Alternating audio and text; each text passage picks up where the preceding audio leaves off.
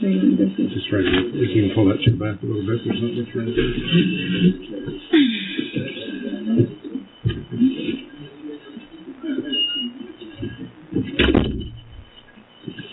We are going to record this. Just for your protection. Is everything working? So Leticia and John Grusing with the FBI met you in the mall parking lot. Do you know why you're here? Did they inform you, the officers, of why you're under arrest? I'm under arrest? Yes. For what? For Gannon Stauch. A warrant was issued out of Colorado. Okay, but no, someone could have just called me and we didn't have to have like a big scene. I would have called you or whoever. Yeah, and apologize for that. Because of the nature of the warrant, it being a murder warrant, there's and that's what I'd like to talk with you about today. That's why we're not having a cast of thousands here and whatever, is we would like to get to the bottom of what happened there. I know that a lot of things have gone on with your life, a little bit of how this turns out. Okay? But because you were arrested and you're not free to leave, I need you to sign an advice of rights before we can talk. Well, I mean, so I'm getting charged with what now? So you were charged in, the judge in Colorado Springs signed off. So the way this case worked was El Paso County got the original case. They didn't have enough manpower to work it. Okay. So they called the FBI. I'm part of for the FBI, an extension of the profiling unit, and I came in and assisted. And I've been helping for about the last 3 weeks. Okay. So our evidence response team, you've probably seen that on the news, has been doing some searches, etc. And then other FBI agents have been writing warrants. Okay. So a lot of warrants have been written. We've gone through the court. El Paso Sheriff's Office and FBI have worked together. Okay. And we found enough, you call it probable cause, for a warrant to be issued. So that's why you're here today. Okay, a warrant for what, though? It was for the murder.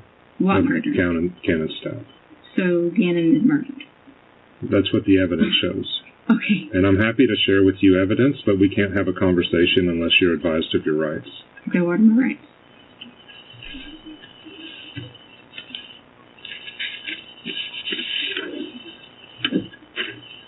So this is an advice of rights form. I'll fill it out at the top. And you don't have to answer any question. Oh, I am. Okay, so I'm not going to force you to answer anything. If you want this interview to be done, it's done. So we're in South Carolina. So I'd like you to initial these as we go through them. You have the right to remain silent. Anything you say can be used against you in court. You have the right to talk to a lawyer for advice before we ask you any questions. You have the right to have a lawyer with you during questioning. If you cannot afford a lawyer, one will be appointed for you before questioning if you wish. And if you decide to answer questions without a lawyer present, you have the right to stop answering at any time. I'm not going to force you to say anything. Okay, so I had already had reached an attorney, but all the information is in my phone, so it's up to you. I'm not going to force you to say anything. I mean, if you don't want I can talk to you, but I mean, see, the last time I asked for an attorney talking to them, I wasn't allowed that after I asked. That's not how this is going to go. This would be a conversation. You have more integrity being with the FBI that you would do that. I've got a family to protect, so I'm not going to violate any laws. I don't mind doing that at all. But at any point, I would like to call my attorney if I felt like. Is that okay? That is okay. Okay, so can I write that in somewhere, or? Well, that's this one right here. If you decide to answer any questions without a lawyer present, you have the right to stop at any time. Okay. So, and if you need food, water, whatever else, this is not, we're not going to have people with guns standing outside trying to intimidate you. I want this to be your statements in our conversation. Okay. So, I was thinking of a lot of things to say to you today because I've been helping, I've been involved. Right. I've unfortunately worked a lot of missing kids cases. That's why they called me to do this. Okay. A lot of time with Mark, who was the dad. Dylan, who actually was in Colorado Springs with Mom, went to go see Dad. This was in November of 2012. Right. And then he disappeared. So it's a lot like what happened here. Right. What I think happened with Mark is friends, and Mark wouldn't let him go. Okay. And I think Mark got upset. I think Dylan did some things that irritated Mark. I think there was just a punch in the face sort of thing. Right. And I think things went downhill from there. Well, and I'm not saying that's what happened with you. I can help you because what you're charging me with is not, or whoever, is not the case. Okay. Gannon is alive, okay, and I can help you. Okay, great. But see, here's the problem. When I reached out to people about getting help, I said, hey, I need someone who's going to help me to help you guys. I couldn't get that from anyone at all. We are happy to help you. Okay, so I understand you might say you have, like, whatever evidence that you might say you have, but that is not a case. I did not hurt my child, okay? Need more assistance besides just FBI. You're probably going to need some DEA, probably need a lot of help. Well, okay? I'm happy to get whatever help. Okay. How do you know? But I can't help you unless people are willing to help me, and I did offer every opportunity to sit down and talk with not only my husband, but with Landon, to try to come up with the best thing to do it. I really did. And I've been begging every single day, please, please, please don't say this. Okay? I know you're expert in your field, okay? I know you may say you have whatever evidence you have, but it's just not true, okay? It's not. It's not true that Gannon's dead? I'm not going to sit here and say 100%. I can tell you that there's really things that have occurred that I can help you guys with to know that. And it leads back to some things just being in the wrong place at the wrong time. Okay, that's the truth. Okay. That is the very truth. And every day that went by, I had to do nothing but not only protect myself, but protect my family in this, protect other people in this, and that's just what it's been. So I think our biggest problem is what happened at the house then. At the house? Yes.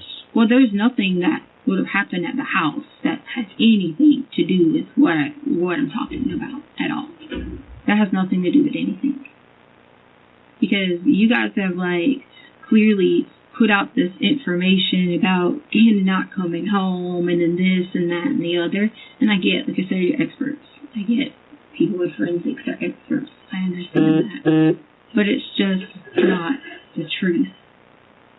It's just not the truth. And until I know that I got to get help from some people other than someone just having me in a room. You got to get help to do what? I got to get help to give everyone what they need because I'm going to need my mom protected. Okay? I'm going to need my brother and sister protected. And most importantly, I'm going to need Harley protected. And on that same note, I'm also going to need other people in Colorado protected. And see, people say FBI can offer that protection. We can. How? If it involves if it involves finding an 11-year-old, then we can. And it means that we can have new identities? It does. Yeah. I've had to do that before. We call it an informant, but we can do it for the general public.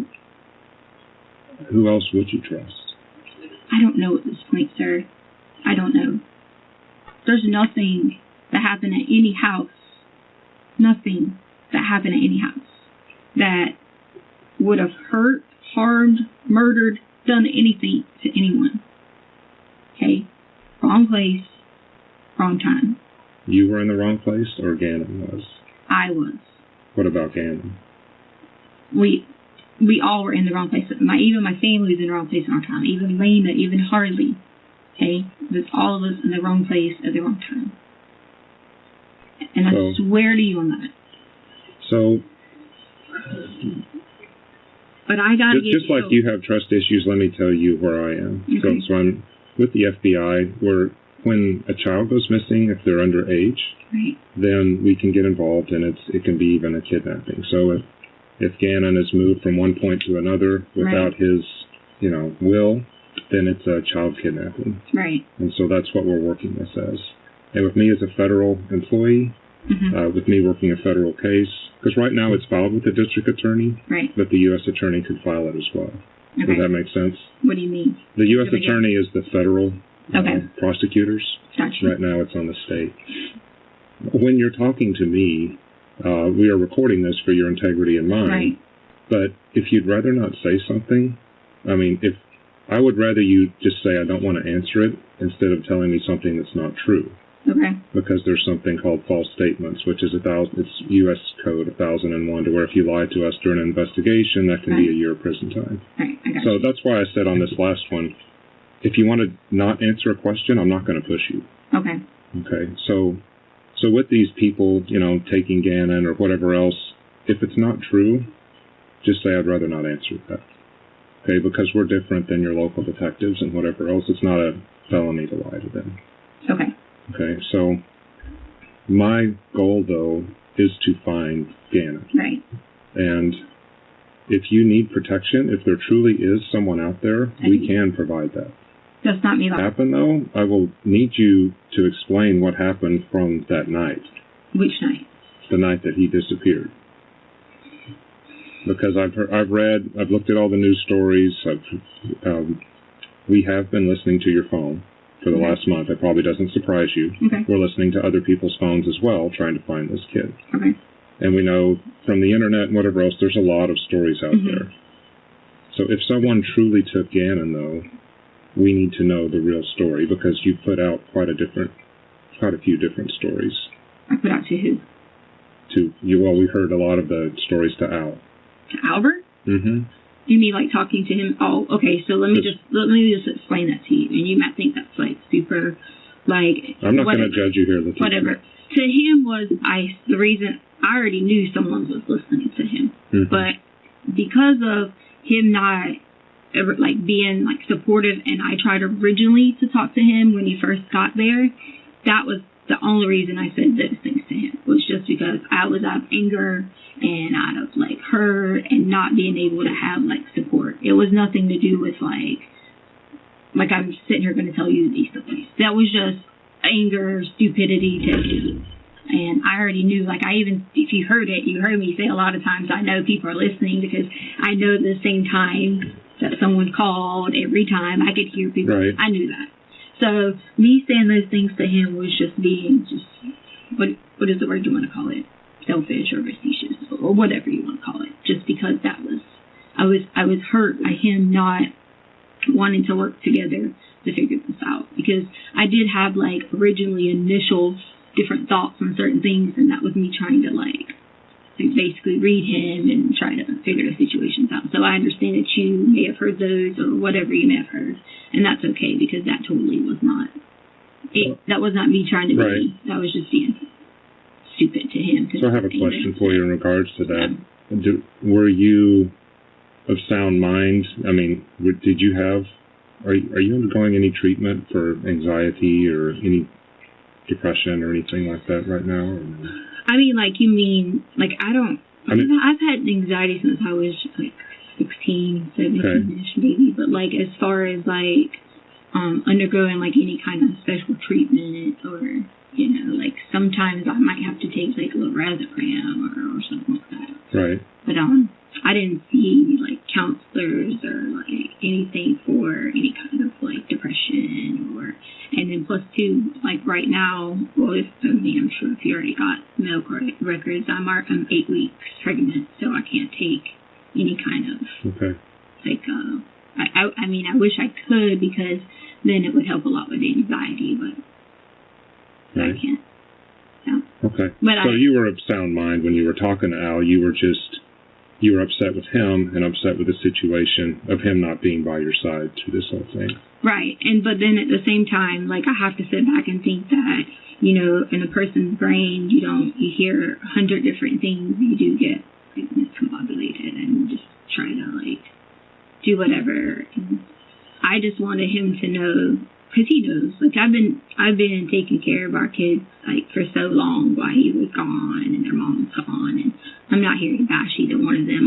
They had a lot of different separate situations going on that I've always taken care of the kids, and so there's been times I've protected them from so many people. You basically had to raise them on your own, because he was gone a lot. Well, he was gone a lot, and Mom was doing whatever she was doing, So with that, I've had to step in and protect them a lot, so many times. What kind of dad would you say Al was to Gannon, or is to Gannon? Oh, he's a good dad. I mean, as far as being like there for him, and like, you know, how can I say it, like if he says, hey, I want to go do something, Albert works a lot, so he's tired and his hours are like kind of, you know, up in the air here and there, but for the most part he like is always trying to make sure he put, you know, like the kids, military first, and always will be, and that's the mindset. And then did you go into the marriage knowing that? Kids. That military was first? Well, I grew up like knowing that my stepdad was here. Actually, that's why I was looking at that guy's name. But my stepdad was here growing up in the Air Force Base. So I lived on like a lot of Air Force bases and things like that. So like I maybe didn't understand it from parent perspective. I mean, I'm sorry, spouse perspective, like my mom's perspective. Right. But I did understand it from like a child perspective. But the thing about it was, is Albert didn't have to like go be deployed or anything like that. It was mostly like work through the night type thing. So it was like we were blessed in that way of not having to, you know, like have to see him go overseas or something like that. Right. That was the good part. And you guys have been married 6 years, 5 years? 5 years. 5 years. And you came to the marriage with Harley. Right. Yeah. And then Elena's the youngest. Right. Okay. Right. And then we had like maybe I think 4 or 5 went to like kind of midterm miscarriages because we always tried to like have kids, and I don't know, like something must have happened like when I get to a certain point, so we would have had more kids. Right.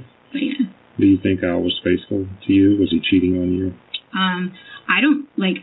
We never had like any conversations until like, of course, Mad like recently. But like prior to that, we never had like like fusses or it might be something like Albert was the type of person when he got off work, he just liked to come home. He wasn't like, oh, I'm gonna go do this with people. He just wasn't that type of person, and that was the good part because he wasn't. You know, like, not saying you can't. Like, I know, sure, you might say if a football game's on, you might want to go watch, you know, watch with your friends. Right. But usually, for the most part, we do it together or go over there and do something together. But it was never really, like, having our own people that we did things with and also kind of together. So we never, like, had issues of anything like that. Most of the time, the issues that we always had was I never wanted the kids to ever come back here a lot of times during, like, their breaks. And we would get, like, I don't want to say arguments about it, but he would always say, well, I have to, I'm obligated, you know, to do these things. So you don't think he was cheating on you prior to this whole thing going on with Gannon? Or did you suspect? Or no? That Albert was cheating on me? No. I mean, there's been times in the past where I saw that he's talked to other women, you know, like on messages and things like that. But then he's also, like, you guys have my phone in the past, you would have saw that he's always apologized for, you know, like those things, like saying. Were you guys considering divorce or no? You and Albert? I didn't know anything about any kind of divorce. Like, I know, like, we've used the term loosely, you know, because there was a lot of stress having to deal with, like, the situation with Landon.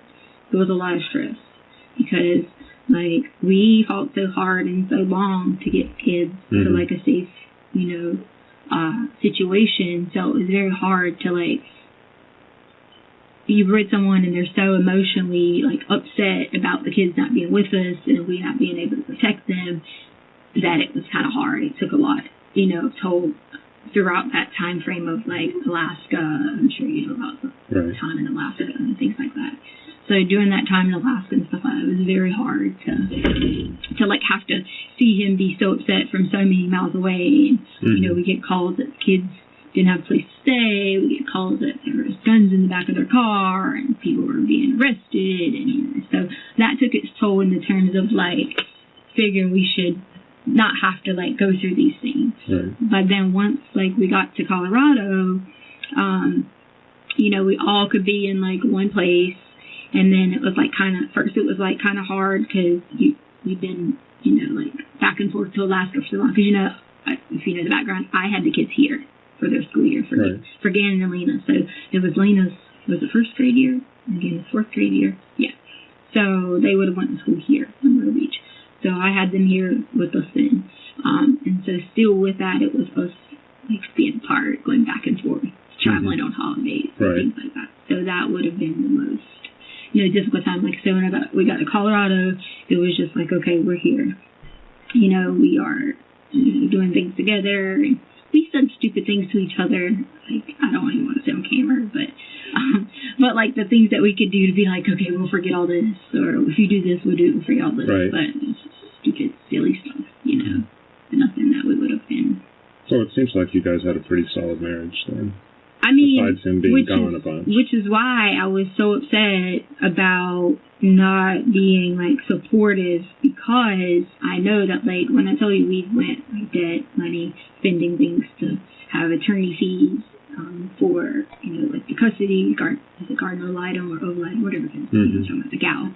Like, we spent so much money and doing all those things and, like, working together to do all that, and it was so, I guess, like, upsetting that he wasn't. So I did out of anger fire out stupid stuff because I was so pissed and like really wanting to like talk with him or Landon like together so I could like just explain like, hey, this is what I think we can do in this situation. So it was just me trying to get him to talk to me like privately. Because I already knew you guys were listening or whatever. Right. I already knew that, Yeah. So. Yeah, Al was just singularly focused on what happened to Gannon. Right. And besides this situation, have you ever been around a parent who a child goes missing before and not returned home? No. Because I've worked with a family. It was a serial killer case I had in 2006, and the guy was picking off daughters. Picking them off? Yes, in Denver. He was actually an informant of ours, which was not our best day. Okay. But he was going around killing these girls, and then they were high-risk girls, so they were working, on the street some, or using drugs or whatever, but some of these girls, we haven't returned them home. Mm-hmm. And if you're a parent of a missing kid versus even a deceased kid, it's a lot different, because you're looking at every corner, you're looking to say, is that my daughter or my son? Even if you think they're dead, right. And your mind goes to the worst, but you, even though we've convicted this killer for killing these girls, because he confessed to them and whatever else, we still have the girls to bring home. Right. And so there's no closure. And I'm seeing Al from a distance going through that, because I still deal with dads 14 years later who are looking for their daughters at bus stops and malls and whatever. So. And see, that's the hard part is, like, people are like, being upset, and I'm like, I haven't had the opportunity to like even just sit down and be like, okay, look, I've given my life to take care of these children. I have. They should not be anymore. And I've done that. And it's so hard because inside that, I don't get to express that emotion to have that, to say to anyone or anything like that. And that's the most difficult part. Yeah. Because I've had to just be like, how can I make the situation back, come on, sir, let's be honest. I'm John. John. Yeah. I mean, like Albert was talking about, and again, whether you make them say this or not. I mean, literally, woke up on Christmas, I always make it about the kids on Christmas because they don't get to spend Christmas with us. So, like, if they went home for the holidays, they might leave, when school gets out. We might not see them until, January. So I always spent my time trying to make sure every time, I didn't believe in certain holidays, I didn't believe in Halloween, but to make sure every holiday was like revolved around the situation. So if you look at the situation, I went, we have every house and we have cars and we have whatever. So I worked my entire life in education and got a doctorate degree in education. So to me, it's like, everything I worked so hard for, everything I worked, 16 years in the military or, service and things like that, no matter how much we had did on that, it took us everything to get the kids. And that was where we were at in our safe spot. So for a person who can, take care of everyone and do everything for everyone, and then just cannot do it for a split second, that's the hardest part. And knowing that this is an image getting set on me, all these horrible things, all these things that are just not true. Well, that's what we'd like to get to today. And that's, Yeah. So I'd like to talk about the split second, but first let's go to Gannon, because what we do is called victimology. Have you heard of that before? Yes, sir. So victimology is we find out as much as we can about Gannon, the victim, and even if he's safe somewhere, even if he's not, knowing more about him, especially since you were the last person with him, helps us to try to figure out, like, say we don't have a suspect, somebody's killed, but we have nothing. Then we will look at that person to see what drew that homicide there. Why did those two people interact at that time? And then we'll also do things like it's the subject, the situation, and the location. So something happened. Gannon's here. You have someone or something that did him harm, and then you have why the location. So we have those three things. And, we've looked through your house and, done the CSI stuff and looked at all the, body fluids all over the house and garage and whatever else. So that's all been done. I'm curious to see your challenges of Gannon here when you had to be a parent and then there. Challenges, successes, whatever else. What special attention did he need? What can you tell me about him? Well, here he was younger, fourth grade. He started to mature a little bit, hitting towards, like sixth grade. So, like, here he was more so of, like, let's see, at that time and situation here, so prior to that, we never got to see him except, like, every other weekend for the longest time. All right, so then when we finally paid all the money and got the attorney, whatever, Albert had to choose between getting out of the military or the kids, in a way, kind of, because Mom wasn't given any or whatever. So then that's when we step in and say, we're going to keep them here in our home here, and I'll stay here with them, and then, we'll go from there. Right. So during that time, he also didn't get to see his mom. A, she didn't have a place to live. B, she was also, she had a baby, but then mainly to her, I'm not going to trash her. I'm going to say she was married to someone who didn't take care of, who wouldn't take care of them like they should, with her being pregnant in that situation. So with Mom not having that foundation support, she wasn't able to come to the house a lot. And when she did come to the house, there's times she came that she was like, she just wasn't in a good place. So I let her stay at her home. And Gannon had a tough time every time because in his mind, he just wanted it to be like a stepsister. Do you know the stepsister? What? His stepsister? Yeah. You mean Harley? No. Landon's? Yeah. No, I don't. Mia. Mike's daughter. Got it. Mike, right? Yep. Okay.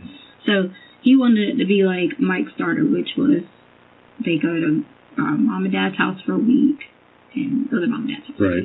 So Got it. that was Gannon's mindset when he was here. Grandparents, amazing people, which is Landon's family. Amazing people, Grandma, I think he calls her Nana, and Poppy.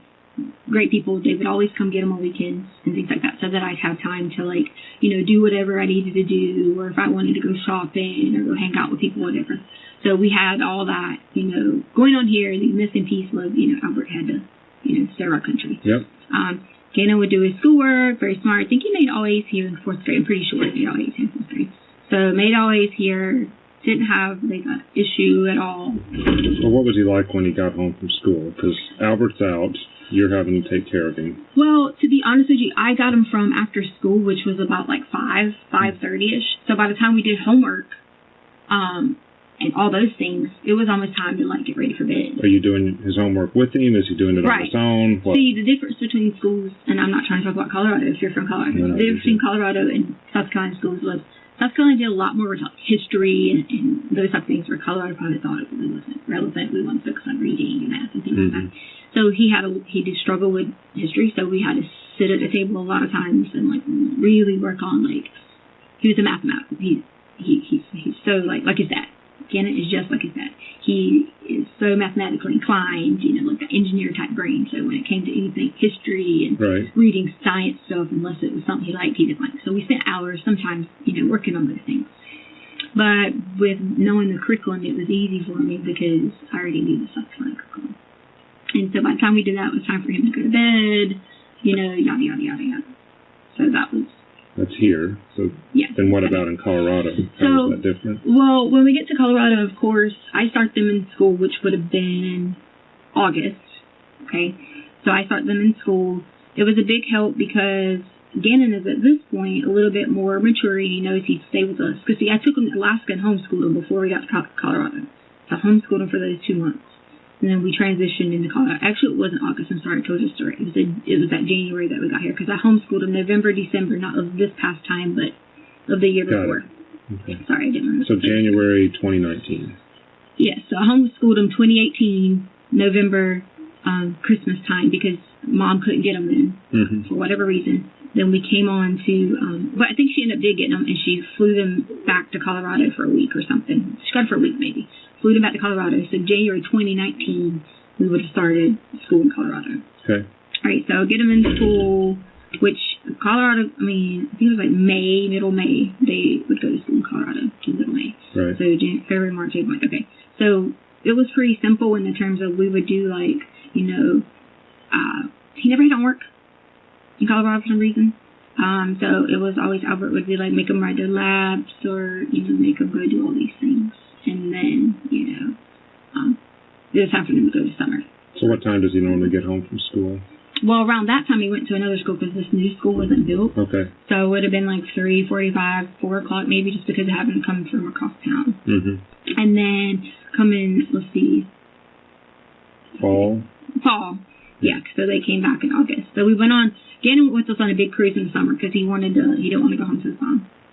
Right away, we gave him a choice. You want to go on a family cruise or you want to go, to your mom's house. And he said he wanted to go on a cruise. So we all went on a big family cruise, Dominican, and I forgot a couple of places. So it was just me, him, Harley, and Albert. So it was just the 4 of us, and Lena didn't go. So we all went on this family cruise and had a great time, whatever. And then, of course, they come here for the summer, and then they get ready to come back for fall. So they come back for fall, and at this point in time, I was working. Albert was doing like the shifts, like 3-2. You had your teaching job in the fall? 3-2, 3-2. He was like working and all these things. Okay. Well, Harley was working, I think, and starting Pikes Peak College. So we were all pretty busy, like, throughout the day. And then in the evening, it was kind of like, come in, grab this. But then I was coaching. So as I was... What were you coaching? Softball. So at your school? At the high school. At the high school. So as I was coaching softball, I probably didn't get home sometimes till like 5:30, maybe sometimes later, just depending on if it was a game, a practice, or something like that. So honestly, a lot of the help had to come from either Harley doing a lot of it, if Albert was working, or Gannon had to independently, do a lot of it himself. How did he get home from which school? We were teaching. At this point in time, they were in the new school. Right. So the new school, because we lived 1.5 miles out, the new school allowed him to take the bus. If not, they had the rest of the way they had to walk. Okay. Coaching was over, probably around, it's weird because they do softball spring, not spring, they do it fall there instead of spring. So coaching was over maybe around like October, November. Gannon started having a hard time because he was wanting to go home for Thanksgiving. When I tell you Gannon, he loves his Nana. Like that's his, if it was up to him, he'll just, I'll be at Nana's house all the time because he loves Nana. So he wanted to go because he has 2 little boy cousins. If you know, Gannon has 4 sisters and he doesn't have any brothers. Mm-hmm. So he, in his way, those 2 little boys are his little brothers. Okay. So if he goes to Nana's house, he can spend a lot of time with his little cousins. I think it's like Bladen and Wayden or something like that. And then they can all just hang out and do those things. But he didn't get to go for Thanksgiving. Albert had to work. So we I don't really cook. We've always eaten out whenever it's my turn. So I just said, hey, listen, we'll go out to dinner. We did all this Thanksgiving. Tried to make it up the best that I could because I'm not his mom, but he wanted to be there with the family, because it's the holidays and that's what it's always, used to. And then of course Christmas came around, and then the same thing kind of happened at Christmas, but then we worked it out and we figured out a plan to get him home for Christmas so that they would be able to So he went to Nana's for Christmas? Spend time with the family, yeah. Because Mom never had a house. So Albert said it's okay if they go and then they just have to get Nana's house. And that was our biggest worry is like, have you ever been here before today? Mm-hmm. Okay, so like if you like look on the boulevard and things like that, there's a lot of like kind of hotels, like not the best places, and that was where they were staying at one point, you know, when they would come. And so that was why we were like, no, it has to be a house. Yeah. So then is Gannon responsible for taking his own? He has ADHD medicine, right? Does he do that on his own? Do you help him with that? Most of the time, like how it worked is I got all lunchboxes ready, set them on, we've been in the house with the stove that's in the corner beside the refrigerator. We would set, you know, the lunchboxes out, snacks, and let them pick. And I usually always pick before Lena because he just knew that he could get it. If he beat her up, he could pick the snacks he wanted. Mm-hmm. You know, so he would pick the snacks that he wanted. And I would lay if Albert wasn't getting them up, I would lay his ADHD medicine, which is Vyvanse, 20 milligrams. I would lay his Vyvanse on the counter. And so what form is it? Just tablet? Or? Yeah. Okay. Yeah, so I would lay it on the counter, and he would know, you know, like come in and take it. How does he take it? Is it with water? Like yeah. He doesn't even use water half the time. Okay. He just he's been taking it since he was 5. Okay. So. Is there any other that he's on, or no? Like Adderall or anything else? No, I don't know. I think when he was like 5, they like tried one medicine, but once the Vyvanse worked, that was it. Like that was the one. Any of the other kids on medication? Mm-mm. Hardly, or no? Okay. No, nobody else was on any kind of. What about you or Al? I don't know anything other than what I told you about the lorazepam. But see, the thing about lorazepam was they might give it to me and I might not get it again for 6 months, and like it might be 30 tablets, but it was only for like panic attacks or things like that. As far as Albert, I know he has the gout, so I know I don't even know what it's called. Right. I'm sure it's nothing that. But nothing that he could Gannon could mix up medications with or whatever in the morning. Take somebody else's meds or anything. Not that I'm aware. Now there's stuff in the counter from like probably old stuff or like Harley had her wisdom teeth taken out. I think Albert did, but I'm pretty sure he might have been smart enough to get rid of that stuff. I'm not sure. Mm-hmm. But none of us had like any like what you want to call hardcore drugs or anything like that. That's why I'm asking you that, because of the bath salts deal that he came up with. You know, that was on the hike day, wasn't it? Okay, so the bath salt thing was just totally because they did this drug class at school, which is the same class that my 5th grade did too. And then sort of these people came in and they dressed up in like, I say dressed, they were professionals. They are medical professionals. They dressed in their outfits and all those things, and they let the kids like pretend they were working on like what do they call those things? You know, like as if they were doing CPR and all that. And during that time frame, they went over all these different drugs. So they talked about what your life is on crack. They talked about doing cocaine, like all these. Like it was very, very like in depth for 5th grade. But at the same time, you got to think it was probably a good thing to kind of talk to kids about. So was Gannon telling you about this, or did you find out from a teacher, or how did you find out they had this in-depth conversation? Well, I knew because they did it at our school first. So they did it at our school first. So it was something, once they found out they did it at our school and they saw like all the cool pictures and things like that, other teachers wanted to know about it. So when the other teachers wanted to know about it, they, went around different schools and they signed like, I think Albert signed a permission slip, or maybe he sent an email to the teacher or whatever, that it was okay for him to do it.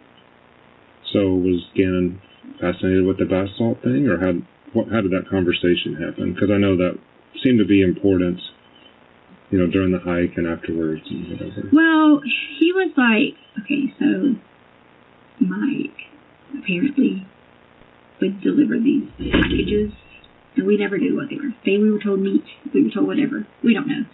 But Albert would always talk to Gannon about anytime people had anything to do with, like, drugs and things of that sort. He would always say, like, these are bad people. If you see anything like this is bad things. Right. Gannon already had, like, some sort of base foundation about it, And because he had, like that sort of base foundation about it, he always had, like, questions because Lincoln found his first one. Like, right. That was always his main concern, is that he was know because is baby Nova going to be okay? You know, Nova's right. Is baby Nova going to be okay? And that was like his main concern in that aspect, you know, was wanting to know these things because he was just curious of how, like, all these things worked. So were you guys on the hike when he brought it up, or where were you? He had already brought it up prior to the hike. Okay. He had already said something when he came home after this. Was it a concern for you? Tell me what he said and how your conversation went. Honestly, sir, I don't remember. I just remember he was telling us about the different things that they were talking about on it. And then I was like, oh, did you guys do this? And they would be like, yeah. And then I was like, oh, did y'all do this? So it was kind of like mimicked the same way. Mm-hmm. So we did talk about that a lot. Was that before hike, you said? Yeah, leading up to it, before the hike, there was a lot of talk about it, you know, for a little bit. And then, of course, at the hike, I think he said a few things. What did he say? I just remember he was talking to me. And was it concerning to you? Like what he was saying? Like he really wanted to try these things, or what? Like, I didn't think anything about him wanting to try any of it or to do anything with it. I know that he said something about it, and I gave him a bath bomb. When he said something, what did he say? He just asked me about, in general, about if we had bath salts. Because, to be honest with you, he had already pooped how many times in his pants. So he said that after he pooped on the hike? He pooped a couple of times on the hike, yeah. Like, when I say poop, I don't mean like, I don't want to be like graphic, but just a little. Just a little bit to where it's uncomfortable and whatever. Right. And so, the whole thing about bath salts was just, I think he just wanted to, like, relax, because he ended up taking 2 baths. So, I mean, now, I think he wanted to. And this, I don't want to be weird, but are you giving him baths? Is he taking it by himself? No. Gannon goes by himself, and he just, you know, he's very, like, helpful, independent. Like, I've taught him so many independent skills where he can go in there and just, now he'll forget to, like, bring his clothes up or, you know, those simple things like that, but. Okay. So he takes 2 baths that night, or 1 bath that night, 1 the next morning? Or no. So I think when we got home, he took 1. Me and Lena went to go get food. And then I think he had used the bathroom again. So he took another one. I think when me and Lena got back, we were taking a bath. I don't really remember. And then she took 1 somehow. Because they share a bathroom in the basement? No. No? Mm-mm. So... No one, the basement was used by Harley. Okay. So, where's his bedroom? Bedroom, okay, so the bedroom's downstairs, but the bathroom, remember, is like where Harley's room is at. That's right. So, where did he take the bath? Upstairs? So the bath upstairs. Got it. Usually would have been. And what happens with the clothes that he kind of pooped in? What do you mean? Does he throw them in the washer? Do you have to take care of it, or...? I don't wash anyone's clothes, but... Do you not? Does he take care of his own? So? Well, we get on him about if you want to earn technology time, you know, you have to go do your own clothes. You have to, like, have chores around the house, and you have to do all these things. So that's kind of like how it worked. It was, everybody had their own... I don't even do Albert's clothes. Right. So, like, I don't even... You know, so that's good. 11-year-old taking care of himself. Well, not necessarily taking care of himself. Well, and just in that aspect. Right. He was so like a boy in the terms of clean clothes. Like he could wear the same. Again, he'll wear the same shirt like 2 days, and you have to like go change it. So what does an argument look like with Gannon? Have you guys ever argued? Like maybe like in Myrtle Beach, you know, we would have been like we're so much alike. So we are so much alike in terms of we both have stomach problems, really really bad. We both have like. Anxiety, so like, you know, so to speak, you know, and he's so kind and like kind-hearted and then the point of like we can get upset about something, but then the next minute he'll be like he'll be like, oh, you know, talk about something, or we'll just say something, and he had tremendously increased the amount. In Myrtle Beach, I don't think I ever heard him be like, I love you, or like, you know, like, I mean, like, the holiday might come, you know, they just say, oh, just write something, whatever. But, like, since having him all the time, it became more of, like, I would hear, I love you, like almost all the time, you know, and so I feel like it was on the holiday, the Christmas before. Is that what you're saying? He disappeared. Do what now? When you said around the holiday, he was saying, "I love you." I'm saying like once we started more and more having, then he and I became a lot closer because of just like wanting to have that connection with both the kids. Surely you had some arguments with him though. Did you ever have to discipline him or no? Well, I have never spanked any of the children, never, because I just don't believe in spanking other people's kids. So never had that. Now, as far as like, okay, you are in trouble, you're going to do this. Yeah, that's with any kid, with any of them. What's the biggest disagreement you had with Gannon? Let's see, the biggest disagreement. I think probably because he doesn't. And again, he probably shouldn't have this on him as a kid, but not like seeing the light of how if he couldn't go home. He was so like, you know, kind of like forgiving, it's okay, Mommy don't have money to do this, you know. And if I said anything like, well, and I probably shouldn't have, but I did, I would be like, well, if she quit doing this, she could pay for it. And I would always figure out a way. But then it was like, you know, I'd say, I wanted him to see that. So was this a certain incident? Do I know? The biggest disagreement you had, was this a certain time? Or you no, we never had, like, big, like, there was never any, like, big all-out, like, when you say disagreement, like clashes or, like, screaming, shouting? Well, I'm a parent, so I've had mine. You mean disagreements, like yelling at the kids. like that kind of disagreement, but never not like a. So what's the most physical, upset you've been with Gannon? Where we've like. Where you've had to yell, and I've had to yell at my kids. I got you. I see what you're saying. So like where we've had to like fuss at each other over whether or not he did something. If he did something. That has to happen if you're a parent. Right. I'm not I didn't know what you were saying. I thought you were asking me like. No, I'm more looking at this from Gannon's point of view. I'm not judging you. No, I thought you were asking me more of like, you know, like. Like whippings or like switches or like something like that. No. So what's the most intense time you've had with Gannon? As far as you're yelling, he's yelling, that sort of thing. That has to have happened, especially with stepkids.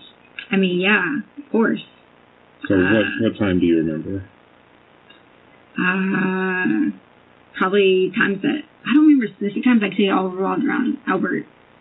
Like not being disciplined, disciplinary enough. Yeah, when Gannon was just doing something that's totally irrational, unreasonable. I have a boy, I know. Yeah. They don't behave all the time. Right.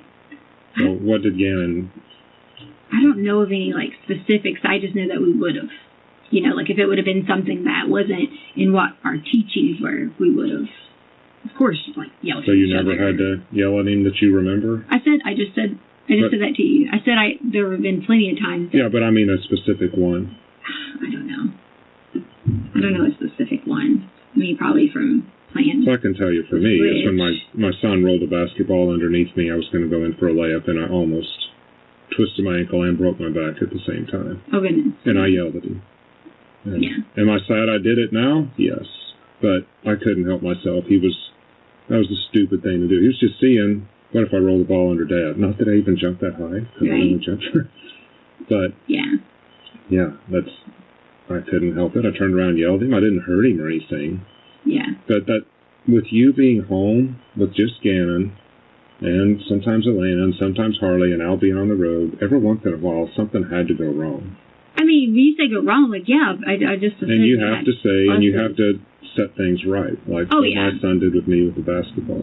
Oh yeah, and I'm curious as far as how Gannon would react if you have to really get on to him for something that he did that was stupid. He's a boy. Yeah, Gannon wouldn't like yell back. Gannon would not like yell back and be like, confrontational. So Gannon would not like. He might say something smart. Well, how did he react? Under his breath. Do you have an incident you remember or no? No. When you had to put your foot down and say, Gannon, that's not acceptable. No, like if I said that, he pretty much listened to what I said. Yeah. It was like not, I don't remember him screaming back at me at any. Or just going to his room, slamming the door. Situation. Anything like that. Slamming the door, room, TV. Yeah. I mean, I don't. So more so me like saying something that Albert might have been more of the, if there was slamming doors or anything. It could have been me like going back saying, Albert, you need to make sure he's not doing this, and then, go from there in that situation. Okay. Like Albert was teaching him how to use a box cutter and like different things like that. And there were times that I might have been like, oh, Albert, I don't think you should have done this because he was acting weird in this way. But that would have been early in the beginning before we started getting him like counseling. Mm-hmm. So once he started getting, like... Now remind me, the counseling, what was that for? Do what now? The counseling? So Albert said that he should get counseling through the military, just for like all the transitions and being like in and out of schools and like all different things like that, just to make sure that his mental like well-being was fine. And Albert said that anytime he would, of course counselors can't tell you, like what was going on unless it was something, pressing. And of course Albert would always come out and say everything's fine, and then Gannon would come back and tell us what he talked about. But as far as like, Did Gannon ever come at you with a knife or something? Wasn't there an incident? Well, that's what I was just telling you about. There was when I told you Albert was trying to teach him how to use That's the box cutter box thing? cutter, yeah. So Gannon had this thing about the knife, and he was doing like this, and whoever told you that it was coming at me, that is not. That's why I'm asking you. Yeah, I'm getting the real story here. No. You've got stories from everywhere, and you probably are not looking at me for mine, but that is not what happened. Gannon was in a upset, which the video was shown to the counselor lady. Okay. And Albert was so upset because he was like, you should have let me get the video or something like that. But Gannon was in more of like an upset rage because this was in the very beginning when he had to first transition to yet another school. Was this fall?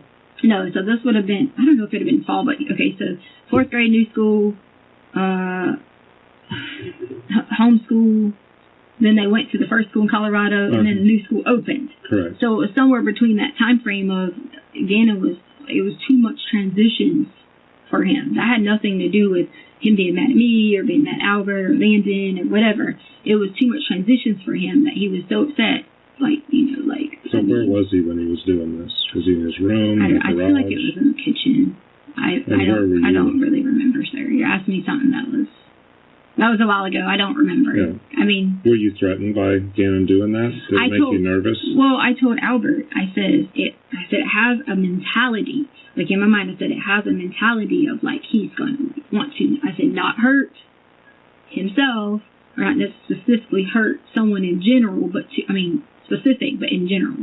And so, like, I was a little worried because I thought, like, he has so much anger and aggression for what was going on. Because it honestly was, Albert hadn't even got there yet, I feel like.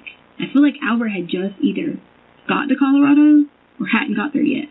Right. And so, he had to go from being with his mom back to me, and then Albert wasn't there. Mm-hmm.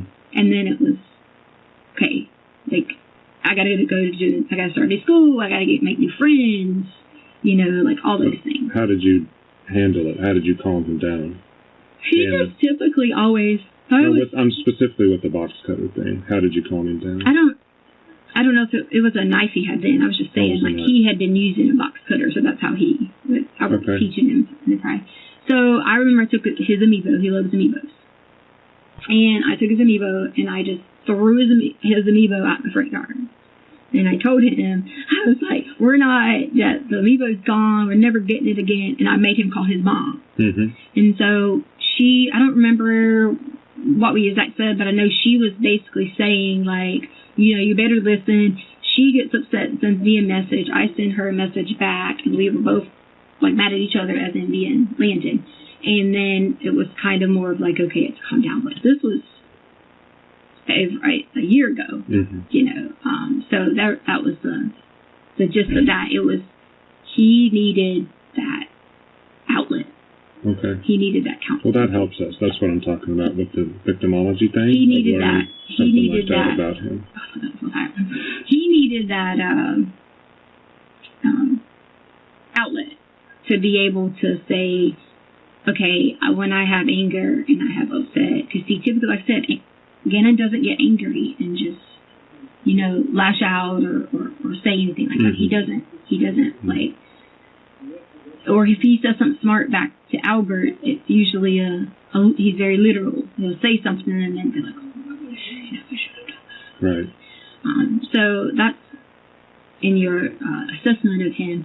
I could probably count on one hand the times that Gannon would have been aggressive like that. Right, and not even to the point of aggressive of like he actually acted upon it, other than showing signs. And I think once we got the counseling in place, he was able to have his friends now. He knew he was in a place that... I don't think they're watching through this. This is a brand new thing. They even said it's like backwards because the camera's there, but the window's there, so the seat should be there anyway. But no, I just didn't know because I thought I heard a fire alarm. So he never like really just had a hard time until the counseling, and once the counseling was in play, I seen leaps in the way that not only he acted, but our relationship with each other. Relationship with dealing with, okay, go do this. Sir, it's so hard because... John. I'm sorry. I'm old, but don't call me. John. It's so hard because if I get up in the morning and I have... Gannon would even say, you want me to take the dogs out so you can have 10 more minutes of sleep? And I convinced him into changing my name. So I had him on board of like calling me a different name, and so because I didn't ever like my original name, so I had him on board of calling me a different name.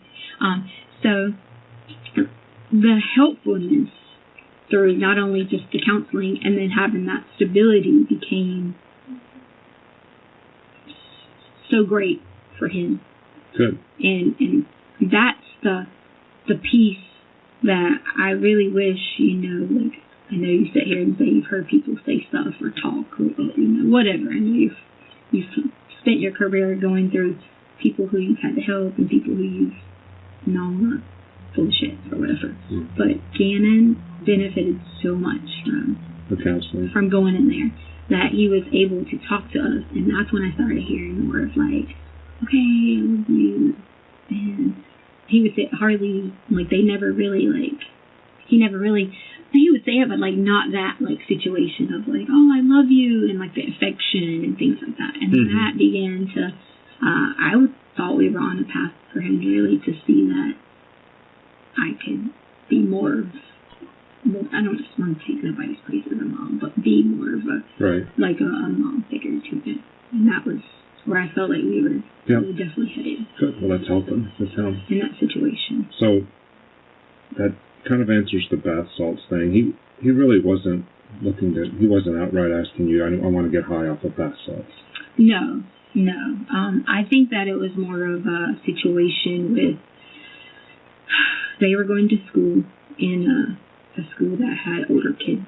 And I think it was just more of they heard this is speculation. I'm just telling you what my observation is based upon how I heard them talk and, people talk.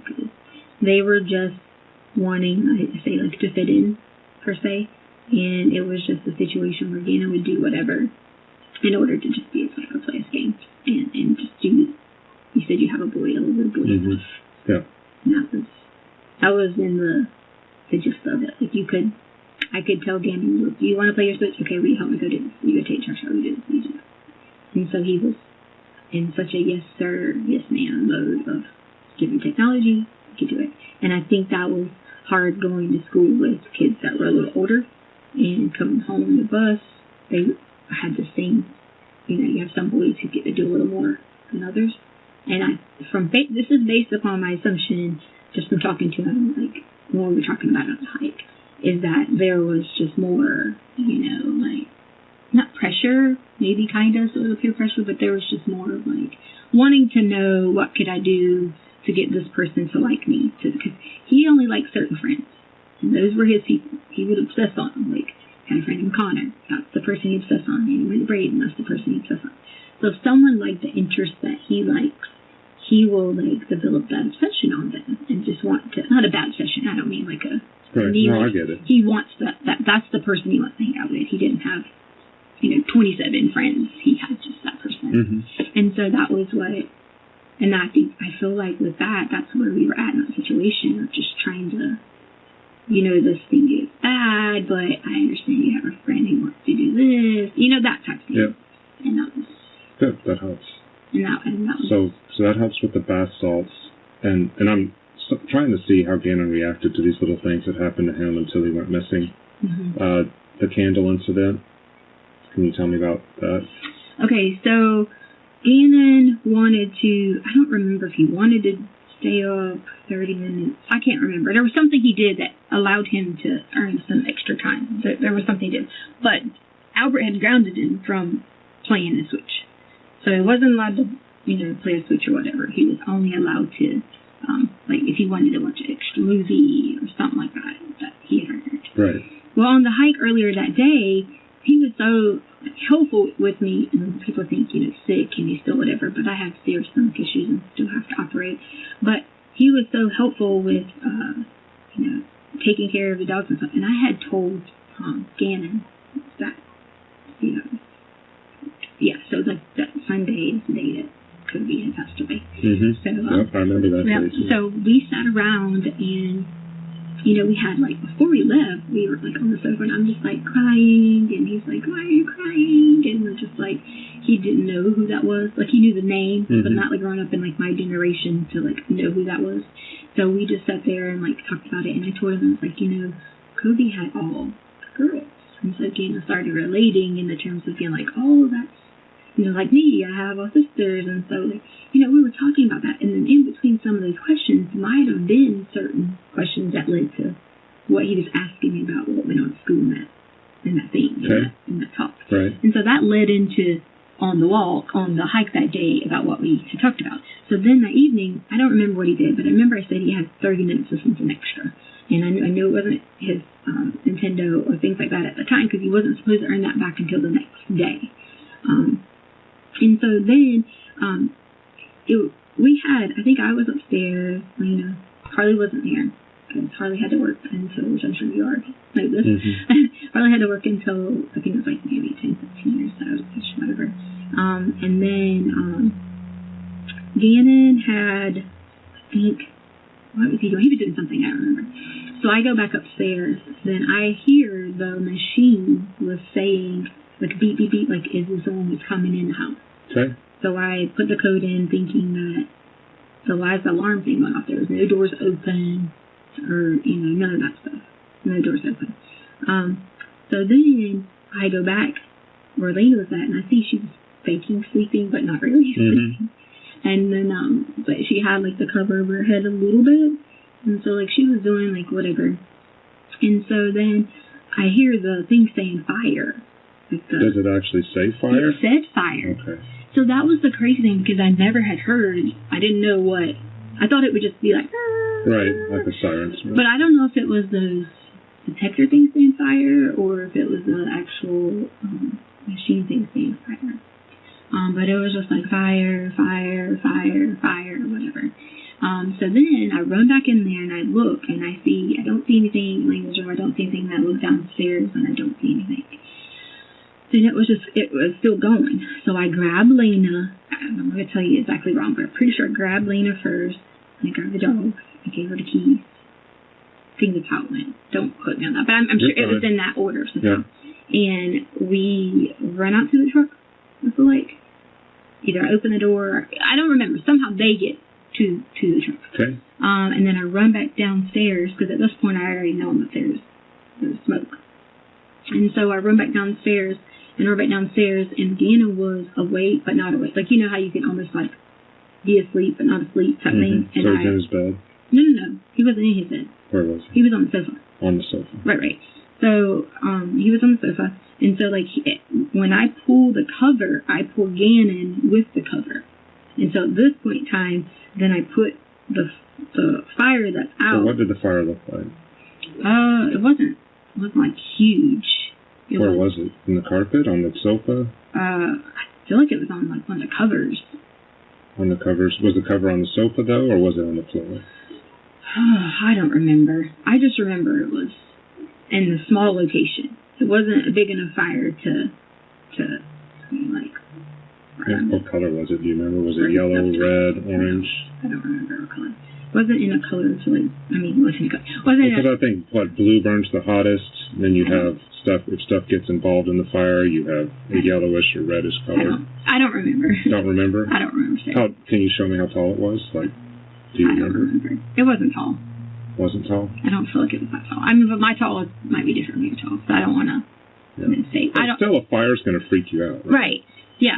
So when I pull the cover, I pull him with the cover too, and we run out. Did you put out the fire or no?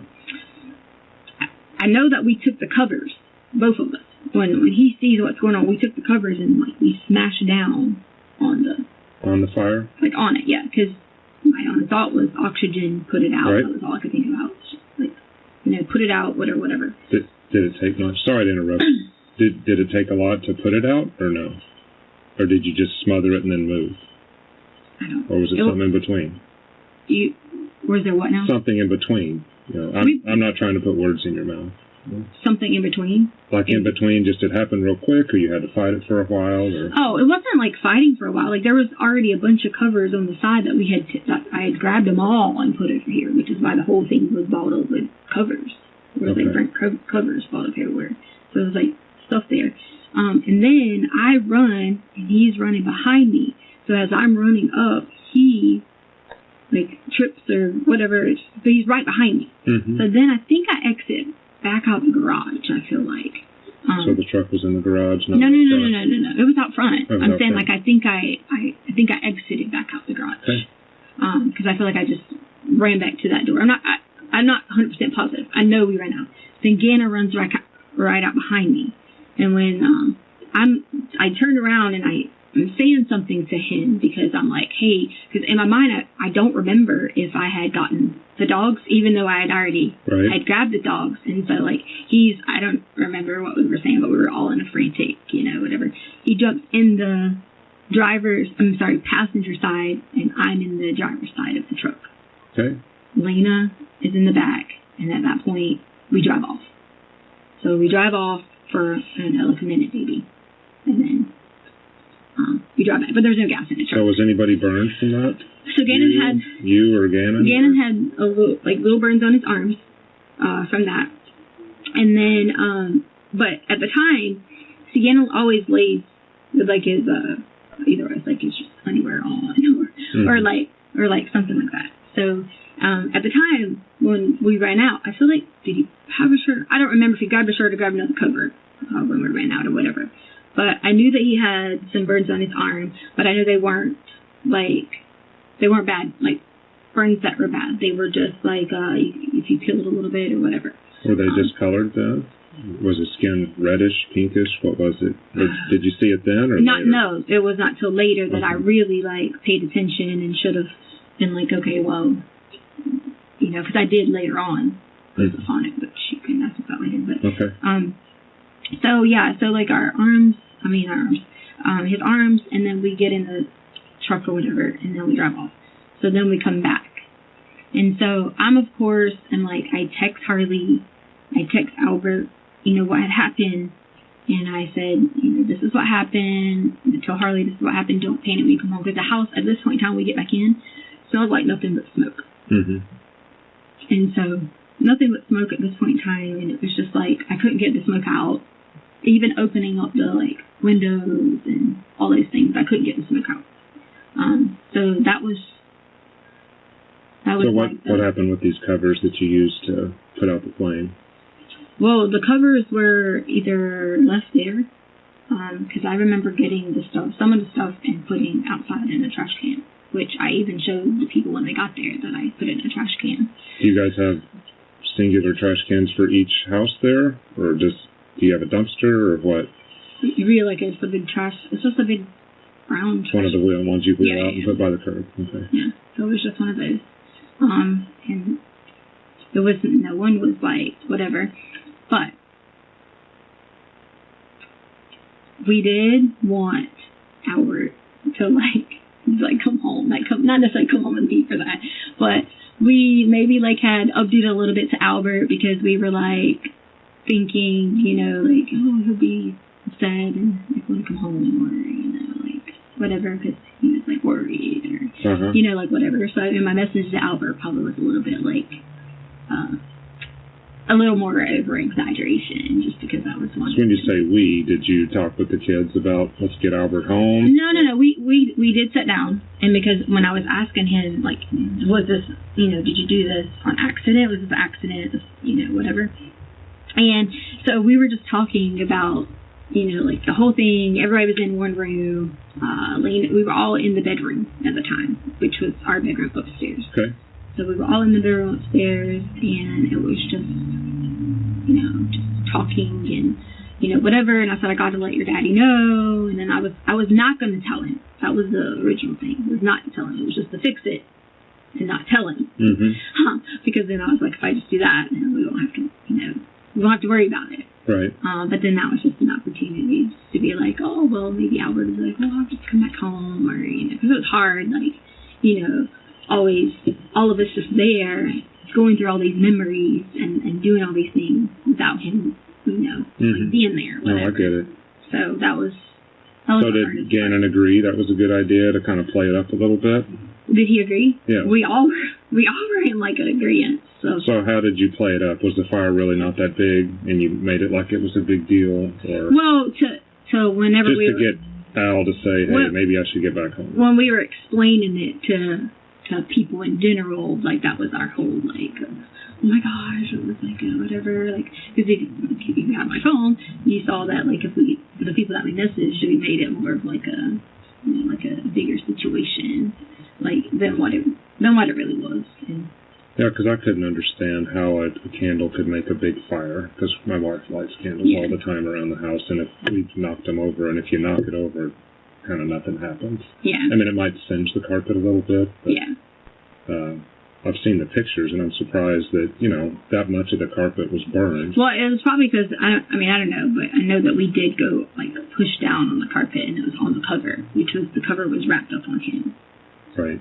So, I mean, I don't know, like... That's what, I was just curious about the burn itself on the carpet, because that looks awfully big for a candle. I didn't even think that was even big. Was that really big? Yeah, I mean, that big for a candle, because, like I said, my wife, we look like a church sometimes with all the candles she lights. Yeah. We have dogs running around and kids. No, it was... So I was just surprised a candle could make, you know, a big black thing in the carpet that much. That it might have been held there for a little while. Yeah. Maybe he tried to set the I don't know about...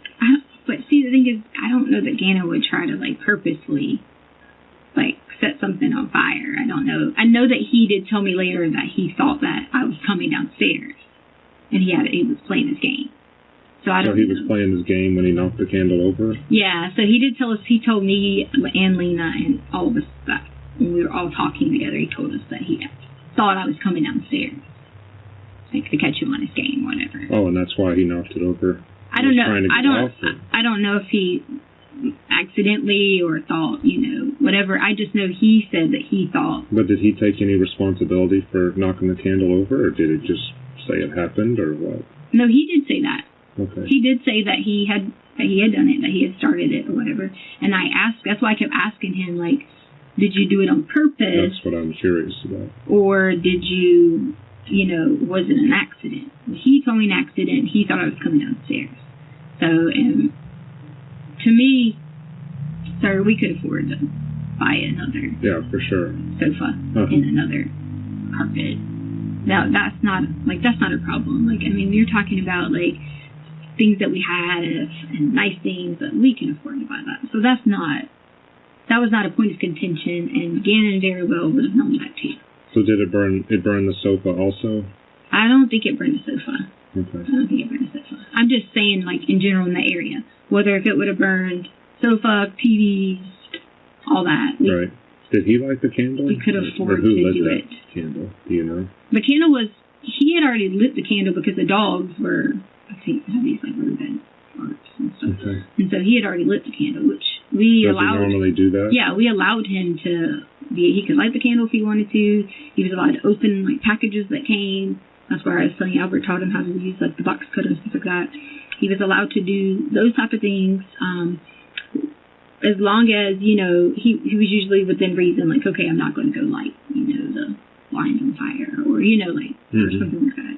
When I was little, too, like, I did the same thing about curious about matches and, you know, like, things like that, but we had already given him enough of, you know, like, safety talks about, like, Albert, when he talked to him about using the box cutters and knives, he always showed him the right direction, you know, not to just go to, like, you know, cutting open boxes and stuff. So he had already had these, you know, like, talks about the correct way to do these things. So. Well, it explains those two. So I've got the bath salts, the candle, and now the foot injured in the garage. So tell me about that. The foot injured... Oh, sorry, before I go there, so we don't forget, you said peeling these later? I just remember that on Monday his arm had a little bit of peeling to it. And that's when I said in my mind, and like I told the other lady that's here, that I did at that point say, I probably should like think about if I need to, if later on after I put stuff on it, I need to think about if it gets worse, you know, monitor the situation, you know, like those type of things. Did you put stuff on it or no? Well, we had took that green aloe stuff and we had took and put the little, because the dog had just had get bit before, so I already had that little wrap stuff, you know. Okay. And so we had already done that in that situation. Did you put it on both arms? I think it's on the right arm, I feel like. And then when did you do that? Was that Sunday night, Monday morning, both? I think it was Sunday night. Okay. No, actually it wasn't. It was through the night because we stayed up late, so it would have already been Monday morning hours, like into Monday morning hours. So why were you guys up late? Because we couldn't breathe. The smell was so like stuck in the house from the smoke. We couldn't breathe, no matter what we did. So where did you guys hang out until you could breathe? We slept in our room, and then we opened all the windows downstairs. Okay, and all four of you slept in? So Lena, Harley, me, and him were in the room for a while. Then Gannon went to, I think he went to Lena's room at this point. Yeah. So then Gannon went to Lena's room for a while, but then he was in his room by the time he woke up. So I don't know if he got up in. What time do you think you went to Lena's room? Was it after midnight or no? Sure, I don't know. When did you call him in sick? It was pretty early in the morning. Well, we didn't. What happened is we didn't. All I did was I called and asked about his stomach. It was anything to do with the fire or anything like that. My question was, I'd already given him Miralax, which was like, you know, Miralax. Mm-hmm. So we had a prescription over the counter. I say whatever it is, prescription Miralax, glycerine or whatever. And I'd already given him that. And so then I also had X-Lax. And I thought, you know, at what point can I not? Like, how much is enough? If I can't get him to pass this, at what point is there enough, or can I go ahead and do it like an enema, or like, Albert can tell you, I've given him an enema before, and like things like that, because it gets so bad, and they're just so big, and they get clogged up. So that was the concern about how to get him to pass that. Mm-hmm. Because, like, for me, I have to, like, I can drink 10 scoops of Miralax, and it won't affect you. Won't affect me at all. Yeah. And so I didn't want it to be where it was the squirts, and then also the combination is different in my stomach because, like I said, if I take 10 of them, I'm okay. So he's having the squirts and he started having those in the hike, but he couldn't pass that whole evening. Is that right? Right. He would get out balls, like big balls, but like couldn't get like the whole thing out. And that was sometimes when he finally it had to be painful, one out, wasn't it? Or? For me, I lay in the bathroom and I'm in pain. Yeah. Like whenever. Was he telling you he was in pain? Well, he sits on the toilet. His common thing is that he'll sit on the toilet and just sit there and sit there and sit there. So as long as he's got something to focus with, Gannon's pain tolerance is very like high when it comes to just sitting there, like focusing and all these things. Mm-hmm. So I mean, So he spent a lot of time in the bathroom that evening, just sitting there. Yeah, off and on in the bathroom. We got kids meals, but he came out and ate his kids meal. So then it made him feel better. So I said, McDonald's or what? No, we Carl's Jr.'s. Carl's Jr. Yeah. Okay. So I had originally said Burger King, but that's not Burger King right there. That's Carl's Jr. Got it. Carl's Jr. Yeah. because I never go to college, but we got 2 kids' meals, and I think I got something too. And Lena went with me to go get it. So he ate the kids' meal when we got back. But he still hadn't passed. So. Well, if he ate, he had done something. He had already used it some, because he wouldn't have eaten. And had you given him the Miralax before the meal then? I'd already given him Miralax like throughout the week. We always had this thing where if I went in there and took one of my shots, like of acai berries or something like that, he would take one too. So it was common for me to be like, okay, here, mix, and Albert would always say, go mix him up one of the drinks, because we put in orange juice. Well, he didn't like juices as much unless it was like Kool-Aid juices, like sweet. So it was a common thing to always try to give Miralax to regulate the system.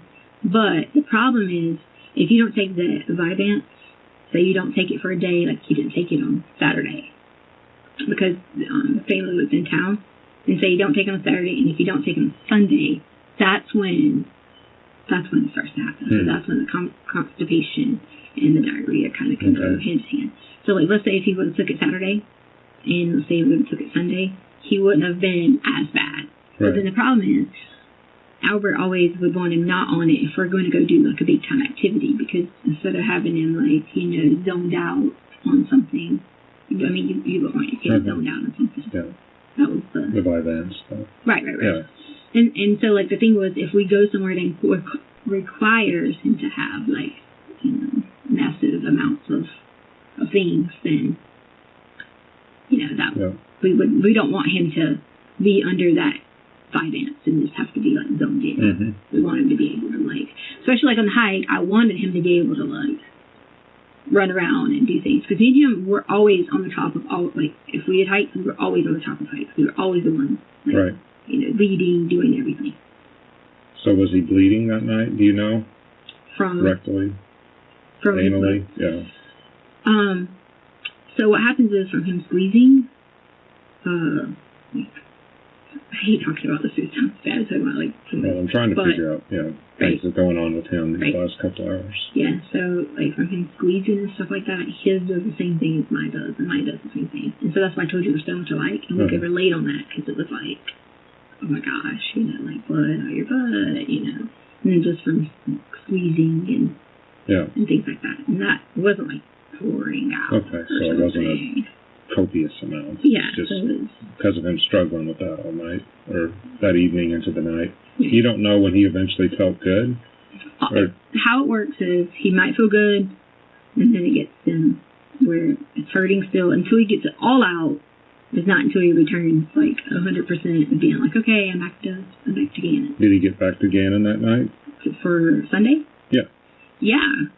So he was fine when he was downstairs. I told you he earned extra time to be able to stay up and stuff. Yeah, but I thought, was he not struggling with this after the candle incident? Right. Like what happens is, I mean, if you want to call in a GI person, but he gets where he's okay, and then a little bit more okay, and a little bit more. It's just episodes. They happen once a month or ish, where he goes through those episodes of his stomach, and mine does the same thing. So when you guys were up in the bedroom, how was he? You mean like after the flame and fire and smoke? He was upset and like crying because he thought he was going to lose his switch, like for a long time. Like he thought, that he was going to lose his switch for a long time. So my biggest thing was, I don't care, we'll just do whatever we got to do to buy new ones, buy new whatever. I would be quicker to cover up a lot of things for Gannon, because we just related on the same page, more so than Lena, because Lena would be more of kind of like bratty-ish or, whatever. So Gannon could be more of like, we can have like secrets and talk and say, hey, we're not going to tell them you're going to do this, or, Right. Yeah. So I'd be more inclined to okay, don't tell anybody, we'll fix it. And so that was kind of like our conversations, what we were talking about, and he was upset, like very, like upset and hurt and just trying to be whatever, but we also kind of just. So how late do you think he stayed up with you in the room until he finally left? I don't know. Was it past midnight, or do you know? I don't know. But he left on his own. At this point. So whenever he went to Lena's room, I think he walked down. I don't remember exactly, but I know because all four of us couldn't fit in the bed with 2 dogs. So at one point in time, we had to switch the whole, like, okay, you go sleep here, you go sleep here. And I feel like at one point, Harley was sleeping on the sofa, and then Harley and Lena switched, because we were up. Like I said, we couldn't breathe. It was very smoky. So we were all, like, not sleeping. When Lena went to school, I'm pretty sure she probably went to sleep, or was very, very, like, exhausted. Right. Because, like, us staying up and, like, getting tired and stuff. So Lena was real sleepy, but she went to school? Yeah, like, what I'm saying is when she woke up, she probably was, like, really, really, like, felt like she could have used a couple more hours. So why did you call Gannon in sick and not her? Well, she wasn't struggling with stomach problems. So he still had them in the morning, then? Right. Okay. So it wasn't, I even had messaged Albert the other night and said, hey, I asked him. Like, I asked him, is it okay if Gannon stays out? And so that was... Yeah. So he didn't respond because he was on a different time zone. Okay. And I got the message. So you called in sick, though, too, for your work. So what I did was, I said, I told Albert, I said, hey, I'll just stay at home with Gannon today. And he didn't write me back, or he didn't whatever. But the plan was, I wasn't going to go back to teaching. Like, that was, like, the plan was, I was not going back to teaching. So when was that a plan? I think it was like December, so I was just going to try to use, like, days and try to, whatever, because I just didn't want to go back to teaching. Right. What did you tell your school as far as why you didn't show up that day? For that day, I didn't talk to them about anything that day. Your school, you didn't? Not that day. Did you just not show? Or did you have classes waiting on you? Or No. Okay, so what happened was I transitioned because I was like, okay, I wasn't going to be a teacher anymore. And I was like, okay, well, I have to do something until the whole flight attendant thing started. So I had to do something until then. I couldn't just not have money or whatever. So I got on what is it? I don't know what district it's called, but it's one of the districts. And I said I would do a long-term sub position, or I would do the regular subbing position. And then I just, at that point, it was going to just call in whenever I could work. I think it's D8. I have it in my email. Right. I could just call in whenever I worked or whatever. And just... So were you scheduled to show up then Monday morning? From the school that I wasn't going to work at anymore, I had already told them that I wasn't. Like, I didn't even complete paperwork with them yet. So it wasn't even... They weren't counting on you to show up that day or work? What do you mean? But I hadn't signed any contracts. I hadn't done anything with them because the whole plan was I was not going to be teaching. I was just going to be okay. Yeah, I get you didn't sign contracts, but were they planning for you to come in to do something on Monday and you had to call in? I never called in on Monday. I'd already told them. Did you text down or something? No, on Thursday or Friday I'd already told them. Okay.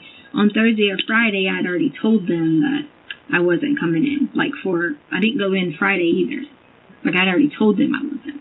So it was like, you're asking me about if I told them Monday, but I'd already told them prior. You'd already told them, so you didn't have to tell them you're not coming in on Monday? Right, because I had already told them because, see, on my dad's side, there was someone who passed away, and I just used that as a reason why I wasn't coming on the prior week.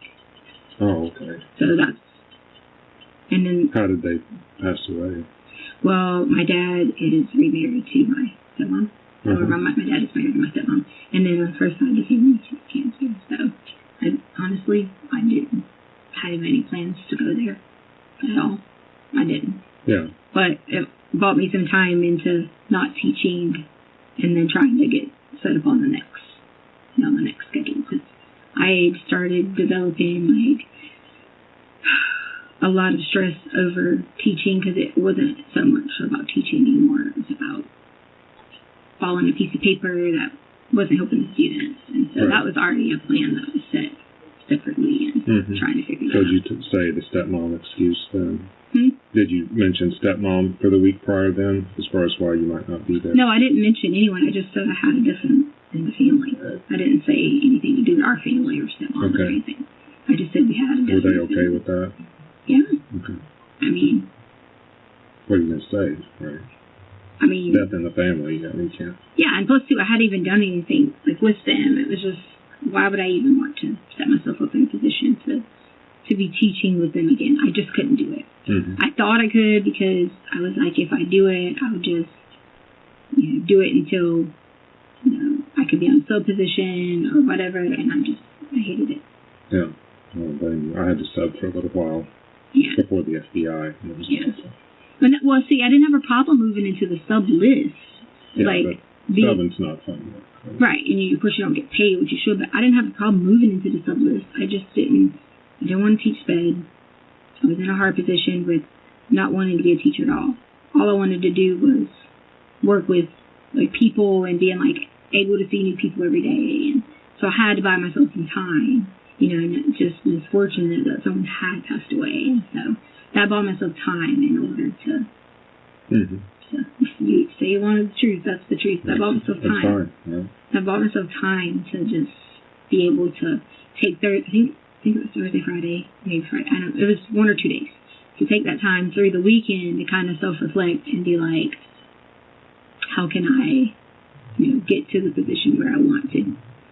You know how hard it is to look at someone and say you spent your whole life working in education and then you don't really want to do it.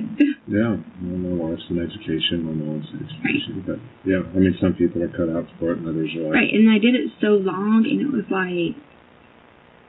it was more so about following everything by the book and not being able to actually get to have fun with kids anymore and get to teach them the way you want to teach them. Right. It was to buy myself some time, and the plan was just to keep working at the airport and then take it from there. Okay. So tell me about the next morning then. So now you're at home, Gannon's at home, right. Elena's at school. Tell me what happens then. Right. So this is where I need help from everybody. Yeah. And you can get help. I've, like I said, I've had some high-level informants that have told me some horrific things, and we've had to relocate them. We can get different names. But to do that, to kick that in motion, we need to know the story. We can't just say, someone's got really important information. Right. Well, that's where I would need someone to help guide me through this, because I want to help more than anything. Well, that's why I'm here, because I'm representing Denver FBI, right. And then I have the ability to pull resources from Quantico, which is our behavior analysis unit. Everything comes out of there. Right. It's called SIRG, which is our incident response group. So right. this was a big enough case that the supervisor of the FBI asked me to come down from Denver, and I get all my training out there. So right. You're not going to have better resources in this room right now. And I'm not bragging. Right. I've just been doing this stuff for a long time. Right.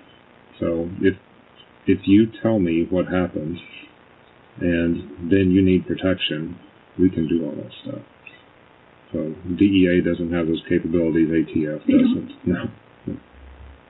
DEA just investigates drugs, and they're very good at it. Right. But the FBI, we're now worldwide, and we have offices Bogota to Russia to China to wherever. Right. So, and we get a lot more funding because of when September 11th happened. That changed everything for us. We were the nation's #1 law enforcement agency before then, mm-hmm. but they gave us so many more resources since then. Right. And so I am specialized in missing kids and unusual homicides, including serial killings and whatever else. So I didn't get in right away on your case, but I have been working it for the past couple of weeks. I wish I could have talked to you again. Yeah. Well, I'm here now, and whatever you tell me the worst thing I can do for people like you is if you have a story that requires your protection for the FBI, it would not be good for me to run out and say, oh, Leticia told me this, and that's not how it works. Yeah. If this can help us find Gannon, we'll do whatever we can. Okay? I'm not, I just need, protection for a family. And I swear to you. Okay. Well, you can get that, but we have to know the story first. So how am I supposed to get help talking to someone first before we talk to you? Because I'm willing to do that. So here's your deal. If you need help, and if you want to go through the court process, that's fine. We leave, and then you work through the court process. But then it just becomes the whole focus of this, Leticia, right now you're the only one. You're the last one. You're the last adult with him. Yeah. You're the last adult we know about with him. You have not told anybody anything else to lead us. We have been trying to work with Al to say, what is she saying now? Yeah. You know, and the Quincy Brown thing and whatever else. I was mad at him about all that. But a lot of it was keys to help you guys. But it should have just been... If I could have just reached out to someone to be like, I'm terrified for myself and for my family, and it would have been. And also what I can help you with can also help you with something else you might be already working into. Well, what is that? I'm just saying. Well, Leticia, you've got to give me something here to work with. If you want to go through the court process, like I said on here, the last question, if you want to stop at any time, you are more than welcome to stop and say... But it says you can have one present to talk to you. Yep. And that will kick in the court process and then we're done. Which is fine. And if that's what you want. Okay, but the whole... If you need protection and that sort of thing, I can't get you there without you giving me something. So...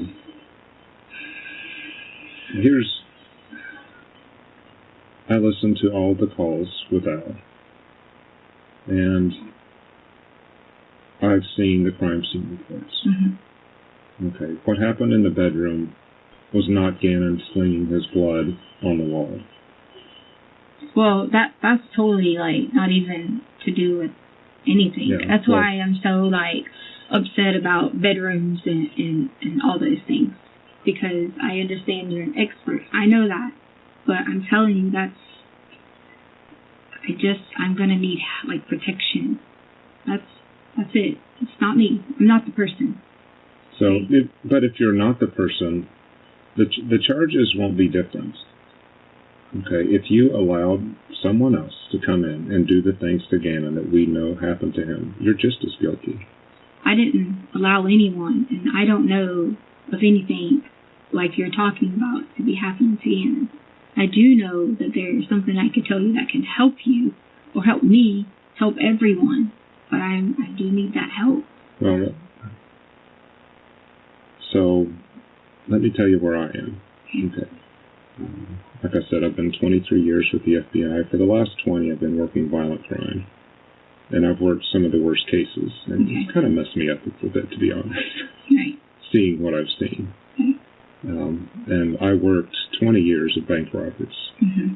So I always thought that you were going to have, I'm the FBI, I'm the good guy, bad people go rob banks. Right. And that's not how it is. Right.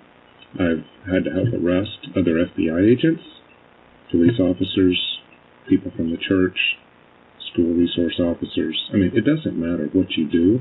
Mm-hmm. And on the other side, some of the bank robbers, one of them came out after serving a 10-year sentence, and we hit it off just fine, even though, we were on opposite sides of the fence. Right. The thing that I have seen, though, throughout, is when something very bad happens, people think they can't recover from it. And I do not think you are a bad person. I'm not. That's why I'm here. No, I don't. I've seen bad people. And I know you tell people that to get them to help you, No, but I'm not. I would not have this approach with you if I thought you were a bad person. I think something bad happened. And I think that what I've seen a lot, whether it's you think that you can get out if you do this or this or this, that's where you are now. And you're hoping that one of these things can save you. They're not going to be able. What do you mean? What were you talking about? Someone's not going to be able to save me? There was nobody else there. Okay. We've looked at the alarms, we've looked at the motions, we've looked at the detectors. The alarms are already covered up. The alarms were already covered up. Yes. Okay. But sir, I'm telling you, what you have is not you. I know you say you wouldn't sit here and say this to me if I wasn't whatever. I'm telling you, it is true. I would not and did not. Would not, did not. And with you guys having my phone, I would have thought that you would have had some of the apps looked into. Now, I would have thought that sometimes when I talked to Albert, you might have listened to them all or whatever. It could have been some help and indication on the apps. I really did. Because I couldn't come at you and just tell you if you say there's somebody not involved.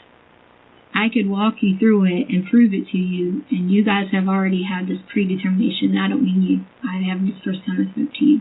You guys have already had this predetermination that that's what's going to happen. It's already in your mindset. Yeah, because we have no other evidence pointing us elsewhere. Right. So if there was a shred of evidence, Leticia, that pointed us to some other person, we would be all over it. As soon as Quincy Brown came out of your mouth, it doesn't take long. So you know 100% he's in Mexico right now? Yes, we do now. Okay. Mm-hmm. All right. So, because we did get our legal, we have what's called a legal attaché. Mm-hmm. Okay. That's where that alone, and I get that you're saying you have someone who looked into that and knows that. That's where I know in my heart that I can't trust to get help. That very reason. You're saying Quincy Brown's not in Mexico? No, that's not what I'm saying. But you would have said another word, like something in between that would have gave that off. Like, you wouldn't have said he's just in Mexico and you didn't do anything. You would have said, oh, did he come back here for a reason? You wouldn't have said any of that. You would have known some other things too. Or maybe you have and you just can't tell me those things. And that's okay. But... well, we don't, in a case like this, so tips will come in. Mm-hmm. You know, the public will call in. And then, of course, you and Al are of primary interest because you're the parents of the missing kid. And most, 90% of the time, when a kid goes missing, it has to do with one of the parents. Mm-hmm. That's it. That we work on probabilities. Okay. So, and especially with you, then, you're there, you say he went to a neighbor's house. Okay. That's the very first thing you say. And then there's no thought that somebody took him. You said there's no thought? There's no thought for law enforcement. But you're not understanding what happened leading up to the days before. Nothing to do with Gannon, nothing to do with me, okay, in terms of me and Gannon. Okay, I love Gannon with all my heart. And so you can sit here and say 90% parents, this, okay? I'm not saying you don't love him. I love him. I'm saying that even I have had times when my son rolled the basketball underneath that I wanted to turn around and do something, and then I would have regretted it later. But what you're saying to me is, what you think is that I hurt Gannon. And I don't think it was intentional. Okay, but I didn't hurt Gannon, okay? And I didn't either intentional or not intentional hurt Gannon. I did not. That's just not what happened. Okay? And I had this conversation with you just to see for a second if I could get help from you. Which you can, but how can you expect me to help you, Leticia, if you're not going to tell me what happened? Because you can't go, just so let me tell you. You can unlock the entire resources of the FBI right now. I've told you that. But then you say that you're not willing to do it, whether you don't trust me or you think that there's these people involved. But you already told me someone wasn't there based on an alarm. That's from what we can see. Yes, okay. Movement in the basement. Right. Movement upstairs. But you've already told me that based on that, okay? But what you're not realizing is there's 2 sensors on that home, okay? Two that can easily be manipulated. Easily, okay? And if you even knew anything about prior, you would be thinking a lot differently now. But see, that's why I can't talk to you about these things, because you already have predetermined what you think. It doesn't matter what I predetermined. But you said intentionally, unintentionally, and that's not the case. I'm not saying I'm right 100% of the time. It doesn't. You need to just disregard whatever I think, or really whatever anybody else thinks. If you have a truth, And if you have something that will help us find him, really, to hell with me and everybody else and what we think. You should just cast that aside. All I can follow is the facts of the case as they're told to me. Okay. And so for me to go somewhere else besides the facts, I have to then go back to the facts to check it. So when I say something I'll talk to you in private, but you can't tell Albert about anything that led up to it or anyone else. Albert will not know. I will. I understand that, but I will. But I need your help, and I need to know that you tell me there's resources, you tell me whatever, okay? I know you're saying you got whatever, this and that and all that, but I really am going to need help, like, a lot. Swear to you. Don't base it on some alarm reports, because they can easily manipulate it. Well, we're not just they easily would. Alarm. I know, I'm saying when you were saying no one else was there. So when you say that, don't base it on that, please. I'm begging you. Because that was not even remotely, was not even it. Not even. So you care about Gannon? I care about Gannon. I have reached out every day offering for people to go with me certain places to get even insight, to see. I've every day asked, hey, can you go do this? Can someone meet me here? So you've asked someone to go look for him? Right, like I reached out and I asked Albert, I said, hey, can you meet me? Let me tell you about this and let's go to this location to look. I've asked all these. What location do you think he's at now, Gannon? No, I'm just saying like no, in general. No, but I'm asking you. In right general. Now, where do you think he is right now? I don't know exactly. I don't know. Well, where do you know him to last? But I am 99% confident Gannon is alive. Okay. Leticia, where do you know him to last be? I want to help, sir, but I'm in a room, and you've already talking about all this and the courts, and it's me against everybody else. So here's the deal. Once this thing goes through the courts, you talked about that, you're the only one to be with him. You think you're going to be able to tell a story. A story? It might be a true story. Gosh. Sir, but listen, I've listened to a lot of your stories, and I don't know what else to tell them. Yeah, okay, but that's because I was mad at him. Had nothing. I already knew. But I've seen what you told the news reporter. I've listened to what you told El Paso about the sex assault that happened in the house. I already knew that you guys were listening to him. Yeah. So I said that because I was angry. But what I think I can offer you today is some help. Okay. Okay. And I've told people that I've worked with here this story because you remind me a lot of a case I worked about 5 years ago, and I'm still working a little bit of it today because of the fallout. There's a guy from Highlands Ranch, his name's Harold Henthorne, okay. And he pretended to go to a job every day like he was earning a lot of money. His first wife, she was a social worker in Denver. She ends up getting sick. He's going to have to pay for her medical bills. And because of that, she's going to be sick. She's going to have medical bills. She's going to find out that Harold doesn't really have a job. Okay. His image was very important to him. And he ended up staging an accident. And I'm not saying he did this to Gannon. I just want you to listen to this story. And the car fell on his wife and killed her. And he got away. Yes. It was down in Sedalia. A Jeep. He somehow got her underneath the Jeep, and the entire Jeep came down and crushed her. 10 years later, 12 years later, he's married to a second wife. They have a lot more money. They have a family. Harold's a Christian man. He went to Cherry Hills Church, which is a big church in Highlands Range. And he built the walls for Juarez. He would go down and do mission work, etc. So he had a good heart. But his second wife, she was an eye surgeon in Cherry Creek, and she her family started figuring out that Harold didn't really have a job. And he actually dropped a beam on her head at a cabin, not trying to kill her. We don't know what that was about. But she stopped the oil checks coming in to Harold, because Harold he was collecting the family's oil checks. And then she ends up falling off a cliff in Estes Park. And And you can't prove the difference between a push and a fault. And I found this out going into it. Because if it happens in Estes Park, it's a federal crime. Okay.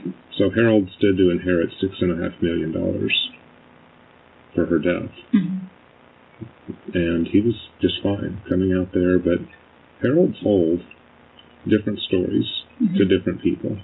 Like from his church, he would say Tony was his wife. He said Tony was clumsy. She wasn't paying attention. Tony was looking at turkeys. She just ran off the edge. Tony was this, you know, and that really hurt him in court.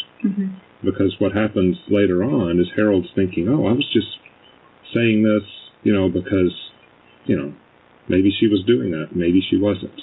Right. Instead of saying, this is what happened.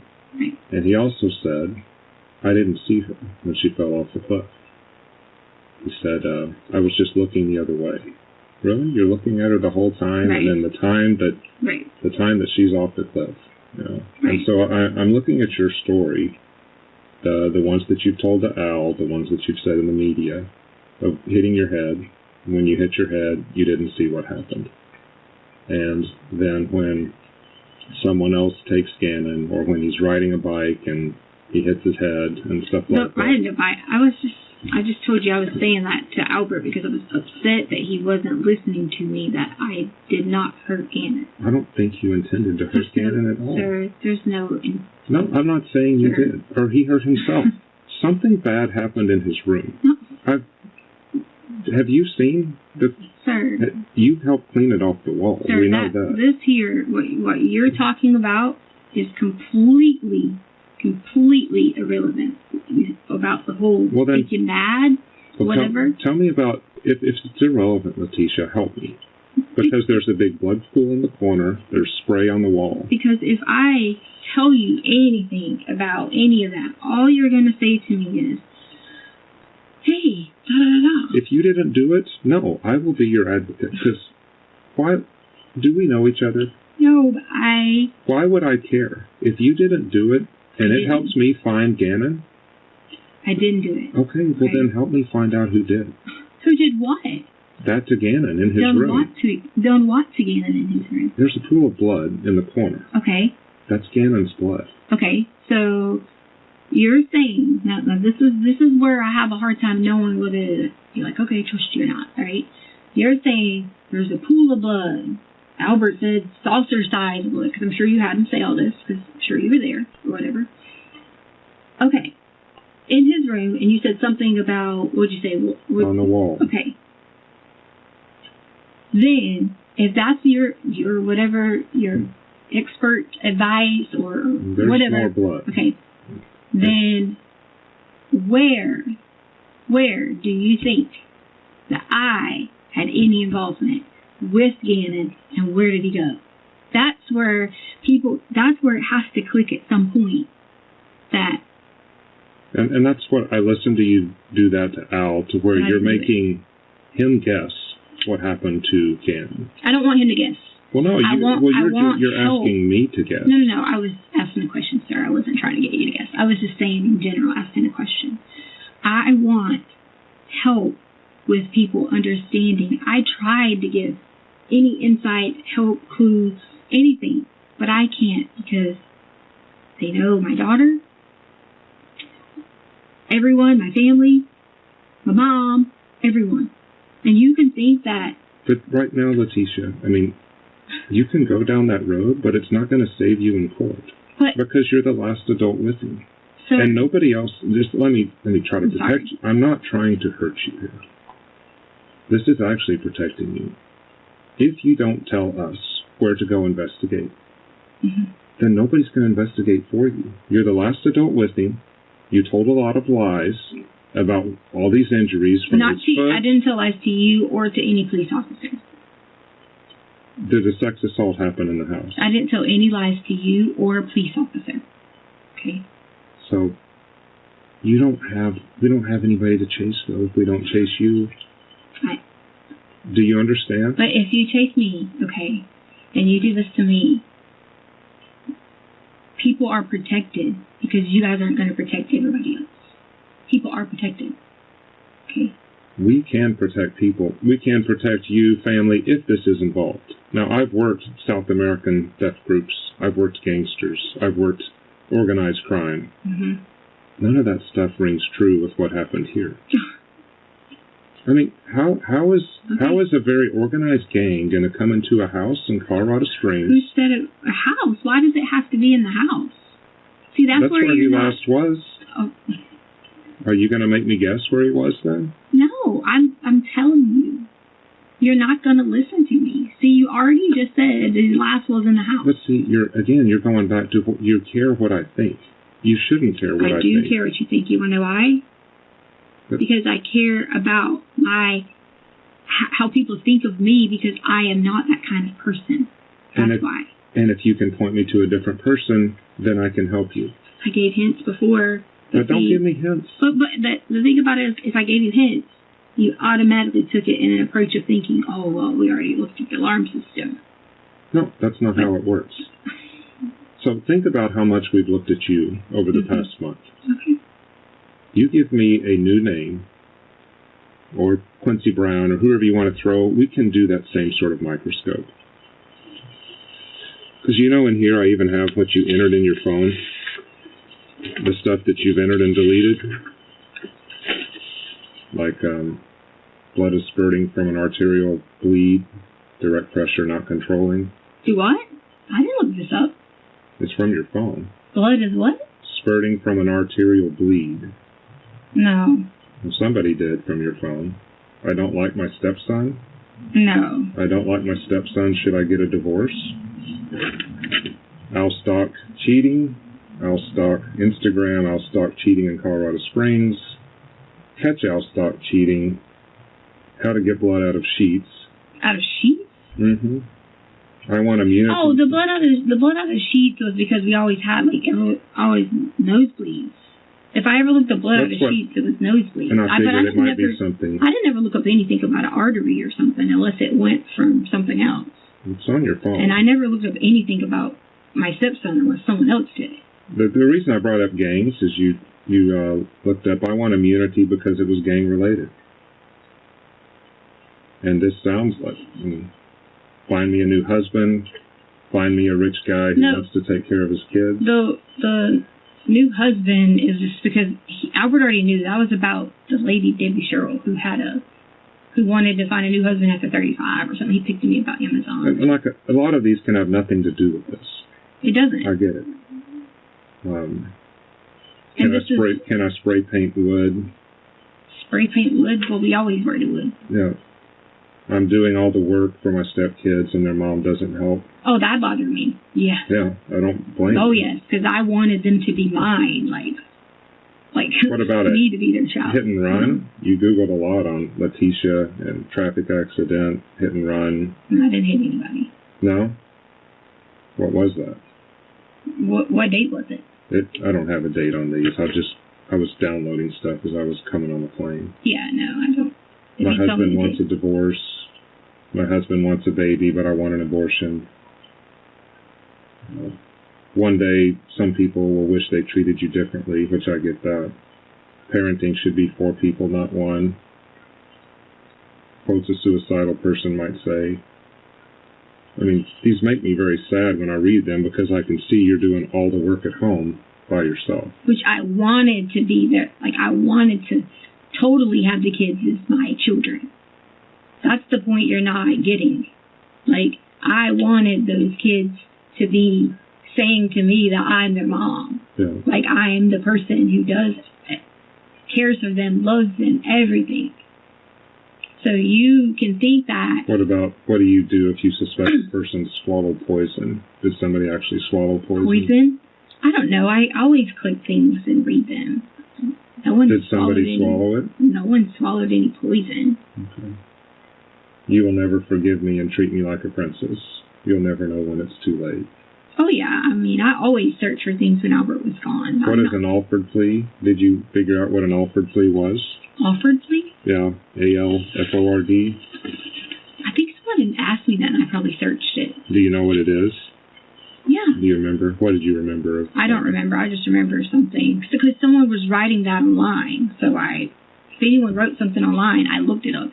Just like the other day, someone wrote something about FBI coming or something, and if I see something online, I always Google what someone else says and see what, if like what they're saying is matching what is saying online. Right.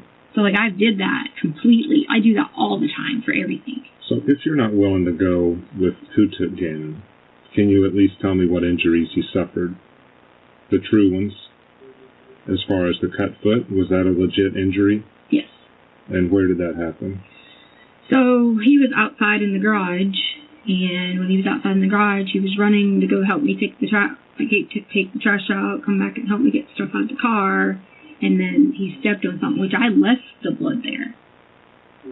Like, I left it. Like, because Albert said, don't touch that fine wood or African wood, whatever kind of wood it was. What did the piece of wood look like? It's just, I don't know, like a board. Okay. And it's still there in the garage? I had to drive over them all the time. So, like, I always had to drive over the pieces of wood. Right. But you didn't take that out of the garage? It's too big. You couldn't fit it in anything. You couldn't fit the pieces. The long boards that were in the garage, you could not fit. I left. So there was the piece of board that I threw in the back of Albert's truck. And then there was the two long boards that were sitting there. So the board that was about like this size and the board that was the long boards that were sitting here. I left the long boards because that was supposed to be the fancy wood, and I didn't want to ruin it by trying to get the blood off of it. The other piece of wood was the wood that I threw in the back of Albert's truck. And what was that one? There was a bunch of pieces that were laying around that from that night, from us running through there. It was like little pieces. There was a piece about this size, maybe a couple pieces. But and you threw it in the back of the truck? That bigger piece? Well, you said bigger like this. It wasn't that big. Okay. Yeah, it was cheap wood. Like, I knew it was not the wood that he would be freaking out over. So from Sunday, he did hurt his foot from Sunday. And how badly was it bleeding? It wasn't. I say Saturday, I'm sorry. From Saturday. Albert had just left, like, to drive to the airport. He wasn't even gone long. He had just left to drive to the airport. Okay. So did it require a Band-Aid? Gannon, whenever he always does something, he tries to be like, he's not like Lena where he's like, oh, I need a Band-Aid, or whatever. Gannon would literally walk around with toilet paper in the middle of his toe, and it would have blood or whatever, and just run everywhere to his room or whatever. Yeah. So what did you do on this occasion? We literally took the paper towel, that's why I just told you about the toe, and put it in between. So it was in between his toes is where the injury No, was? it was like wrapped here. Okay. We had it wrapped. And I don't remember if we got a Band-Aid, to be honest. This is what Gannon... So that doesn't sound like a big injury. Well, it wasn't. I mean, it was blood. There was no big injuries. I left it on the wood because I said, I'm not going to clean his fine African wood. What did it look like on the wood? Drops? Streaks? Well, what I did originally was I was trying to take water to do it, but then I realized if I put cleaner, then that wouldn't do anything but cause the wood to damage, because Albert always wanted to build things with all this wood that we bought. I saw it. And if I use those pieces of wood and all that stuff, then, Did you ever use that shop vac to clean up anything out there? No, I never used the shop vac. The shop vac was never, I couldn't even, move anything with the shop. Anything that would have been used with the shop vac would have been Albert, other than the times that we brought it, which would have been weeks ago, and we did spring cleaning or fall cleaning around the house, in the corners, and that type of thing. Okay. So that would have been the shock vac. There was nothing I ever did and vacuumed up something with a shock vac. Right, that helps me. I'm just asking. Like any of that. Right. There was none of that ever happened. So the burns on the arms weren't that bad. The cut on the toe or the bottom of the foot wasn't that bad. So we still were able to go hiking. He was able to still go hiking. It was bleeding on the board. But not after that, not all over the house, that sort of thing. Well, he had the piece of paper and went down to his room. Yeah. Wrapped around the foot. So, I mean, if anything, there could have been drops of blood or something, but no. What about the wound to the head that you talked to Al about? So, Albert was, trying to get me to say whatever, because I'm sure you guys are having him do that, and I knew that's what he was doing. So, Albert was trying to get me to say that, like, talk to him about, like, wounds or whatever. So I threw out some stories to Albert because he was making me so upset. Just like everyone not understanding that there's an intervention portion here. And there's someone intervening in this. And that's where people didn't understand or want to say anything. So I just started rambling stuff to Albert. And I even said to you guys, hey, I know you're listening. And it was just to be whatever. But do you know what that sounds like, though, to a dad who's missing his kid? And then you say, and the previous head wound happened where it was blood running down his face and that sort of thing. And it's, had to bandage it up. And well, I don't remember saying anything about bandaging up. I think you said Quincy Brown tried to bandage it up. Oh, because he was making me mad about something, yeah. I was about to say, I don't remember me saying I did that. But. So, he did suffer a head wound, though. Head wound? Yes. Okay. Head or neck. Okay. And that is what caused the blood there. And so, even if you choose not to tell us where Gannon is today because you're too nervous or whatever else, we would like to know where that was on him. So if we find him on our own, if you've given me the clues to go find him, that sort of thing. Mm-hmm. Where was that wound? Gannon is alive. He's alive, fine, but where was that wound? Was it his neck or his head? I don't know anything about a neck or head. Well, you had to clean up the wall. You went ahead. That is not even from what you're talking about there. Had nothing to do with anything from Saturday, Sunday, and whatever. That had nothing to do with any of that. How could it not? It did not. There was a lot of blood. It did not. You're going to have to explain that. Sir, it did not. Well, just tell me how. It did not. I promise But you're not going to tell me how. So where we can help you with. You're not going to help me, though. How could I not help you? How are you going to get up, Leticia, on the stand after telling all these stories, which we're going to ask you about, and then say, I can explain all that, and it's some party that I never told law enforcement to go chase. If Gannon is alive, we have an 11-year-old kid somewhere being held against his will, and you're not telling us. You might as well have done this yourself. That's why I'm saying... Let me hold you again. I'll right here.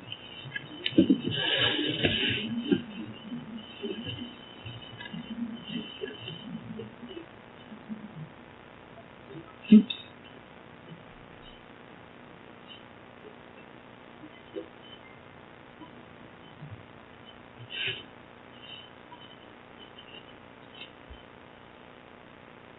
I'm not fill it out. I'll just put that there. Fine.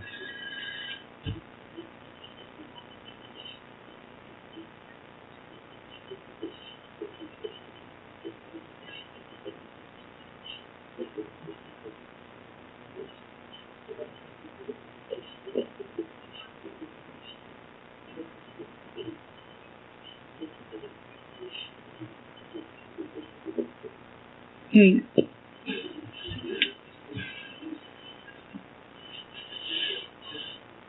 What about the blood in the back of the Tiguan? Tiguan? Mm-hmm. The only blood would have been in the back of the Tiguan when we opened the car up. In the car, we were sitting there to do his foot. There's nothing to do with this. There's too much to be no. just a toe. No. No, sir. That is absolutely not true. That was where we were sitting on the back of the car when we were unloading the stuff. We were sitting on the back of the car. There is no, no, sir. Mm-mm. There's plenty in the garage, though. But there was nothing in the garage. There was plenty of times that everybody worked in the garage. Had nothing to do with... Not everybody. Gannon's not working in the garage and bleeding all over the place. There was nothing about bleeding all over the place in the garage that had to do with anything. I'm telling you, what you're asking me was completely, totally different than anything has to do with. Do you know what this looks like? Say you're telling me the truth. Again, please don't care what I think. Say you're telling me the truth right now. That Saturday had nothing to do with him disappearing and being gone for over a month. Do you know what that looks like for you? It looks like I'm in the middle of a situation that I need help getting out of. But you're not willing to tell me how to help you. So now you're saying that Gannon had a really bad head wound on Saturday, No, I didn't say that. That's not what I said. The head thing was Saturday, right. and the amount of blood there? No, that's not what I'm saying. I'm saying what you're talking about completely different than what you're saying. Correct. Yeah. Yeah, but this doesn't look any better for you, because now you haven't told Al that he has a head wound. You haven't called the hospital. It wasn't like that. It was not what well, then it was you have to tell me. I mean, you don't have to do anything, but... It's not what it was like, sir. Had nothing to do with me. It's not what it was like, sir. Okay. So did someone else injure him on Saturday? That's an easy question. You don't even have to tell me a name. Did someone else injure him on Saturday? I wanted to meet friends, because I didn't have friends. Okay. So I wanted to meet friends. Okay. Albert ever tell you about any of these apps he had me to go on? Mm-hmm. See, that's where this is going to be whatever, because you're not going to take my version and my side of it. What really happened. Leticia, let me stop you. If you help us, I will take whatever version you tell me, and I will factually prove it. That's all I do. Is I don't chase. I am wrong most of the time. Do you have a way to pull up apps? Do you have a way to pull up the stuff on apps? Do you have that? We can do that while you're here, yes. Okay. Well, I'm saying, you said you have this. Yes, we have ways to pull up apps. Okay. What app? How do you have ways to pull up apps? We have technical people. I'm not a tech person, but we have plenty of tech people that are super smart to do it. If you tell me what to do, we can do that while we're talking, take a break, you can go to the restroom, whatever else. We can solve this thing right now. Why come I just can't talk to you without a bunch of people watching me? Then we can talk right now. Yeah, but come on, there's people here. Yeah, what do you want me to do? You tell me what you want to do, and I will have you I want to talk to you, to tell you about leading up to anything. I want to talk to you because I want you to find Gannon, and I believe in all my heart you will help me. Not lie to me. I will help you. Not try to say, oh, you're telling the story and throw me somewhere. Okay? So is he alive? Let me finish this and I'll answer your question. Okay. I understand what you're saying about federal versus local, whatever. Okay? So the first thing I'm going to want to talk to you is that I don't want anything said before held against me if I provide you with 100% the truth to help you. That'll work. This is the first time we're talking, and it's for a reason. You haven't talked to the feds yet. Right. So if I can, I don't want to be sitting here with all these people watching, because I want you to listen at exactly what happened and go from there. Okay? Okay. And that's not, I know you're trained to do this and interrogate people and all this. I want nothing more than for Gannon to be okay. That's all I want. I promise you. That's all I want. Mm-hmm. That's it. And I will take whatever resources, whatever help you want me to go do, even if it means take myself in the middle of somewhere where someone wants me to go to get him, to make sure he's okay. I would do it. Because I love Gannon. And I love my family. And I love the ground that everybody walks on. Albert, Harley, Lena, Gannon. That is my family. Okay? So, I know in the end, you might think you got whatever by this and forensics and whatever. And I'm not arguing any of that. Very smart to know that you're a smart man. You're not stupid. But I need the help, the resources to not be attacked anymore. To know that something on the stupid app was a silly mistake. Okay? So you brought someone in. So I'm not, I just said I would talk to you. I know, I get it. So, I'm representing law enforcement from Colorado. I understand. Okay. And if you tell me something, even though, we started a recording now and whatever else, and if you say we won't talk unless we turn off the recording, that can happen, but I'm going to pull in all those resources. No, I want you to pull in resources. I'm not denying you to say pull in the resources. I'm looking at you from mother to a father. I have been scared because I don't know what's going to happen. Not because I did something. I wouldn't have told you that there was people, random people, intervention, or all these things if there wouldn't have been. Okay? I wouldn't have done that. I wouldn't have done that. Mm-hmm.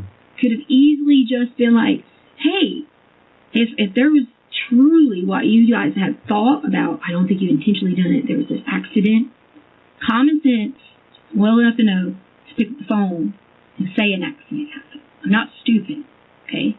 Might be freaking out because I don't know how to get this help, but I'm not stupid, okay? And that's looking you dead in the eye to tell you, I did not hurt Gannon at all, okay?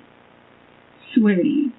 So if you're willing to give me the opportunity to talk to you, I don't want to be like watched by people. I don't want to be, whatever. This is a separate recorder. This is mine. Right. And so does the Myrtle Beach have one. Yeah, they do. Right. Right. But I need the help. You'll get the help. Okay. All we're focusing on is finding the kid. Okay, and that's what I want. I don't want to look at you look at me like I'm just this bad person who doesn't want to find our child. That's not it. I just don't, when it came at me as an attack, okay, because that's what originally happened, okay, and I get it. They have to do their job, because guess what? They're probably parents too, right? So they have to do their job, right? Mm-hmm. Okay, I get that part, okay. You can ask me about any of these, whatever. I'm sure it was something I saw somewhere, and I never looked up anything about some stepchild. I've looked up how I haven't got help, and how I wanted help, and how I wanted to be the person that they always were. Well, I didn't even want them to go home. I didn't even want them to have to go to their mother at all. At all. Because I had to see the pain and agony I would let through. Worry.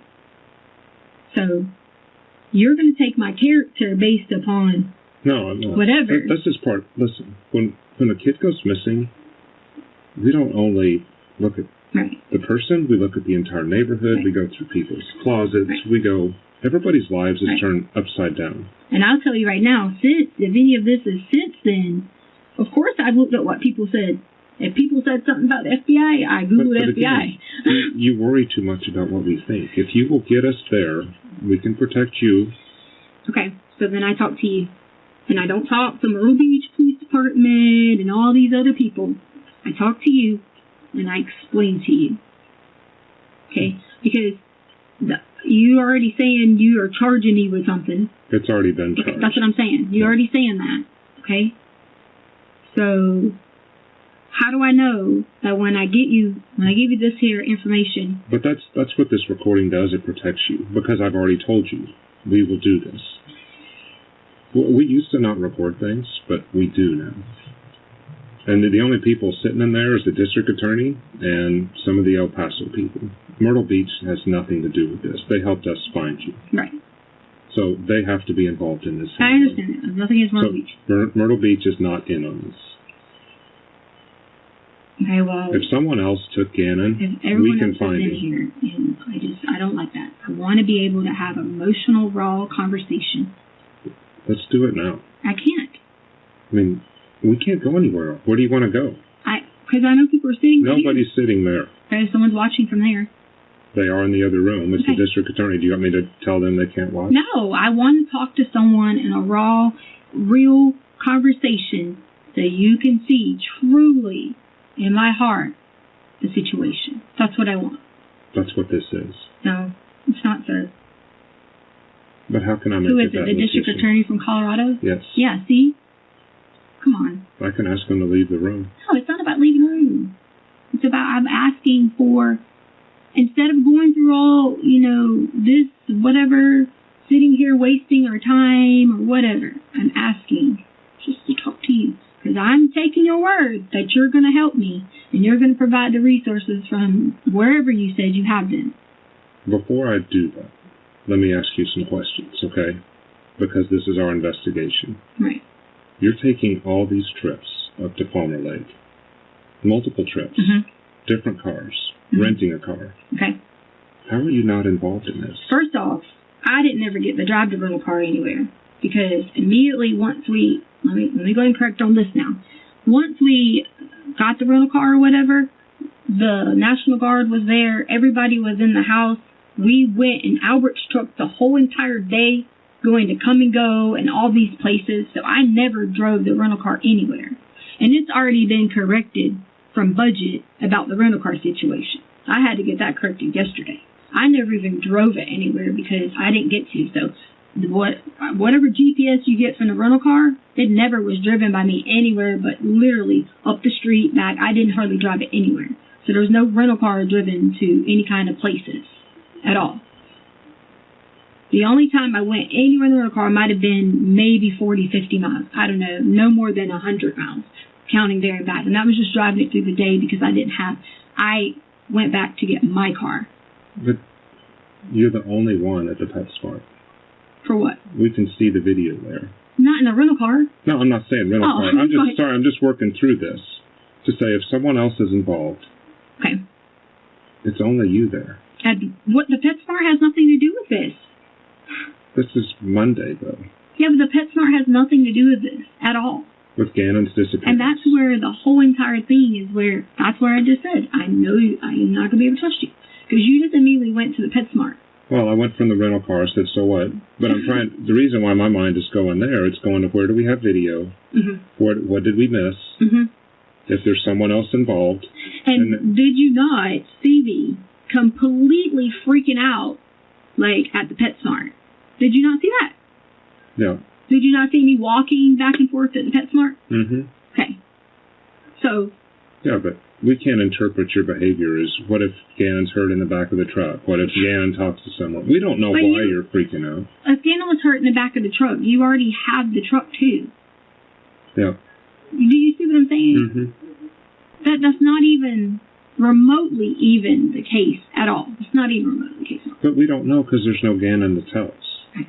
Does that make sense? Trust me, I want Gannon to be able to tell you.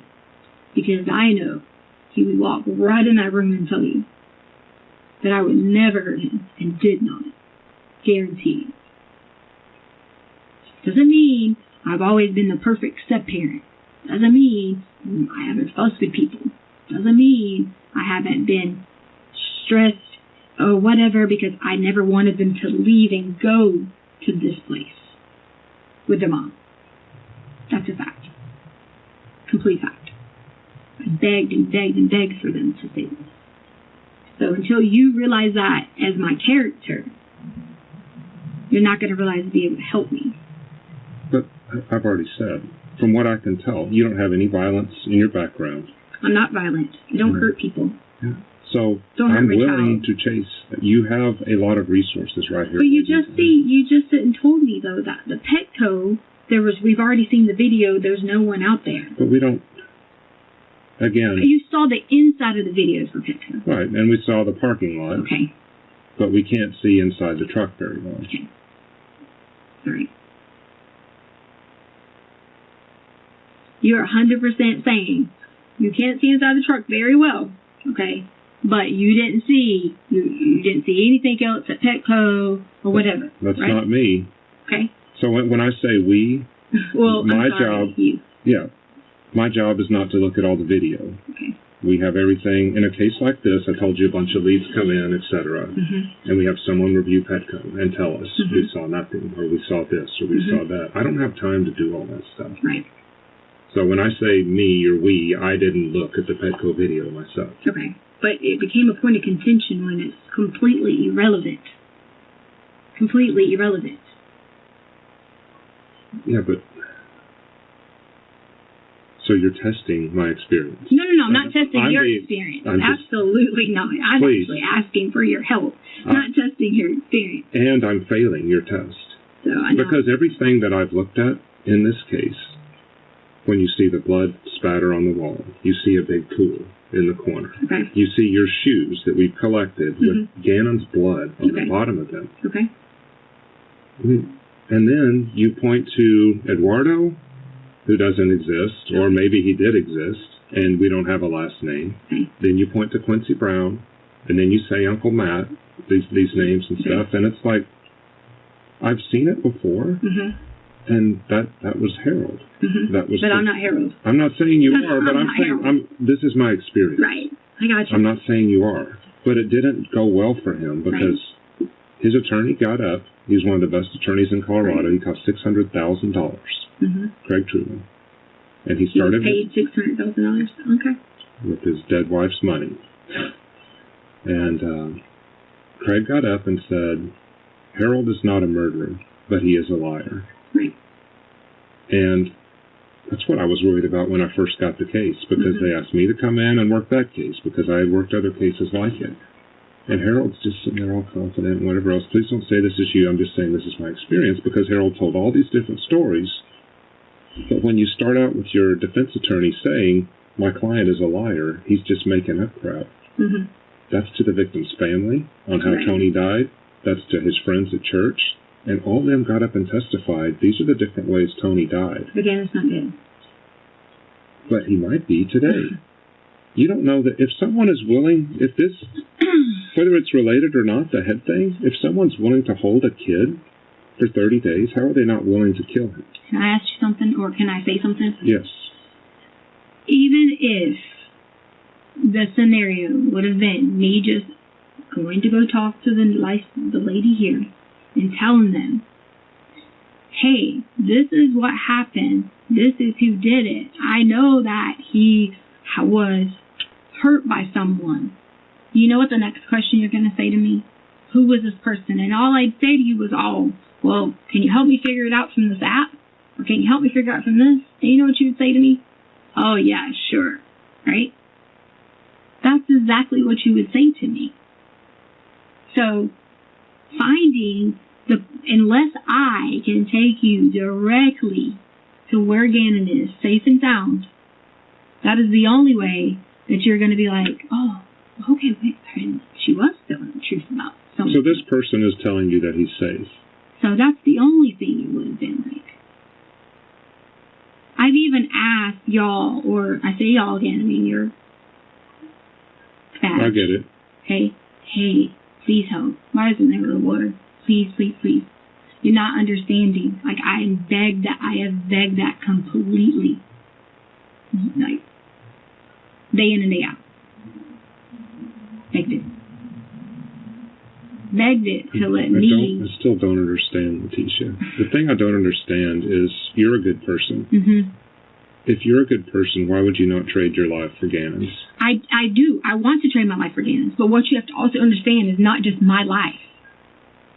If it would be just me trade my life for Gannon, I would be totally okay with that. Now you're talking about more than an individual. No, I'm talking about talking about other people in the family. I'm talking about, involved in this. You're talking about more than one person, because there's no way one person is going to take out multiple people if they talk. I never said someone was like multiple people. I never said it was anything. But how can you be so afraid of one person? Because of any actions that could be taken to lead up to why you may know this person or why you might download that. Is he law enforcement? Okay. Or something that has more power than you would think? Sir, I want to help, but I need protection. I told you, I will give you protection. And I'm saying this with attorneys listening to me say this. They'd be rushing in the room right now saying, you can't promise her that, but I can. Okay, well, who can? Who can promise that? Do you want to talk with the district attorney? Sure. Okay, I'll bring her in. Do you need to go to the restroom? No. Okay.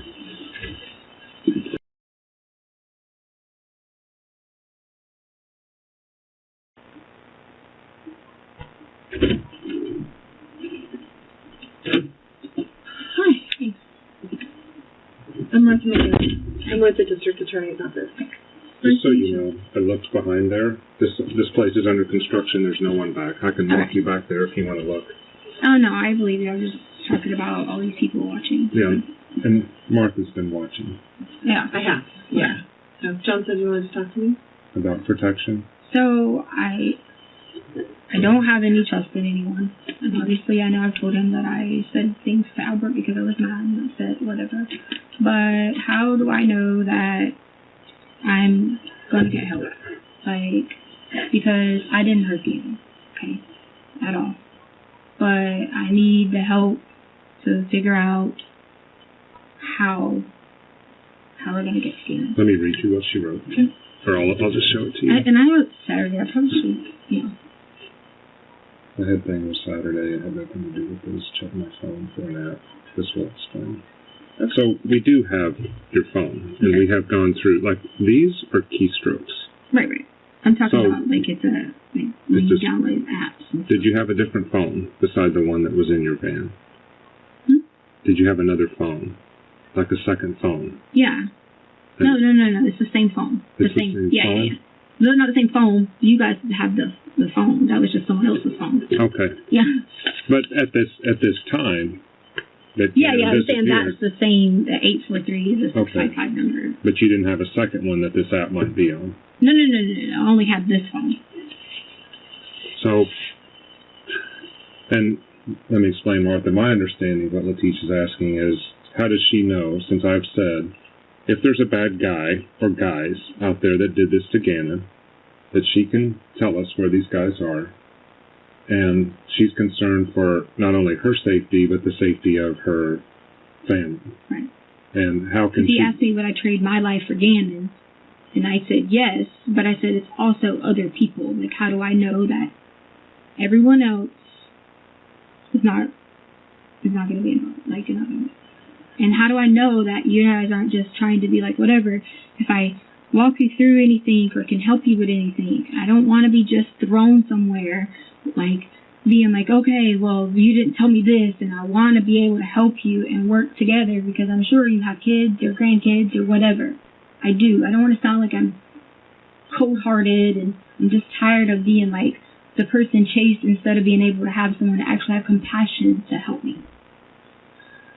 Well, I was a little bit confused when I was watching it, because John talked about how they're the FBI, and they're the premier law enforcement agency that could protect you, could protect your entire family. And they, if Gannon's alive, they... Okay. I can't make you any promises. Right. Because obviously there's a lot of information that you have that we don't. Okay. So there aren't any promises. I can't come in here and promise you anything regarding the court case or the arrest warrant or your involvement in it. Okay. But I can tell you what the number one priority is. Right. And it's to find Gannon. Right. And so if you were talking to some small law enforcement agency and they said, sure, we'll protect you, I mean, I can see how you would be suspicious of that. Well, you guys were the lead agency. That's why I was asking. Yeah, I mean, they're the most elite agency there is. Oh, okay. And so, if there was a time for you to feel like that you could protect that recorder, we can. Because I know you have yours. That's what I'm saying. As a backup.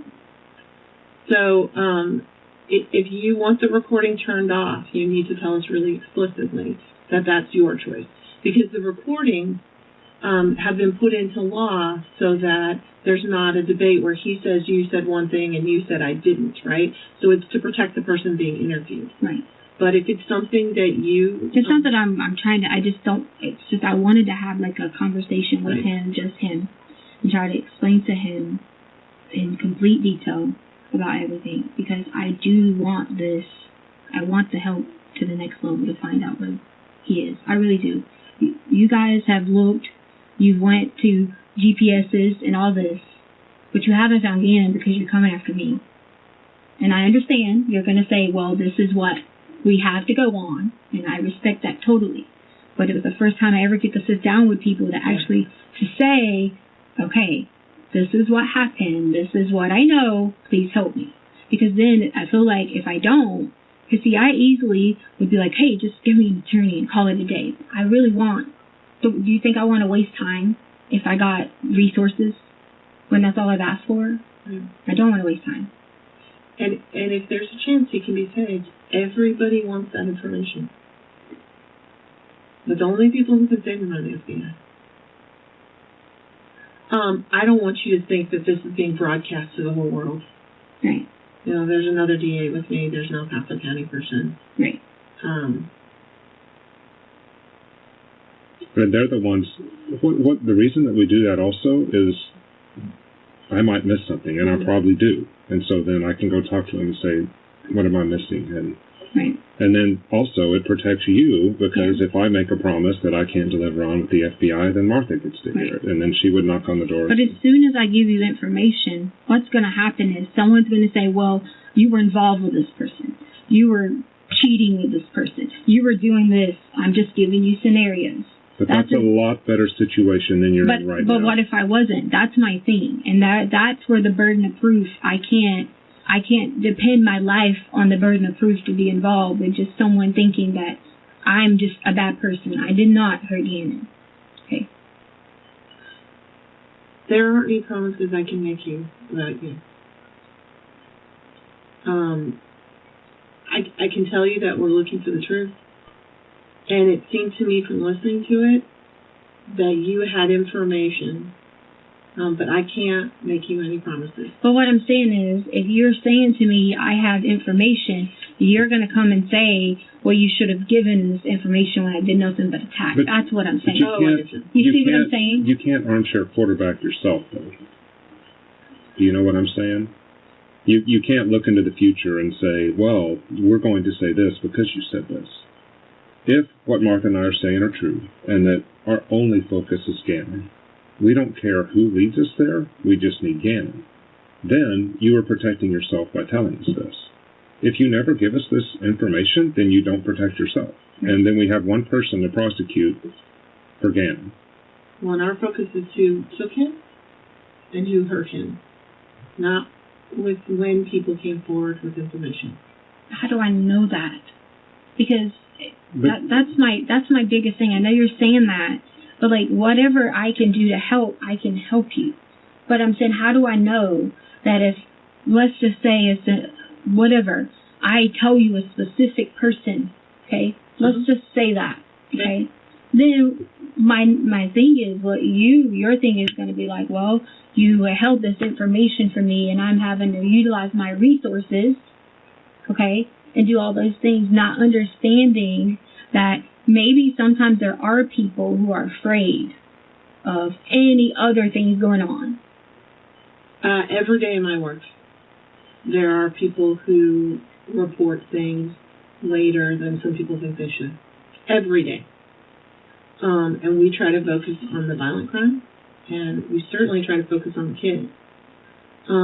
I know that you want assurances, and you want me to be able to say, you know, I will or won't do this, and I can't make you promises because I'm in the dark, right? It would be foolish for me to make you promises, but I have people who late report sex assault all the time.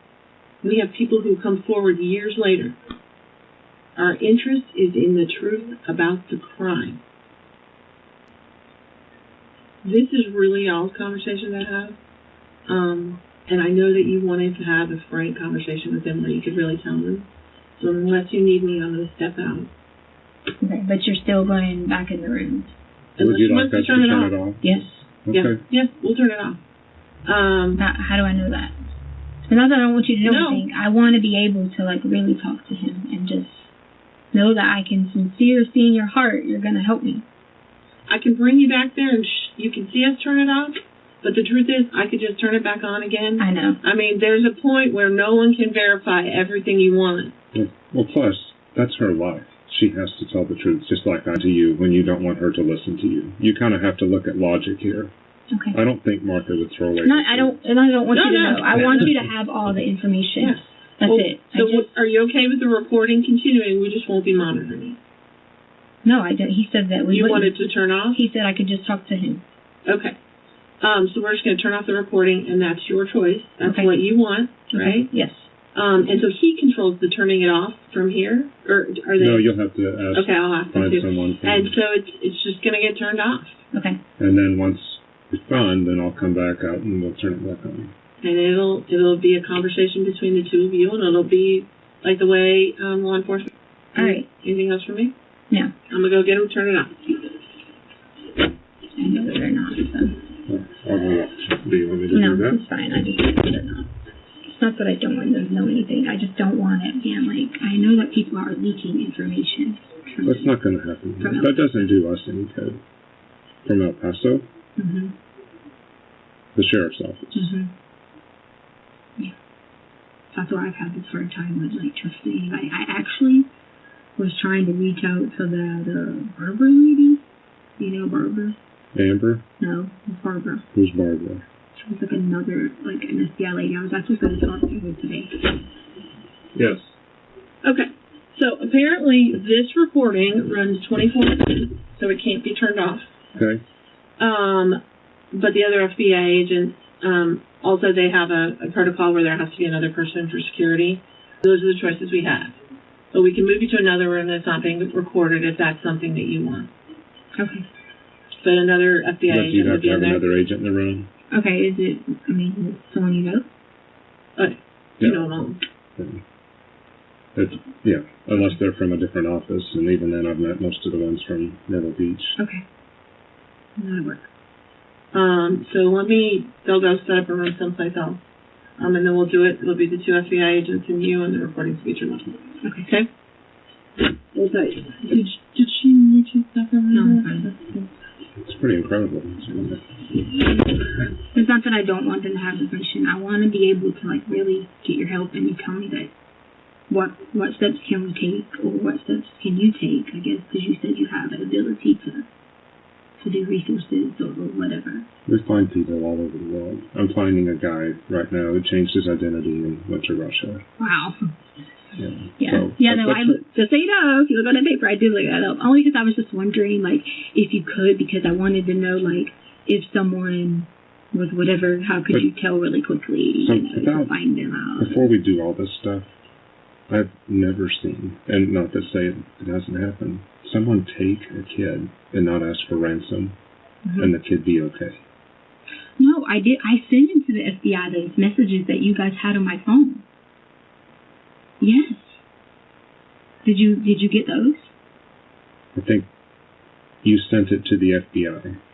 Whatever that email address is, I think it's that Barbara or something. I want to tell you what the name is. I think it's Barbara. So, like, Barbara from the FBI. yeah, she has her 720 number, and I feel like her name is Barbara. And my friend Amy has been talking to her a lot. Are you sure she's from the FBI? Our numbers are all 303. No, this is a 720 number. She's not FBI. Her name's Barbara. Wow, I can tell you the number. It's in the other phone, but yeah, it's Barbara something, and 720 is the first three digits. Yeah. Well, she's not working this case, because I would know it. Because I'm the lead FBI agent working this. Yeah, I know. How did you get in touch with Barbara? My friend Amy, she called my friend Amy and was, like, asking questions, because I guess originally people wanted to know if, like, Gannon came, like, with me or something. And my friend Amy gave me the information, which was I think it was a 720 number. And anything I found, like the Snapchat, I sent over to this lady, like to whatever this number was, I sent to it. It never made it to us. So there's no one named Barbara. Well, no, we have a Barbara. There's Barbara Kelleher, but she's not. She doesn't even work these sort of crimes. Yeah, no, this is totally Barbara, and it's a 720 number, and if I had the other phone, I can tell you exactly what the number was. When did you send this to her? This would have been like, okay, so then this happened 3 days ago, and then it happened February 5th, I think. So what happened was, I got all the messages when I logged back in for my iCloud. I got all the messages that were, like, just sitting there. And so I took that message and I forwarded it to, like, I sent it to people, and I sent it to Albert. And I said, hey, I said, can you get someone to, like, look into this? I said, it could be just people, you know, sending random messages, or it could be creepers, you know, like people, whatever, being stupid, or it could be just, in general, you know, the actual person. And so no one ever said anything to me about it. Then I get the Snapchat. Okay, so that's your... Let me interrupt you for a second. Leticia, there's an 11-year-old kid. Again, we have to go back there. 11-year-old kid, injuries in the house. Now we know that. Taken. And you don't come to law enforcement for 30 This was a law enforcement person. No, there's no Barbara. I mean, how did you get in from, except through your friend? You had Amber from the FBI. Right, but she said that she worked with the FBI and she was going to send information. She said that she worked with Amber. I swear to you, if you call 80, you can get the number from her to find out what Barbara, who the Barbara lady was. And she was actually emailing her today. But if you told them back then, and you trusted them with that information. This is why why are you not today? Because no one has helped. I tried since February 5th. The 5th. Today's March. That's why you see I had such a problem with trust. Because I was there when you were talking to Amber, though. That was your chance. Amber. Yeah, that's the legit FBI. So then, is that what happened when I was talking to Amber? I got a message back from the attorney who said not to talk to you guys because you guys, A, weren't the lead agency or something like that, and then B, not to say anything else unless he was present. That was when I was trying to talk to Amber. But why wasn't that with Barbara then? Because I gave it to my friend Amy, who had this relationship with Barbara, like trying to check on her. But see, again, this sounds like a lot of your calls. Mm-hmm. To where you're pointing fingers in different directions but never giving specific things. Right, I did. Right now, I mean, if Gannon is somewhere and you can get us there, and he sent proof of life or a picture of Gannon or whatever else, it makes no sense for some man to have an 11-year-old child. It wasn't that. It was because we thought it was someone playing games. And if someone was playing games, we were trying to say that person would have been, like obstructing or whatever. That was the whole point. Not somebody had him and they were like, here, come get. My point was that we thought it was someone, hey, here's someone playing games. Could you find out who this person is? Yeah, but do you see where that's going? And all your talks with Al. Those are distractions. Those take up time. Yeah. And Gannon's over here. Somewhere. Yeah. And you were misleading law enforcement. No, I didn't mislead them. No, well, you're misleading anybody who would report to us. No, I didn't mislead any of them. Who did I mislead? With all these other stories. Tell us to Albert. I wasn't misleading law enforcement. But you knew we were in the room. You yeah, just because said I wouldn't have said stuff like that if I was trying to mislead. I was just being whatever to Albert because he was making me upset. That's all. The dad of a kid is not finding his son. Because I'm also the stepmother who helped him get the kids, and he wouldn't have gotten them without me. So yes, he wouldn't have. You're willing to do that to Al, though? No, I already had apologized to him and said that was awful to say that to him out of anger. I had already done that. But before we kick this thing in motion about all this protection and whatever, why haven't you said one thing, though, today? How in the world would he suffer a head wound on Saturday that required... I didn't say it was a head wound that required anything. I said the head thing you're talking about when I said something to Albert. I said the head thing you're talking about.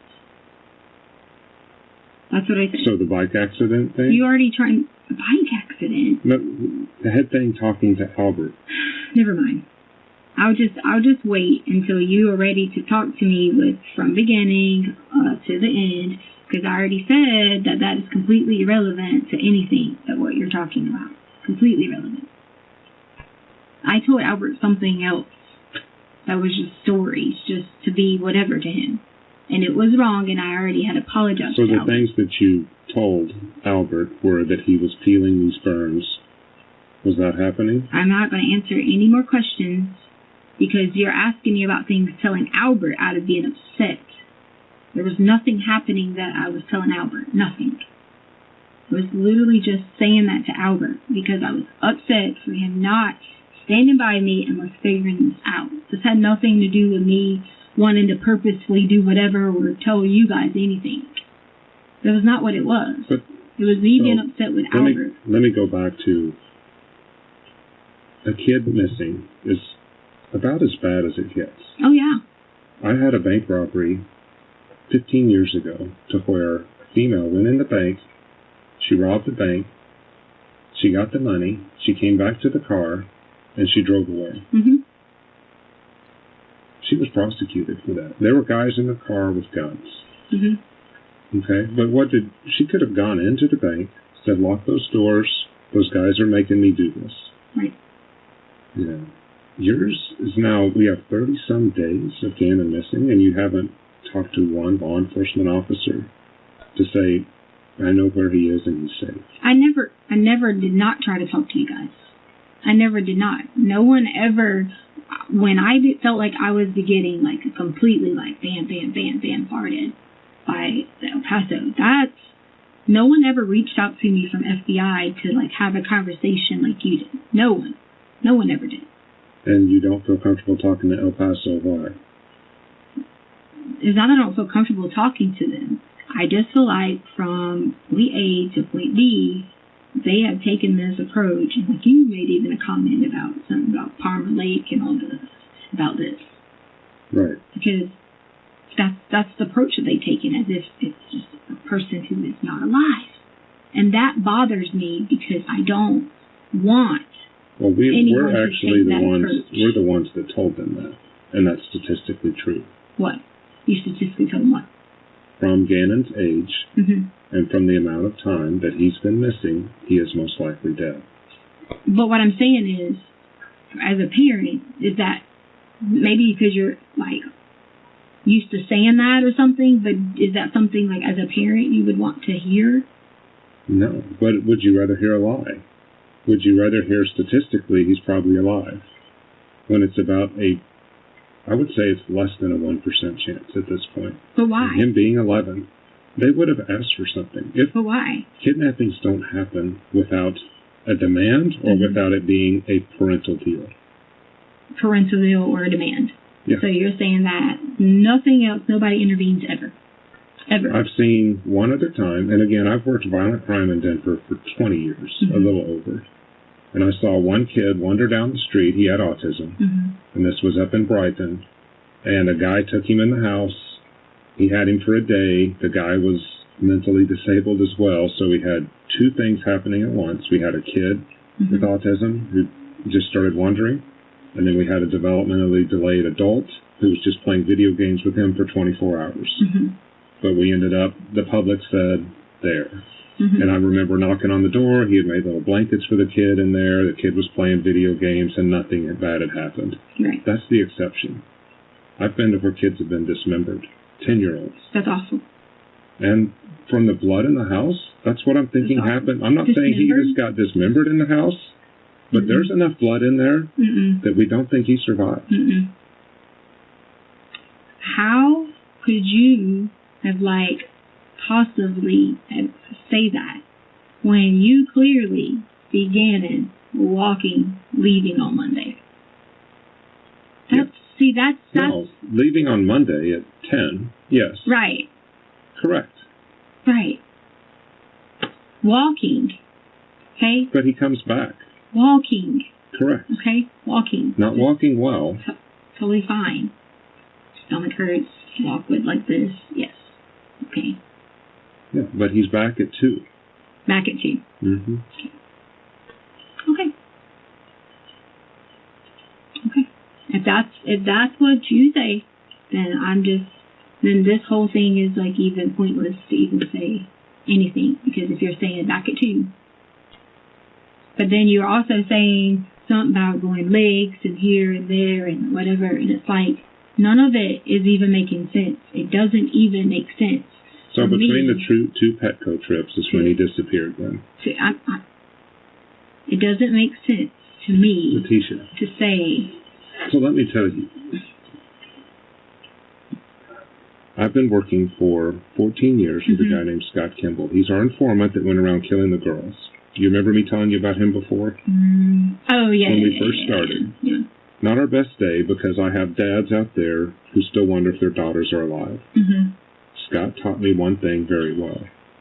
There's only 2 people that mm-hmm. can tell a story when someone either goes missing. Because one of these girls, Jennifer, she's still missing. Like I said, we're pretty sure she's dead because it's been 14 years since anybody's seen her. But Scott told me, John, only 2 people can testify to what happened between me and Jennifer. And that's me, and that's Jennifer. Right. And you're never going to find her. He said that to you? He did. Wow. So I've got to answer to his dad for the rest of my life. And I'll probably be answering to his dad after I retire because Dad has my cell phone. Dad calls me on her birthday, on the day she went missing, on Father's Day. How was he able to say that to you? Like, because he's like, there's no other witnesses. So when I take a guess, and that's a guess that he came back home, that's because people that looked on the video said he probably did, or, you know, I don't have the information you have. And I hear you do that to Al by saying, oh, so that's what you think. Well, none of us know. You know. Because I have to be that way. If I don't be that way, then no one's going to help me. I don't. I didn't hurt Gannon. Okay, I didn't. That's fine, but right now you're the only one who was with him. But I didn't hurt Gannon. But how are you going to get past these charges without help? How does that work? Without help? Without you telling me. Like, again, it'd be like someone, I told you the story about Jennifer. If somebody knew where Jennifer was, and they're not telling me or Bob Markham, the dad. I didn't say I knew where Gannon was.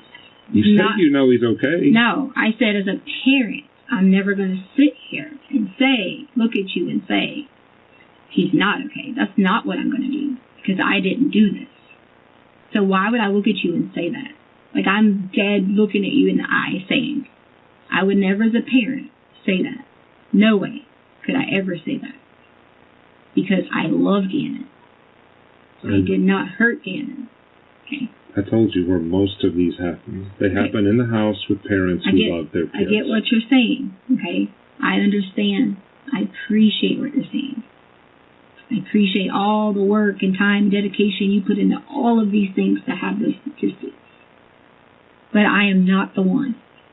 But then if you're not the one, you're going, so do you know what happens from here? What? You go to a local holding cell. Okay. They hold you for 24 hours up to 2 weeks until you get extradited back to Colorado. Okay. You're in jail, Leticia. And unless you tell me that somebody else did this, you're the only one that did it. No, I didn't do it. But I'm telling you. But I didn't. But that's what would be horrible, is if someone else did this, and you're going to let them skate because you're scared? Not letting someone skate. What could you possibly be scared of at this point? I'm not letting... Do you think I would sit here and let someone skate if I could take you directly to the person right now? Why do you think I would need resources? You don't need resources. Right now, what you need is that if someone took my son, and I know who it is, am I going to go to jail for the rest of my life because someone else took my son? No, absolutely not. No, and would I be afraid of my own protection going to jail when I could be free and that person could go to jail? That but she just sit there. Even if I walked you to the person, she just sit there and said, oh, I can't make any promises. You can't make promises, but which is better? To go to jail for the rest of your life and hope that we find the person, or to point us to a person? If I'm in your position, it makes no sense. Right. Well, what could you be scared of at this point? Reprisals? No. The fact that you don't have... Apparently you would have found some of this already if you would have had the resources. That's what scares me. Found some of what? Anything that would have led you to think whatever. No, that doesn't make sense. Again. Sir, it does. Or what did you say name? James? John? John. Starts with a J, that's fine. Sorry. I'm not offended. Leticia, your story makes no sense. And what it goes back to now is that you can't take responsibility for what happened to Gannon. I didn't do anything to Gannon, sir. You can't insert someone else in here unless you're going to tell me who it is. Okay, I didn't do anything to Gannon, sir. That's fine. But then you would tell me who it is if it's someone else. I didn't do anything to Gannon, sir. Did he do it to himself? Okay. I didn't do anything to Gannon. I'm not asking you if you did. I'm asking did Gannon do it to himself? Do what to himself? The head injury, the neck injury, whatever that was that caused that pool of blood down by the bottom of its bed. You know that the sheets and all that stuff, the blood seeps down in... In what now? The blood seeps down through that corner. Sheets? Through the sheets into the mattress. I have no idea what you're even talking about. You cleaned it up off the wall. So wait. There's... Do you know where the head of his bed was? I don't know anything about blood and sheets, okay? I did not take any sheets and clean up. You told Al on the phone you cleaned up the wall. The room is ready whenever you... Okay.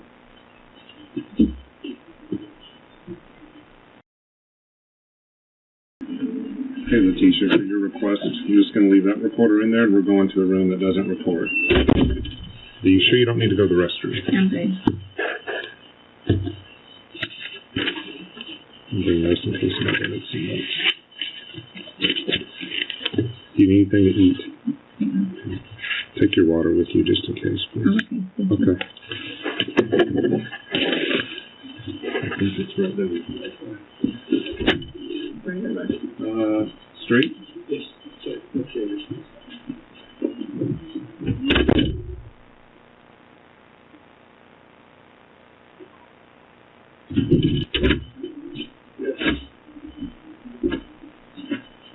Does she want some water or anything? Does she want something to eat? Where's the bathroom? The bathroom's over here.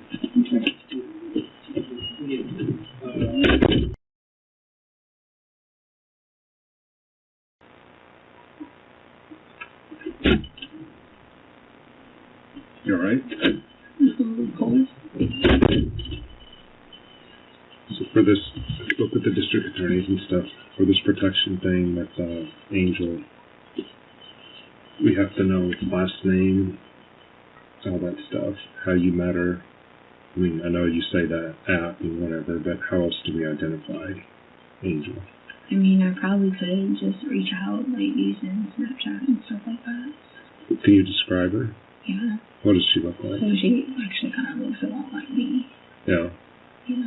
Like, almost like, you know, as if she's definitely unique. So where all have you met her? She came to our house. When did she come to your house? Were you saying September? I can't give you the exact date. It was somewhere around September. So whatever that she babysat for us. And then who all did she babysit? For everyone. Uh-huh. Like, both kids. Okay. We had a bunch of it. Like, we had people who would be like a babysitter in the neighborhood, and had like friends came over, and we had like another friend that came over for like Thanksgiving, and that helped babysit. So we had quite a few people that would help here and there, and then there was the main babysitter, and she would. So these messages that are coming through to your phone, the, you know, threats or whatever they are they coming from her? So you can get on a VPN network or something like that. You could probably reach out to Snapchat. So, but the last Snapchat name that I have of hers. What is her Snapchat name? I would need to have my phone. But do you remember? Did it have her name in it? Was it a numbers? Exactly. I would just, that's why I asked for help, but he's not willing to help, so. He's not willing to help.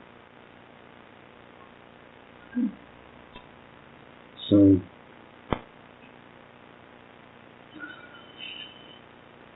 to tell you back what we talked about, that I don't, sir. If I'm not going to get any help, then I would just have to get help. Otherwise,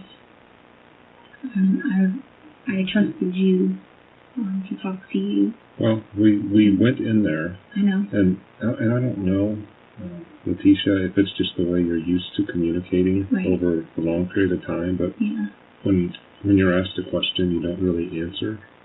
You kind of go in a little circle. So if I said well, I said like, where did you last see Gannon? And then you said, well, it's supposed to drop off, you know. Yeah. So we're just used to asking you a question and then you tell us an answer. And it's just, you know. I've always like said, talk and whatever, just because that's how I talk. So, that's just how you've always done for like the last, 5-10 years? I mean, most of the time, it's nothing like personal or anyone. I knew nobody was going to help me, so it's pointless. Like, you know... It's going to look bad. No, I'm not. That's not what I'm talking about. I'm talking about it's going to look like I was doing these bad things with people, and I just... No, it's not even going to look like that. Yeah. Here's what it's going to look like, is that you were the last one with Gannon. Nothing on this Angel thing we can't authenticate any of that. When you say it's all off camera, like with the Black Impala in the parking lot, we have cameras for that whole place, and we don't see you meet with anybody. Well, can you, like, show me that so that I can show you what direction? But You would know where it is. Where did you said meet? what direction, because I'm not from Colorado, so can I show you, like, on camera, or the video that you're talking about, what direction? Like, where it would be at, so maybe you could pull, like, if you wanted to pull a camera off of another place. I mean, because there's lots of places you could have pulled a camera off of. That's all I'm asking for. I mean, Well, that's offering help.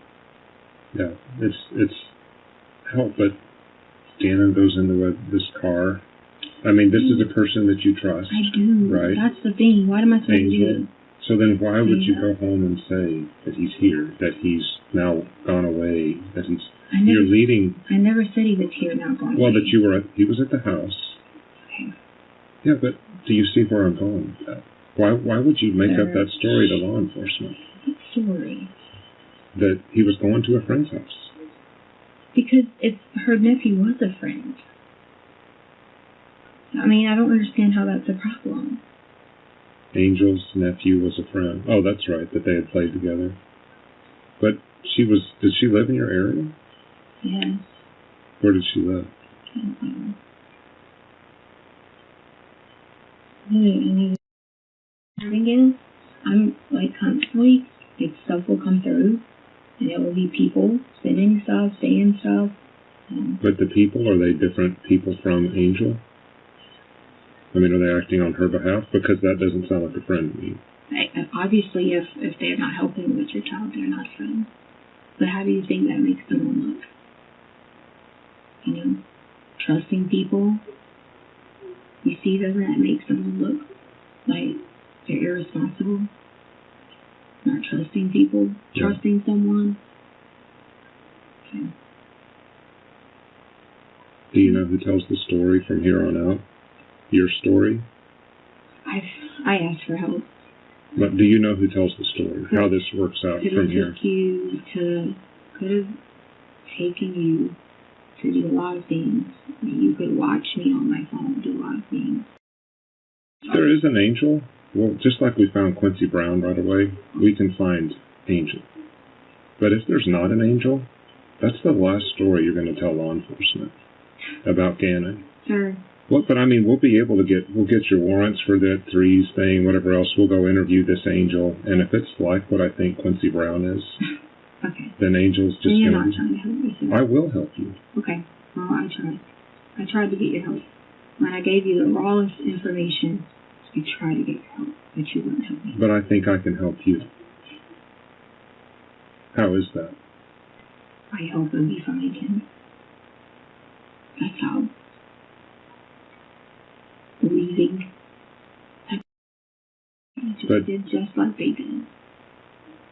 I'm happy to chase down anything you tell me to. You did just like they did. Leticia, and I can. Is that I think that Al left you alone because he's gone to Alaska for so long, and then he's on this trip, and you're left raising Gannon, and something bad happens. I don't know if it's your fault or Gannon's, it doesn't really matter. And you panic, and you ask, was I the person talking for Al? Yes, I was. But I think the closest you came was talking about his head injury. And then, because you asked Al... I would have, No, if someone took your son, you would have called. I did call. You did not call the police. Yes, I did. I called the police. Petco, right when he was taken. No, that's not taken. He was supposed to be playing. As soon as he wasn't home, I did. But you were supposed to meet her, the next morning? No, I called immediately when at 6 o'clock at the time he was supposed to be home. I called the police. I did. And then what did you tell them? You already know what I told them. Yeah, but that doesn't make any sense. Why doesn't? Yes. Because I told you, I have talked to a lot of people that are sitting in the same chair you are right now, and I've seen them, and I'm sorry if it offends you if I say story, but that's the only way you're coping with this right now. Coping? Yes. Yeah. We all cope. Okay. Sure. I did never came. Okay. I'm not saying you did. I'm just saying that you're unwilling to come to the truth. Okay. Well, because it's going to be painful. I gave you the truth. I didn't hurt Gannon. That's the truth. So the last truth you want to tell me, I'm just to make sure... I'm not going to say anything else, sir. Is the Angel story. I'm not going to say anything else, sir, because you didn't help me. I will help you if you will tell me one concrete way to find Gannon. So, Okay. Leticia. You're not trying to help me, sir. Yes, I am. No, you're not. You're not trying to help me, sir. You can be a hero here. You can. I'm far from a hero. But you can be because I'm one. a parent. You're a parent who who not was... hurt a child. You're a parent who was left behind to deal with a stepson. No, it wasn't. Stepkid. It wasn't a problem. No, it's a problem when something like this happens in the house. It was not a problem to take care of our children. Then what happened? That's not a problem. That's not a problem at all. Like, for you to say that to someone, it's hurtful. That's what's hurtful. It's not a problem to take care of children. It's not a problem to take care of children, but bad things happen in the house all the time. And how? No. God, Yes. No, sir. I mean, John, no. No. Do you want me to walk through where all the blood was, or do you know it already? Listen, sir, I don't. I know for a fact that I did not hurt Gannon. How is the bottom of your shoe have Gannon's blood in it? And as long as I can live with that and know that God knows I did not hurt Gannon, then I'm okay with that. Well, you can convince yourself of that all day. Okay. But, sir, that's not helping me, sir. But is there a way for me to help you? Even if you're trying to convince yourself it didn't happen, is there some way for you to say through a third party? Okay. Sure. Whatever you say, sir. I mean, I don't know what else to tell you, but I did not hurt him. Did not. Then you won't tell me who did. Would not. All that blood would not be in the house if Angel just met him at a Petco. It's not. You're like that's far beyond what you're even talking about. What is far beyond? There's like many of times we've had blood in our house. Do you remember the spray that was on the wall? I mean, goodness gracious. I've seen the markers from the spray. The spray went from the bed all the way up here. Well, you had to clean it up. Smear? No, it's not a smear. Okay. All right, whatever, sir. It's a spray. All right, sir. I don't know what you're talking about. Spray. I don't know what that means. It's called spatter. I don't know anything about that. So it comes from aspirated. You're going to hear all this anyway, so I'll tell you. Sir, that's it comes from aspirated blood. Okay. Do you know what that means? No. It means that he didn't accidentally do it. Okay. Okay. Whatever, sir. So that's what we were waiting on for the warrants, because somebody struck Gannon in the bed. No. If someone struck Gannon in the bed, thank God we were all drugged then. If that's what you're saying happened. That's what the blood God, shows. we were all drugged. Well, then can you tell me how that blood got on the wall? Sir. That's Gannon's blood on the wall. Okay, well, I guess, sir, if you think you have all the answers, then... You're making me guess. I'm not. You've got the answers, I'm not making Leticia. you guess, sir. I'm going to be respectful to you. Because you offered to help me, you didn't help me, so I'm just going to sit here and... But it doesn't work like it does on TV. Have you ever watched Criminal Minds or Profilers? I don't watch any of that stuff, because I don't do bad things to people. No. Good people watch those shows. But I don't do any of that. I don't do bad things to people. All I was going to say is it's not like on TV. If someone presents us with evidence, then we just follow the evidence. Okay. Right now, you're the last person with Gannon. Then I don't do bad things to people. I don't. I don't think you do bad things to people. I don't do bad things to anyone, and I didn't do anything bad to Gannon. I think something bad happened to Gannon, and I don't know of a way to get you to tell me about it. Okay. I tried through Al to get you to tell me about it. We've tried here. Okay. You came, and I think you have a defense mechanism. And I think your defense mechanism was, you need to go into another room, you tell us. No, that was not no defense mechanism. I trusted you to talk to you because I thought you would help. If you trusted me to talk to me, you would tell me where Gannon is right now. I don't know where Gannon is. You do. You know where he last was, and it wasn't at the Petco. Okay, then. But see, you can't make me guess. That's not fair to me. Why would I keep talking if you're not going to help me? You tell me how to help you. I already did. I already did tell you. I told you how you could help. And you... Nobody holds a kid like that. Okay, that's what you think. No, I'm just saying. Okay. If the sun comes up in the morning, it goes down at night every day. We have worked hundreds of these things. That's what you think. Okay.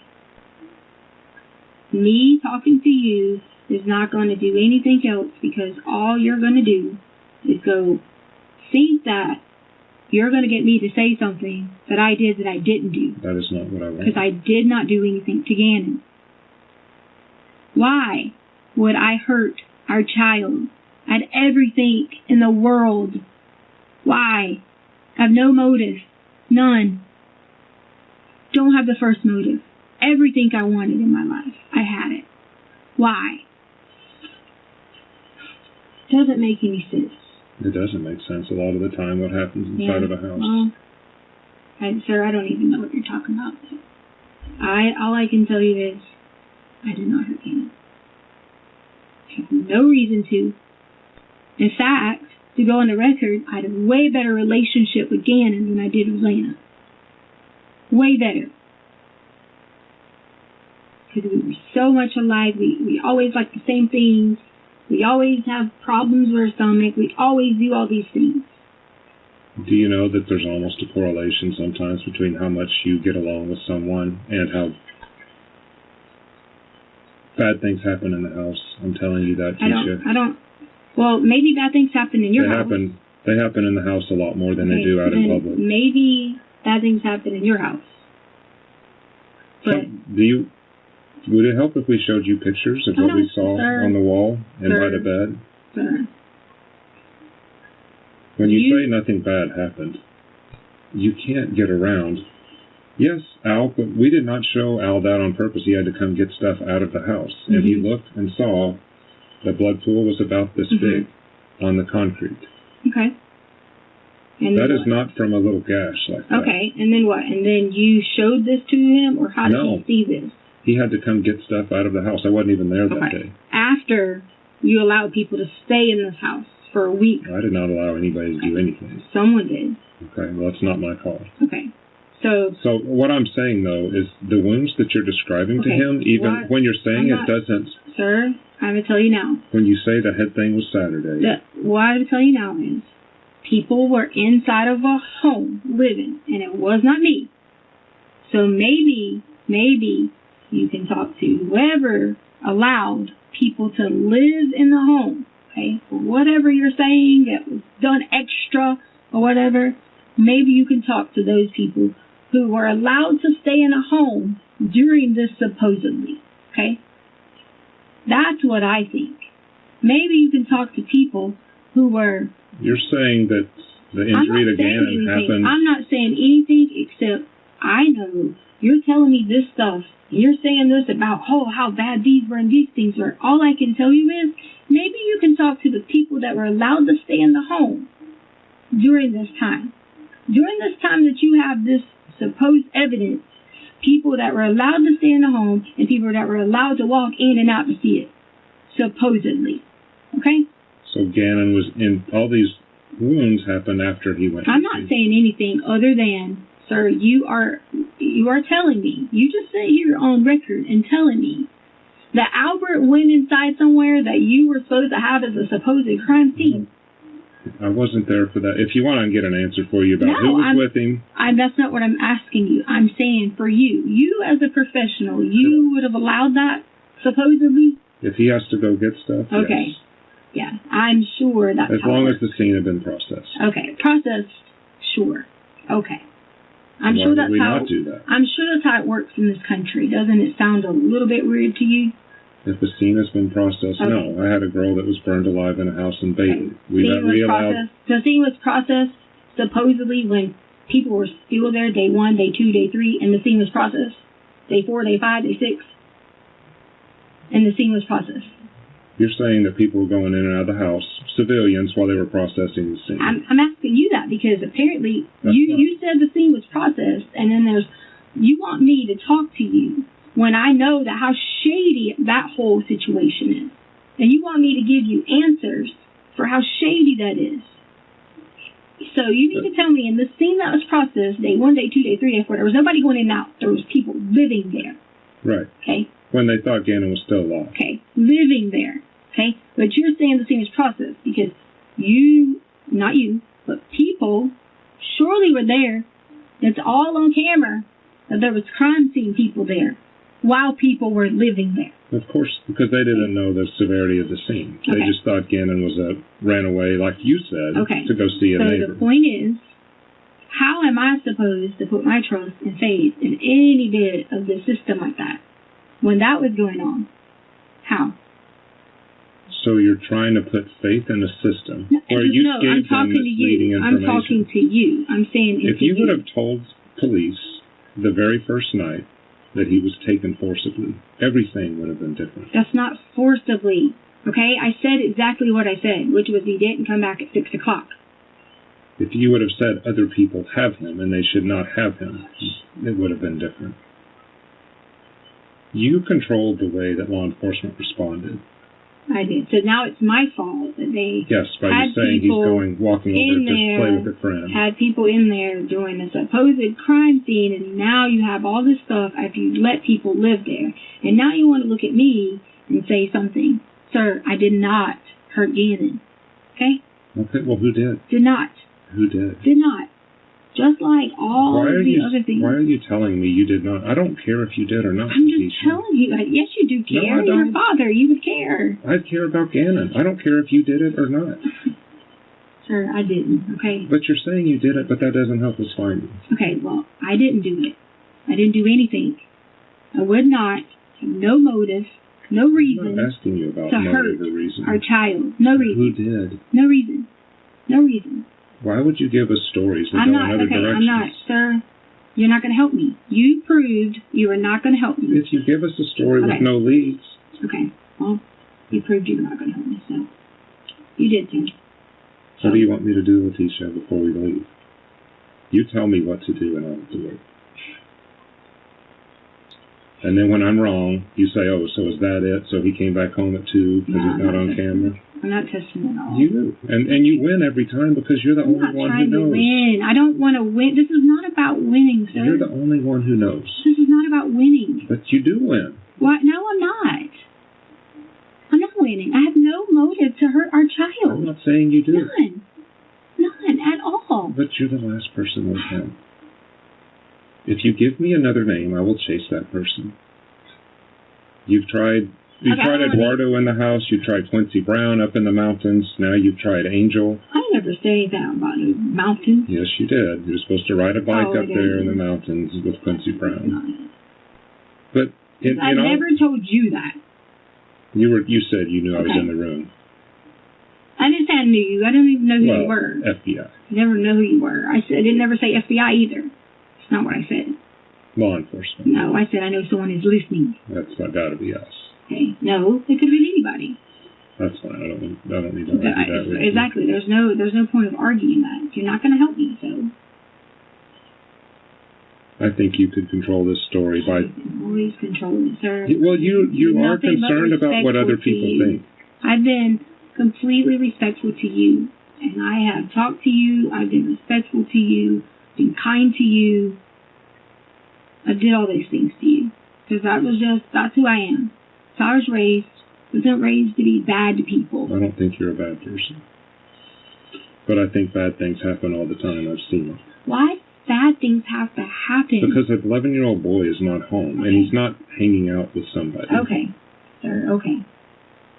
I'm glad that you think something so bad happens all the time. I'm sorry that you have to have this shield up of nothing but no compassion and all that. I'm sorry for that. I really am. But I have no reason, none, to hurt anyone in my family. None. Can you tell me why there's blood on the bottom of your shoes? Out of Gannon's what blood? shoes? The shoes they recovered in the garage. In the garage? Or in the top of the washer or something. Did you think I didn't walk around in shoes? With Gannon's blood on the bottom? What has that got to do with anything? It's I've already told you. We were outside unloading stuff. What has that got to do with anything? We were outside unloading my car. I mean, come on. That doesn't mean somebody's this bad person and done something wrong. That doesn't mean that, sir. At all. Nothing like that. hurt Gannon, innocent, loving, helped me out more than any person in the household. More than Albert. More than anyone. Help me. I'm not saying Gannon's a bad kid. No, help me. Do you know how much you'd be helping me with everything? Pulling everybody else's slack. Who did it? Gannon. Yeah, and I think that's why this is so hard. No, it's not. You're right. It's hard, you're right. It's hard because I didn't hurt Gannon. That's why it's hard. So to not have him helping me, that is hard too.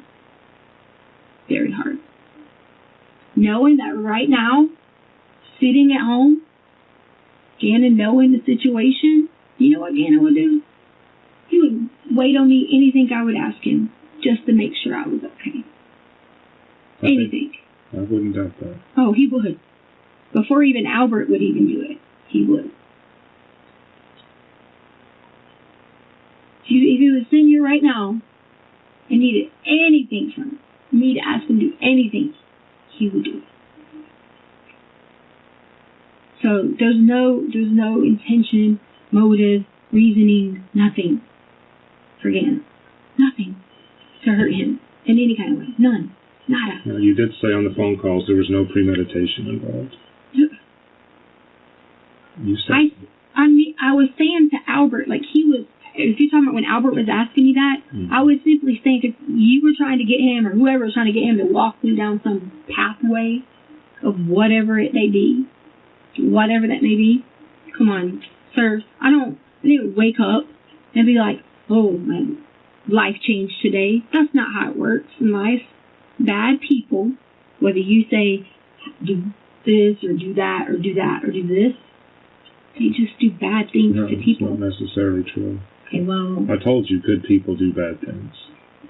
I've seen it. Are you a good person? Yes. And you do bad things? Mm-hmm. Okay. Yeah. But if you had any key to telling us where Gannon is, you would tell it to us if you were a good person.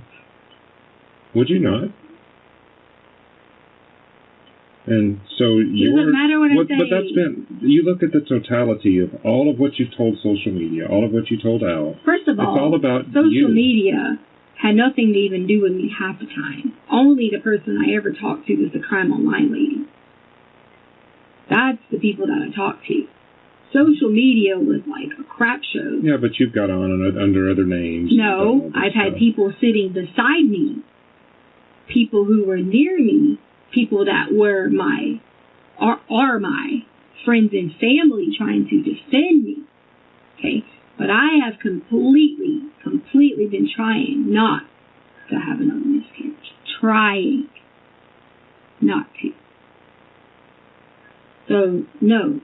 Yeah, people wanted to help me. But it's not about social media, people telling stuff. Yeah, if someone says something on social media, yeah, I went and looked up. People started saying stuff about this or that. Yeah, I went and looked it up because I wanted to know what they were talking about or the questions that they were saying or information or all these things. Yes. Your argument isn't going to work, Leticia. Argument about what? Your argument that somebody took him. You're not going to be able to tell that story. Okay. If you help us today find out where Gannon is, if you because I have 100% confidence that you can tell me exactly where you last left Gannon. Okay. Now you're accusing me. I'm just telling you what the research shows, what our investigation shows. I'm then glad listen. that you have research then. So. It will look much better for you. I didn't do anything. So what do you want me to look better at? I didn't do anything. Are you going to tell me right now that the last place you saw Gannon is really him getting into an Impala? Sir, I'm not going to say anything because you're not trying to help me. Finding Gannon would help you. Oh, yeah, I know. Don't you think that? Then tell me. Don't you think that? Don't you? I know it. Really don't think that? So tell me where he is and let me help you. I don't know where he is. Where did you last see him? I'm not, sir. I'm not. You proved that you were not going to help me. Okay, you did. You proved you were not going to help me. If you tell me where you last saw him, I can help you. I promise you that, Leticia. I don't get it. Didn't hurt Gannon. I mean, I don't know how to, like, write that out, say it in 10 different languages. So what do you want me to say? You didn't hurt Gannon? Did you kill Gannon? No. No. Did you put Gannon somewhere? No. You didn't put him in a dumpster. Oh, my God. Dumpster? Why are you even saying these bad, horrible things? Because we've been tracking your car. We've been tracking, even when your phone is off, it can be tracked. Good, sir. I'm glad. And so we've been going through dumpsters all through. Is Gannon in a dumpster? Sir, you can go through just please. whatever you want to go through. That would save us. Sir, that would save us hundreds of days. Just tell me if he's in a dumpster or not. Okay. That's fine. But will you tell me if he's in a dumpster? If I didn't do anything to him, how am I answering that question for you? Whether it's Angel or whoever else. How am I answering this question for you? Really? You sent to a parent and asked them that? Because we want to find him. I would not ask you that question if it wouldn't help us find him. To Gannon. Nothing. Okay. Didn't hurt, harm, kill, nothing. To Gannon. Did not. Would not.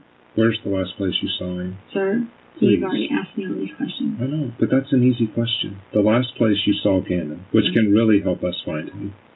So why would you not say that? If you had nothing because to do... I've already tried to help you. No, but if you had nothing to do, if you did not hurt, harm, anything, why would you not tell me the last place you saw him? Okay. Because it's a memory you don't want to look at. Memory? Yes. Really? I would think it's a memory. Okay. Gannon's been missing now for how many days? You know when you last saw him, but you won't tell the one agency that can find him. You already said... You already basically lost my whole ability. That's not a true story. That's worse than Quincy Brown. All right. Okay. What about the pregnant lady with the money in her stomach? Sir. Okay. Leticia, tell me the last place you saw him, and we can find Gannon, and you can. That will help you so much in this case. Help me. Yes, it will. Okay. What do you think is going to help you now? If I walk out of here and we haven't got a lead on how to find Gannon, all you've got is the story of the stuff on the wall. You've got the blood. You've got blood all over the house. You've got blood on the bottom of your shoes. And you've got about 7 lies. Okay. If you help us find Gannon, that will help you tremendously. And yet you won't tell me. Why? Because you're not going to help me. Yes, I will. I've just told you that. You're not going to help me, sir. Where's the last place you saw him? I'm not going to help you. Yes, I will. You tell me the last place you saw him. Why do I have to keep repeating the same thing? Because it doesn't make any sense. Sir, if you're basing it on what you think makes sense, then that's what you're judging it on. So if that's what you think, then you can judge it on that. If you want to base it on something that you said you've seen and found in some house, okay, and you allowed, or I say you, let me correct that before you get upset, people to live there, okay, then that's what you guys can go on, okay? I did not hurt, endanger, kill, do anything wrong to Gannon. I did not. And until you can take that approach... Well, we're dealing with semantics here. Okay, until you can take that approach and say, maybe I need to have a little bit of compassion here, like, really, a lot. Not just for other people, but for someone who has no reason whatsoever to hurt you, no motive, has everything she wanted in life. Why? Wouldn't it make more sense to just, like, if it was such a bad thing, to be honest with you, wouldn't it make more sense for me just to, like, get in my car and, like, I mean, go live somewhere else? Like, that makes more sense, right? Make a lot more sense. Like, a lot more sense. I could tell you about 8 or 10 stories that would make a lot more sense. And yet that's why we're sitting here today. Well, you know, people that have a lot to lose do bad things all the time. Well, guess what? I didn't do anything bad. But then why wouldn't you tell me what the last time you saw Gannon? If you didn't, Leticia, it makes no sense. And it doesn't have to make sense to me. It has to make sense to a jury that you're going to be sitting in front of in about a year or 2. Okay. Do you really want to go there without helping yourself? Do you want to go there and have us stand up and say, oh, it's Angel, it's Quincy Brown, it's all these people that don't exist? Well, at this point, someone that I can trust will be the person that can help me. That's what it's going to be. But are you going to tell them Angel? Because if you do, it's just going to be, okay. it better be a new story. Okay, sir. That's fine. Whatever you say, because you already have what you want is your answer. You already have, because you told me. Yeah. Okay. And if this happened to Harley, you would be insanely. Why has it got to be about Harley? Because she's your daughter. If someone else had Harley... So basically you're trying to say that it didn't matter that Gannon was also mine too? I'm saying someone that you know right now who's been with you for the last 40 days or however long it's been, if she just disappeared and someone knew where she was, what would you do? And they wouldn't tell you where Harley was. And they say, no, I just can't tell you. Because I'm scared. I just told you I don't know where he is. But that's the thing that won't be, that is the problem, is I don't know. If this were the real story, Leticia, you would have told us this a long time ago. Okay, now it's not the real story. It's not. Okay, sir. How is this a real story that you give him to someone who you trust as a babysitter and then you're too scared so you tell the cops a different story? I liked, out of all your stories, I like Quincy Brown better. Yeah, sure. I did. This is a hard thing to do. But if you point us and you help us find Gannon, you can. No, I don't. I don't have a way to help you. I don't. How is that possible?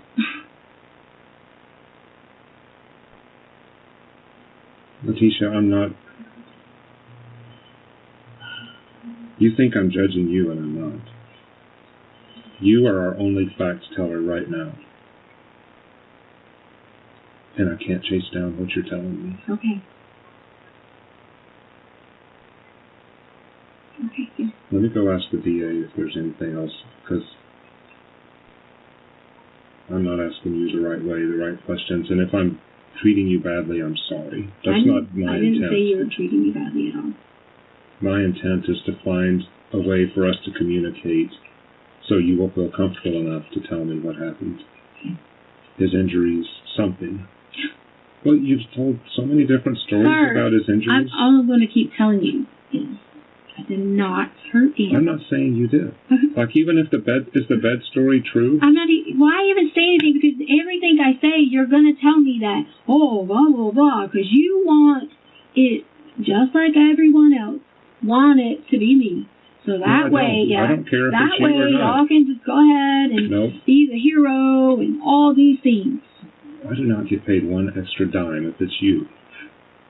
I don't get paid anything else to find Gannon. Sir, it's just our phone. It's not me. That's fine. Then tell me how to get there. I'm not the one.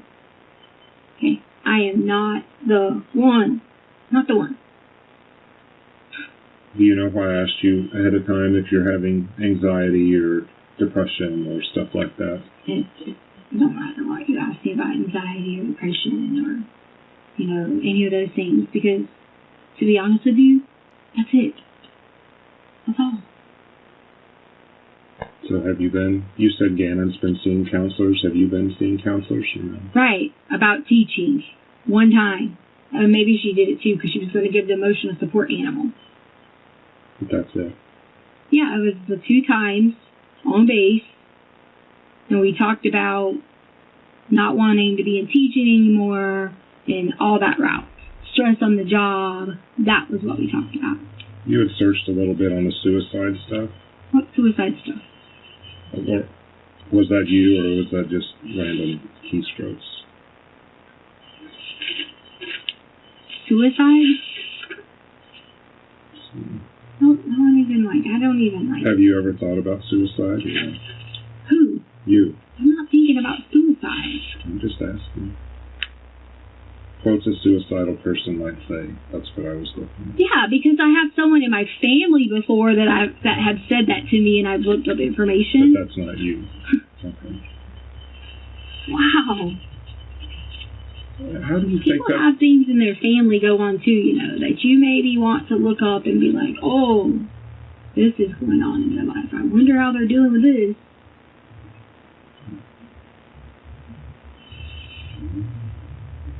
You need something to eat? No. Can I make a phone call? I'm going to ask.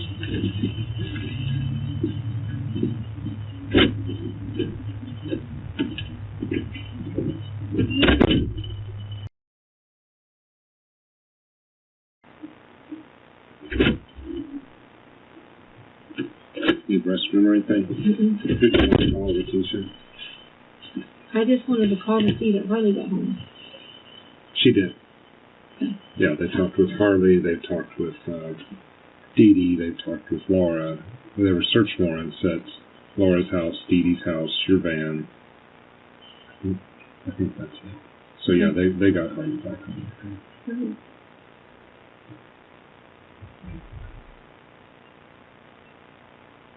With Harley with Dee Dee? Yeah, because I told them that I met you out of the car and you said you'd like Dee Dee to be the guardian in between time or whatever. Okay. Well, why are you searching their house? I mean... Because you'd stayed there. I mean, I'm saying, like, they're not in trouble, are they? No. Neither Laura nor Dee Dee are in trouble.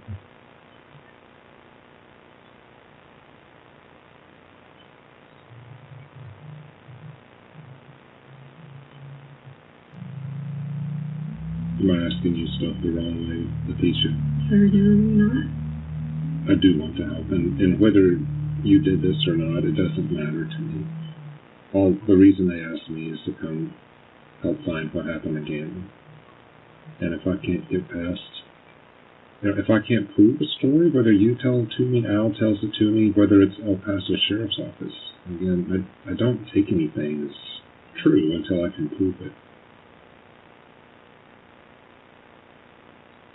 With all the evidence that they have, the reason why it took so long is the district attorney wanted to wait and wait and wait till they made sure they could win in the courtroom. Okay. And I've done no-body homicides before. They have more on this case than we do on most of them. Okay, sir. I don't want you to be the way you can help yourself out of this thing is to give us something, even though it's very You just said you have what you need, so why do you need to keep asking me? Because you were the last one with him, and you know. But if you have what you need, why do you keep asking me? Because our goal is to find Gannon. Okay. Our goal is not to prosecute you. That is the district attorney's job. We're investigators. And like you've just seen, I do a poor job about half the time because I have to guess. Because as much as we tried to track you with your cars and your phones and whatever else, there are gaps. We do have, like I told you, the blood in the house. We do have the blood on... do you know about the board that was thrown in the forest? Leticia? Oh. What? I'm sorry, sir, what? That's okay. The board that has Gannon's blood on it that was thrown in the forest. Okay, so alright, so what? It's got your DNA on it. Okay. But then how do you explain stuff like that and then turn around and say, but then turn around and say, I don't know. Sir, I lived in the house with Gannon. I was Gannon's main caretaker. I wouldn't be surprised if everything I done didn't involve Gannon. Like, oh, okay, well, you brushed his hair. Oh, okay, you helped him brush his teeth, whatever. But that board was from the house, and then it's up on by Highway 105. Board from the house. I've already explained to you about any kind of stuff that would have been from the foot. I've already told you that, and I don't know what you... But Gannon didn't go throw it up there. Okay, so now someone threw it up there. So now someone threw it up there. Or dropped, or whatever. How did that board get up there? Sir, now you're going on about this board. Well, Leticia, and Albert already called about this board. Because you were there, right? Yes. And the sock, and all this stuff, right? The sock had nothing to do with it. Okay. But yeah, he said a sock. But he did say a sock. Right. But the board is true. Sir. The board was right where your Tiguan was. Sir, Tiguan? Yeah. Oh, gosh. Yeah, because we tracked it. Look, you could have gotten all that from me easily. You just log into the app. It's not a difficult thing. Like. Right. But if you track from where your Tiguan went and you look at where that board was. Tiguan, now, okay, so this is why it's so, like, backwards. So now my Tiguan, but I was driving a truck, and then now my Tiguan, and now, you tried on the rental car, but then... No, you had 3 different cars. There's proof on the rental car that I didn't even get to drive it. So, Right, there's low mileage on it. But we don't know where you went, because you had your phone off. My phone off? I had my watch on. Yeah, but you had your phone off. But the watch is up in the forest somewhere, isn't it? No, the watch ain't in multi-force. You guys have my watch. It's at El Paso Detention Center. That's the watch there. I thought you had an iWatch. That's where the watch was at. Okay. No, I haven't heard anything about From that. Find My Watch says it's clearly sitting in El Paso County. Okay. But your phone was off those couple of days. What couple of days? The 27th, it was off when you were between the Petcos. But I had my watch on. Right. But what I'm saying... The watch tells you where you go. I mean, it's mirrored. Yeah. But I'm telling you, we have holes in our investigation, and you can help us with that. Sir? I didn't even drive my car anywhere, really, other than just going to meet friends. You drove the Tiguan up there. Yeah, other than to meet friends, yes. So who were you meeting up there? What friends? That can be a lead we can help find Gannon with. You guys already know all my friends, so maybe we don't know those up there. That should be the ones that you really know. We don't know the ones up there, I guarantee you. And like the guy said, tire pressure and all this, then you would have saw where if I stopped anywhere or done whatever. Come on now, sir. Why can't you tell me, though? Sir, you want me to give you, I've already had to tell you everything personal about our lives. You have everything personal. I don't have what friends you saw up there on 105 where that board is. What? Look, I'm not going to admit to any kind of board. I'm not saying you need to. I'm just saying tell me who your friends are up there and we can go talk to them. And my Tiguan wasn't even driven that way until... Okay, so maybe it was later. How much later? I don't even know. Before they took it. Okay, so was the truck up there? Truck up where? Up that 105 area. I was going to Castle Rock. I've already said this. I was going to Castle. I already said this. But is that where the board was? It was in the back of the truck. Sir, I don't know where the board was at because I don't know. I really don't know. That's if you're asking me a question that I really don't know the answer to. But we have a board up there where you were driving with Gannon's blood on it with your DNA on it. Okay. So my DNA, which would be what? Skin cells. Okay, my skin cells, which I lived in a home, if that's what you're telling me. Yeah. And I've already told you that there was all this wood in the garage. Yeah, but you never told me that you took a piece out of the truck and flung it up there. What? Or put it or flung it. And again, Leticia, I think you get mad when I say a verb or something, whether you placed it, flung it, dropped it, hit it, I don't know. But all I know is that our FBI evidence response team recovered it. Okay. Did you check everybody else in the house? As far as for their DNA? No, not the DNA, to see if they put it there. Because you remember, these are the people that were in the house when I wasn't there. Did you check all them? The people in the house. Yeah, did you check the people in the house? You mean the crime scene people? No, I mean the people that I'm sorry, rephrase that, because you don't like that was allowed to stay there when all this stuff you're talking about would have been there. Okay? Correct. Did you check all these people? As far as their DNA? No. Did you check to see if any of them did this? Drove and threw that wood up there? Did you check them? Their GPS, their phone. No. Did you check them? Because that is doesn't matter. You mean to tell me you checked Veronica's GPS and her phone? I did not. Okay. No. Veronica was not the last person with Gannon. But you're talking about a piece of wood, sir. Mm-hmm. Okay. So whatever first it was wood stocks, now it's wood. I don't know. I didn't say stocks. Okay. You had Albert say it. I didn't have him say it. Okay. The point is, did you check Veronica? Did you check Brandon?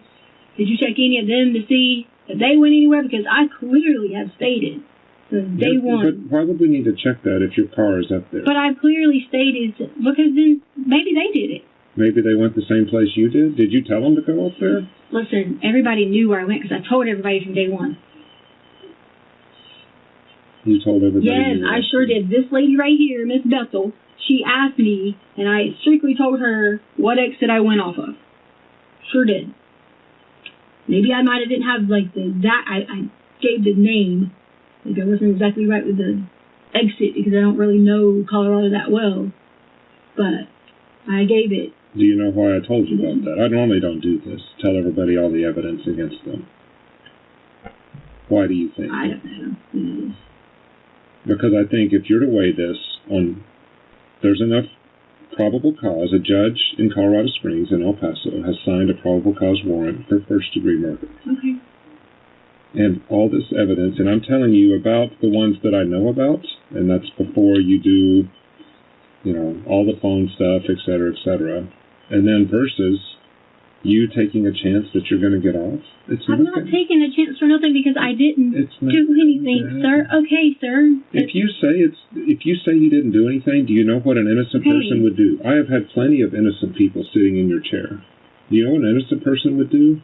They would be freaking out. I know. You are not freaking out. Yeah, right. You think I haven't freaked out I heard for, you freak out on the phone one time. You think I haven't freaked out for days? You can't judge the way I freak something out one way and another way. I have had the wrong person in a room like this before, and trust me, if they had any idea who did it, they would tell me. Okay, well, that makes no sense. And no jury will buy. No jury's going to buy that you sit here with an answer that somebody else took Gannon.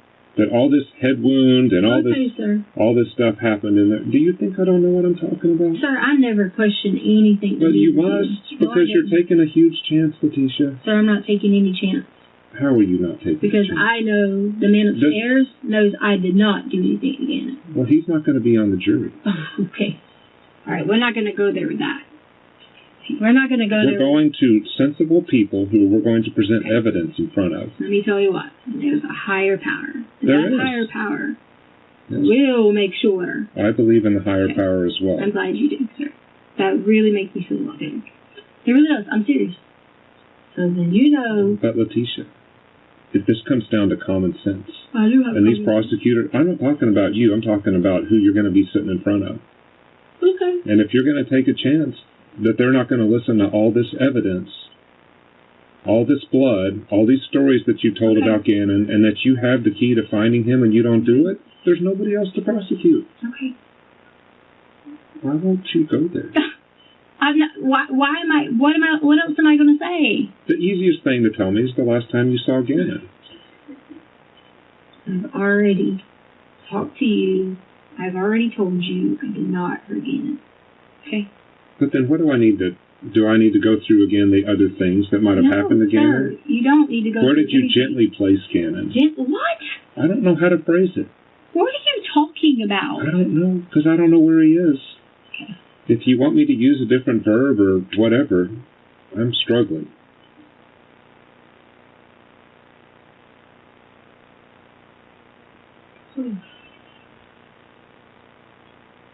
Leticia, this is not about you.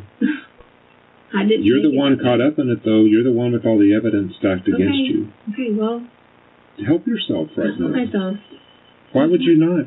Help myself do what? Just tell me what happened. What happened to who? I don't know. The way you described... Do I have to stand up for a moment? Absolutely. The wounds that you described to him don't even come close to the blood in the house. Then if that's what you think, then no, sir. It's not. Okay. This is what people that do this for a living tell me. Okay. Again, I wasn't there, but a little gash on his head doesn't explain at all that stuff that's in there. Okay. But do you want to go with that? Because when you walk out of here, the last thing on record you're going to have is what you told me, and I would love to be your storyteller. Okay. I would love to tell the true story. It will help you. You believe in that higher power you said? I do. That's why. What about the truth? Do you study the truth? You want to know why I'm not sitting here like going crazy, freaking out, putting on an emotional show like I've seen people involved in this situation put on fake cries and all that? Because I know, God knows, that I did not do anything again. Okay. But what about the truth? You study the same Bible, the same God. It tells a lot about truth in there, and you have not told many truths in this whole thing. Well, so know that. Guess what? But let me tell you what happened this morning when I woke up. When I woke up this morning, I watched a story about Ron Miller. So he started this church, and he ended up getting talked down to, bullied online, treated like crap, accused of things he didn't do, and that's where he went to the accusations part. And so he went down this whole trail talking about how accusations and how this did to him and what he had to go through and all that. Okay. But in the end, he kept his faith in Jesus Christ. But you know about the story of Paul, you know about Saul in the Bible. Okay, got it. I can walk you through a lot in the Bible. If you know what I'm talking about. So he turned those accusations into just keeping steadfast and staying strong, into believing God's going to do this and keeping whatever. Because, in the Bible, they persecuted a lot of Christians, right? A lot of them for things they didn't do right. Correct. But, there's a lot of stories where God made sure they were okay.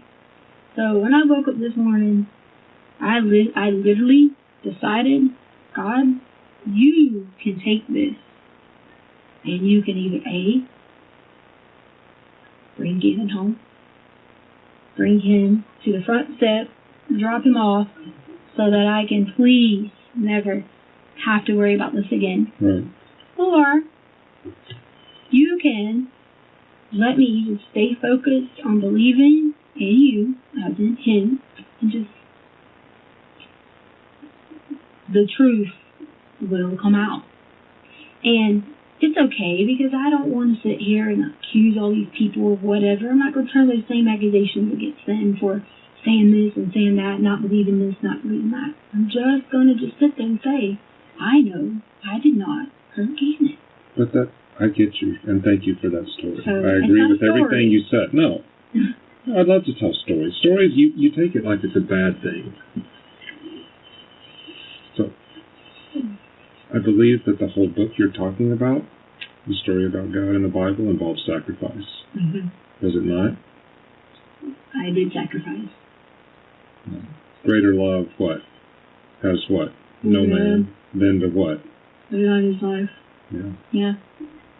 And so we have Didn't a think life. I know it, did you? No, I figured you did. I wouldn't. And this is not to embarrass you, because I know you are a God follower. Mm-hmm. And I went to Liberty University, so I was spending a lot of my time studying Christian. And that's why I don't get that if Gannon is alive, you would not sacrifice yourself for him right now. If you've studied that your entire life, I believe that. If my kid were alive, I promise you, right now, I would go step in front of a truck and let it hit me, if that would bring him back home, so my wife could live with him, and so my sister, or his sister, could live with him. Since you studied that your whole life, if Gannon were alive, you would sacrifice yourself for him. You're right. If I could get you to him, I definitely would. You could. And all this BS about you saying it's here, it's there, giving us names. Okay. You would not do that, Leticia. Sure. Leticia, you are not that type of person. If he were still around, you would not do that. Why would you even say that? Like, this is what drives me crazy. Because if Gannon's alive... Really, you were about to say it. You were really about to say it. I can't even believe that. Say wow. That. You said if Gannon was alive, you would do everything, including sacrificing yourself, to get us to him. That says he's not alive. Oh. Wow. How do you argue with that? You have an 11-year-old boy out there that's supposedly with bad people. You are a good person. You've grown up. You've gone to all these faith classes, churches. If he were around, you would sacrifice yourself for him. If I knew how to get to him, I would sacrifice myself to him. You can get us to him. And you know that. That's why I brought Martha. You're already so defeated. Like, you're already, like, for you to have such a biblical background, you're so defeated in your mindset already to think something that's harmful or hurt to Gannon. It is. And that... Yeah, but see, why do you care what I think? Because if you're the person in charge, you just said you were the main man, basically, is what you said, over your... I have a lane that I'm running in. Right, okay. That is the type of person that, as a family, they would want that person, no matter what, never, ever giving up hope, never saying to anyone anything bad like that. That's just, ooh. So let's go a different way. If you did something bad to Gannon. I did now, not. I'm saying we go if. If you did something bad to Gannon, could you ever admit it? What? I didn't do anything bad to Gannon. No, I'm not gonna go. This is not a trick. But I'm not gonna go answer that question because I did not do anything bad. The reason why I ask you that is the people that I've worked with are actually put in prison for life. I've told them, and I've told people, the families of these victims, I said, if you put Harold in a room and you take everybody else out, we have absolute evidence that he pushed his wife off a cliff and that he dropped a car on his other wife, and he was convicted. I said, even if you clear everybody out and you just have Harold in a mirror, Harold was a God follower, Christian like you are.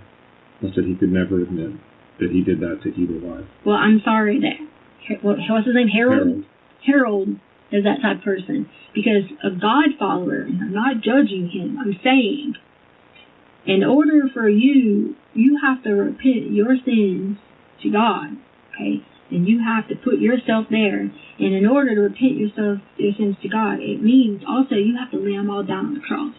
And like, my sins are laid down, and it is not involving hurting, harming, or killing anyone, okay?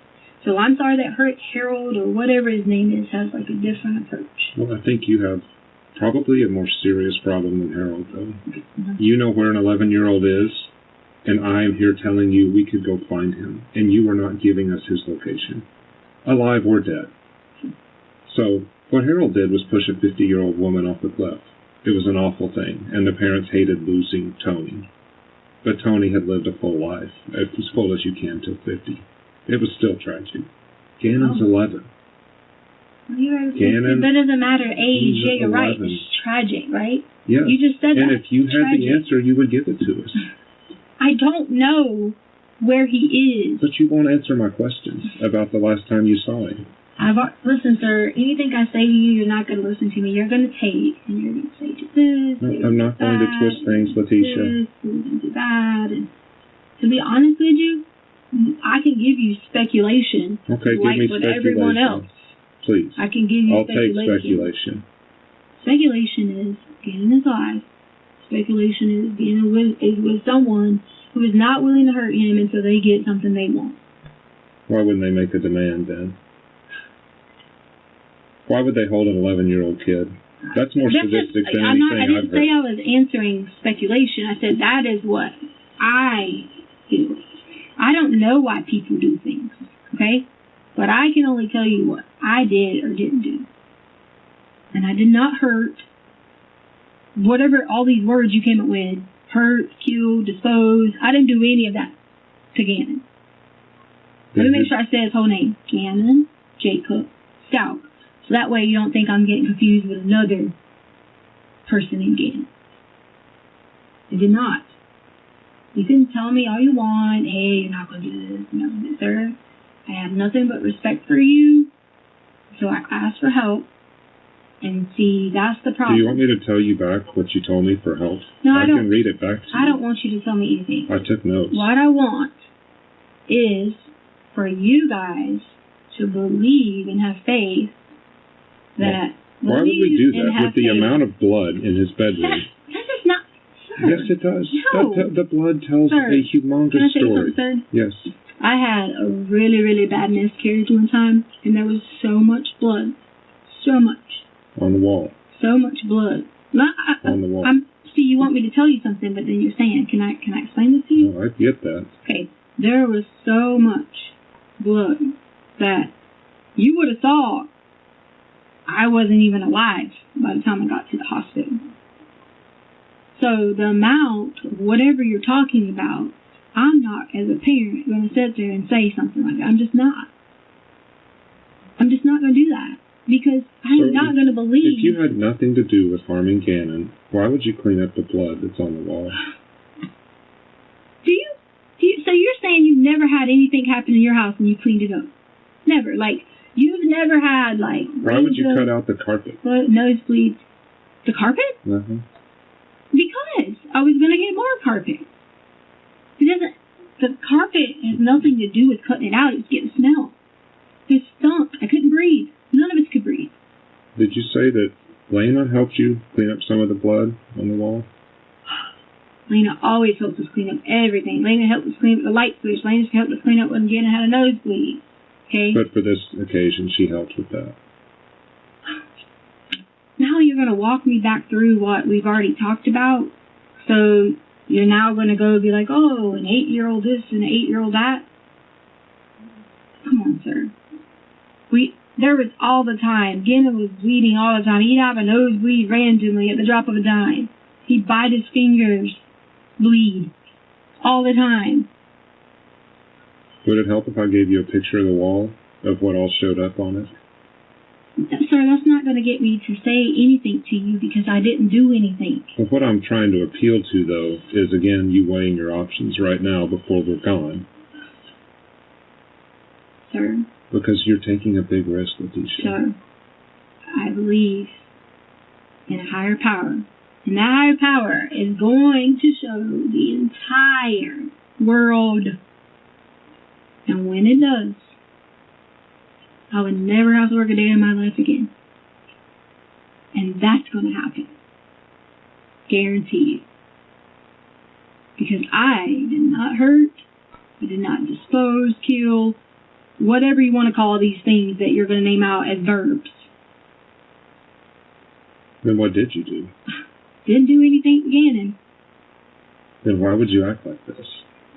I'm acting like this because I've had to spend nothing but every day. You think I haven't every single day cried? You think I haven't every single day been trying to work on figuring out different things, work situations, what can I do? You think I haven't had all these raw emotions and feelings? A person can have them so much, so it doesn't matter if they continue to have them, because then they just be like, what's the point? I have them all the time with my family. I'm not talking about you. Friends. I'm talking about why would you act like this when there's a boy out there? I want Gannon home. Then tell me how to do it. I want to help you. I don't know. I don't. But see, that's where easy questions should be easy to answer. I just said I don't know. That's an easy answer.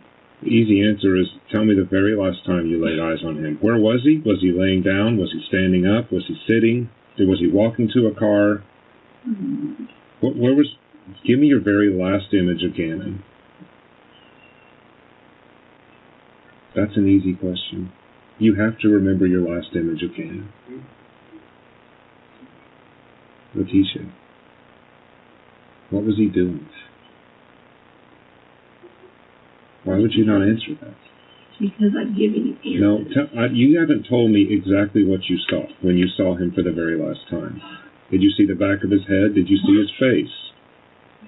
What was his expression? Did he say goodbye to you?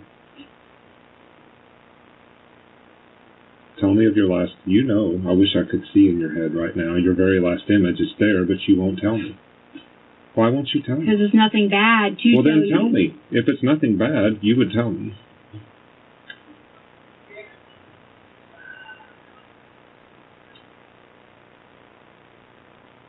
What's your last image of Gannon?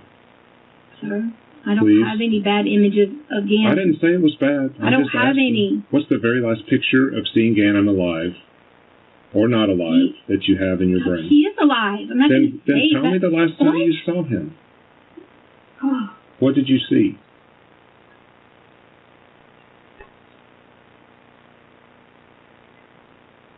Leticia, all that stuff you said earlier. Okay. Being a good person, you didn't hurt him, you didn't do all this. I'm repeating it back to you. Why could you not tell me then? If all that is true, you know the last time you saw him. What would that hurt to tell me?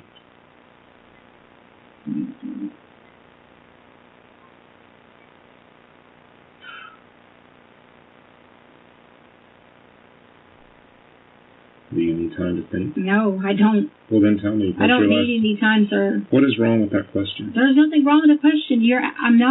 I've already made it clear that I wasn't going to answer more questions. You've never answered this one. Because you have already predetermined what you want in your brain, along with everyone else. Why do you care about what's in my brain? So, you just asked me about mine. Yeah, because your brain's the only one that counts here. It doesn't matter what's in my brain. The very last time you saw Gannon, where was he? What was he doing?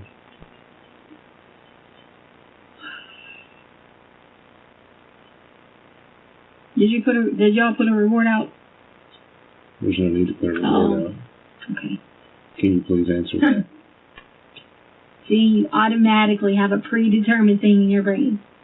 If you give me something else, I'll go there. No, that... Wow. Why do you care about my brain, Leticia? Yours is the one that matters. Sir. What's the last thing you saw? I'm going to tell you one more time. I did not hurt. I didn't ask that. I did not ask that. I don't care. What is the last image you have of him? Checked all these places I've been. Why don't you answer that question? Why don't you answer me? Have you checked all these places I've been, and where was Gannon? Was he there?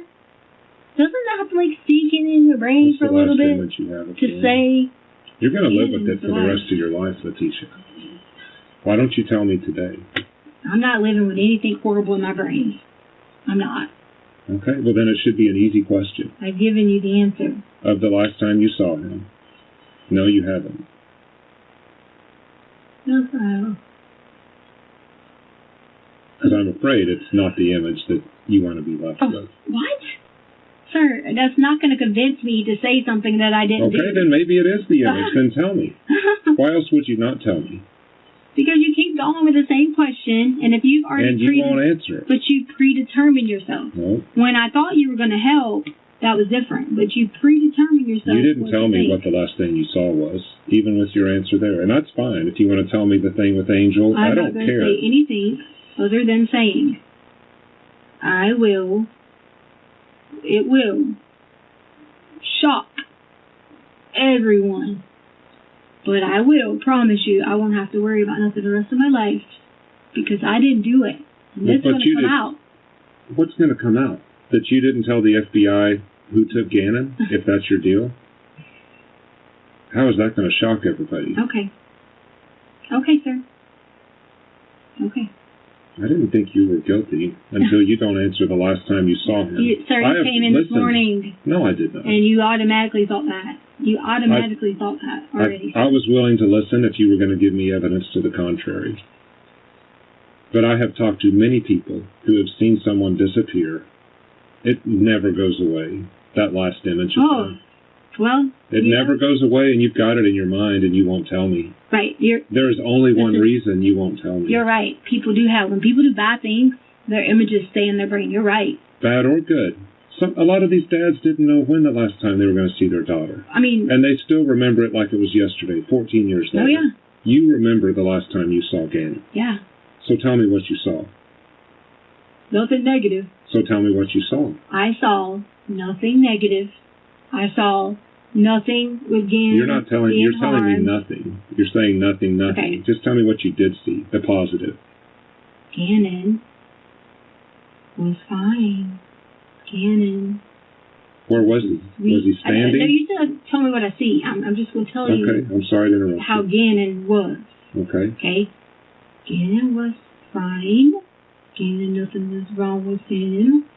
Gannon was happy. Gannon is my favorite stepchild. My favorite. I know everybody says they have favorites and things like that, or say they're not really necessarily favored or whatever, but he was. Do you remember how we talked earlier? Remember how we talked earlier about when I ask you a question and you go around? I'm not answering that question for you. You're giving me qualities of Gannon. You're not saying what you saw. You're saying he's a favorite stepson. Sir. What did you see? Sir. Was he standing or sitting? I didn't do anything to Gannon. I didn't say you did. I said your last memory. Okay, well, I didn't do anything to Gannon. So. Do you have it in your mind right now? Nope. Seeing him for the last time. Oh, well, it's not going to be the last time that I see him. The last time you saw him. Do you have that? Do you have that picture in your mind? Good. Yes or no?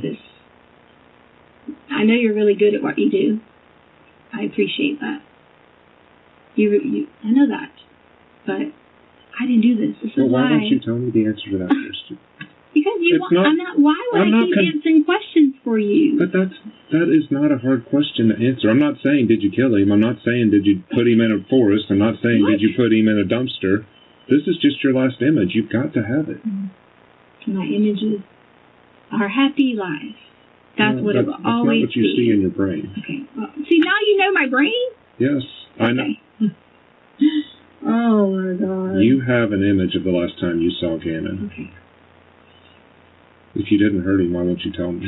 I already told you I didn't hurt him. I know, but if you didn't, why would that image be a problem for you? It's not a problem. I don't have a problem with anything. Then tell me. I'm not accusing you of anything, Leticia. Just tell me the last time you saw him. This is an easy question compared to all the other ones we've done. Oh.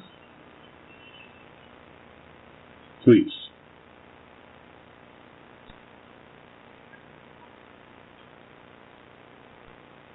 Are you going to find him?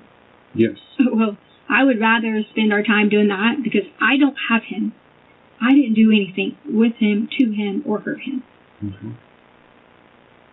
And I appreciate all your work. You can help us more than anybody on this planet. You can help me right now find Gannon. Let's start with the one question I asked you. I don't trust anymore for you because... Well, just tell me why you don't want to answer that.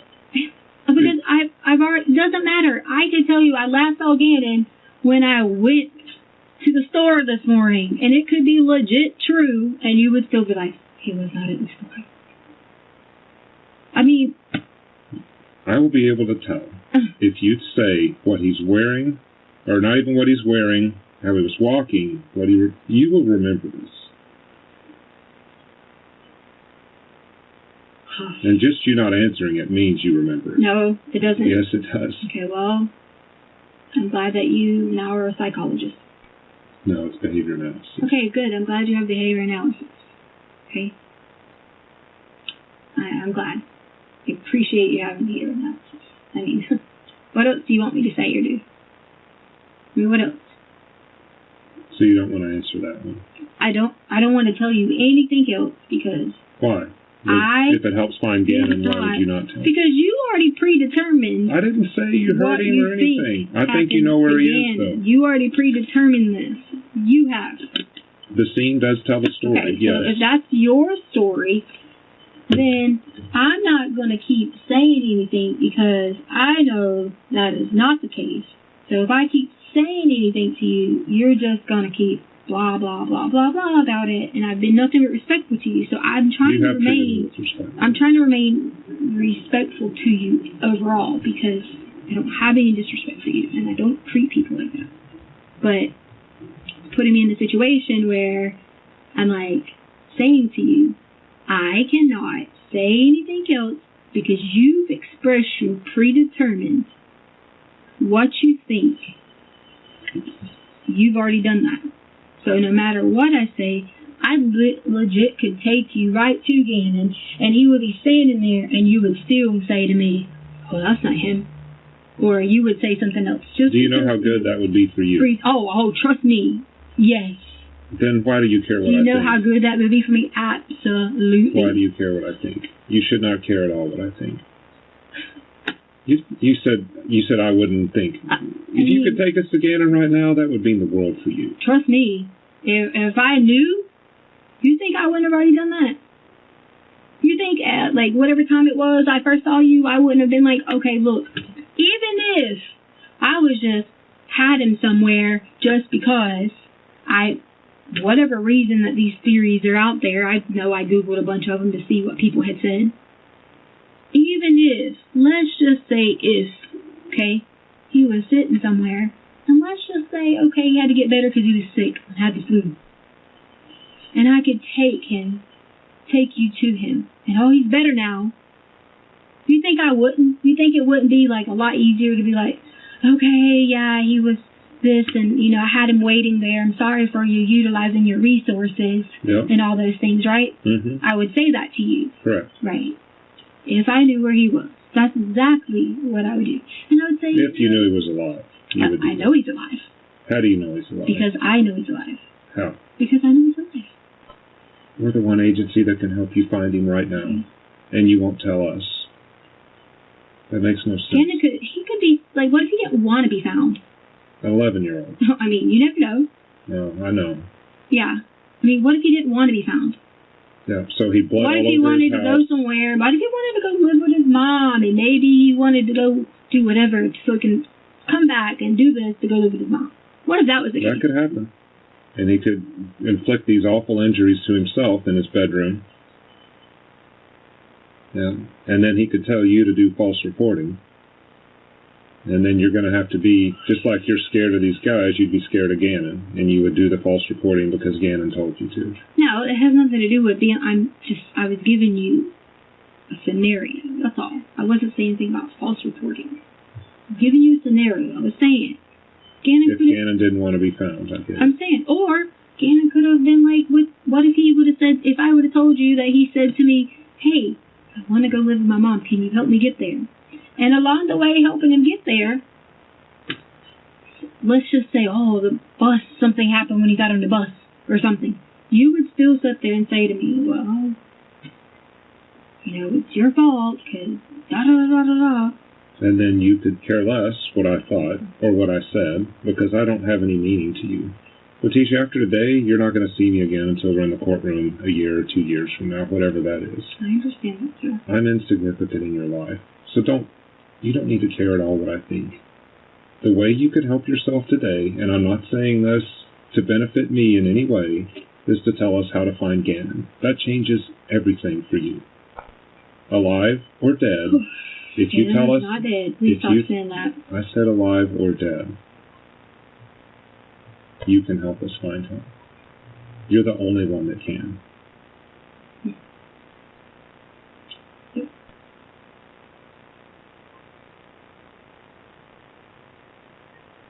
I think it's too hard for you. It's not hard, sir. It's impossible. No. Yes, it is. It's not. Because I've worked with people like you before, well, Leticia. I'm glad you're classifying me as people like me. What do you think people like you are? They call in and say, your father-in-law got killed by a car, or whatever. Everywhere I think they are. You've got away with spinning stories and dodging questions your whole life. So now you know me my whole life? I can look back a little bit. I don't know you when you were 5 or 13 or 16. But I think something bad happened, and you've been able to avoid trouble. But that doesn't happen in this case. Okay, sir. These stories that you told are much worse for you than if you had just said, the best thing you could have said is, Gannon just went, and that's it. I'm not saying anything else. Mm-hmm. But you describing all these injuries to him, even to us today, is awful. Injuries? But it's not injuries like that. Yes, you talked about it. No, it's not even injuries. Kids they're just all the time. You raise children and they never got hurt. They never... Not all on the last day they were seen alive. No, that's not even how it was. You're making it out to be like some whatever. That's not even how it was. Tell me how it was then. Gannon and I are very close. Okay? But see, that's what you don't do. You say generalizations when I ask you, how was it? Why? I don't even know what you're asking me. The injury that caused that pool in the corner. It's not a little scratch on his head. Okay, why don't you test it and see what day it came from? If that's what you're telling me, why don't you test it and see what day? So it didn't happen on Monday. No, I'm it asking happened on you. Saturday. I'm asking you. You are the one who are telling me, no matter what I say, you're telling me it's your way or no way. So why don't you tell me what day that was? I'm saying it's a significant enough injury that he was not going to be normal after that. No, what? Yep. Oh, God. That's what they told me. Okay, well, that is awful that people aren't normal after anything like that. It's a significant injury. Because I had puddles of blood. I remember that I had puddles of blood. We're not talking about you. We're talking about 11-year-olds. I said I did, and there was no significant injury that I died. Do you not find that coincidental? What, sir? That the blood on the wall and by his bed and on the mattress. The blood that you or your team allowed people to be in the house. That has no bearing on us. Okay, well, if it doesn't, then okay. It doesn't. Okay, sir. Okay. Maybe check one of them. Are you ready to tell me the last time you saw Gannon? Maybe check one of them. Because... I bet you they can tell me the last time they saw Gannon, even though it was months before. That's your answer. I bet Al can tell you the last time he saw Gannon, even though he didn't know that was going to be the last time. I guarantee you he's got an image of Gannon. You were the last one with him, Leticia. Okay. What do I need to say to help you? I'm serious. You do not want to help me. Yes, I do. No, you don't. You want me to tell you what you want to hear. That's what you want. No. Yes. I have never wanted people to tell me what I want to hear.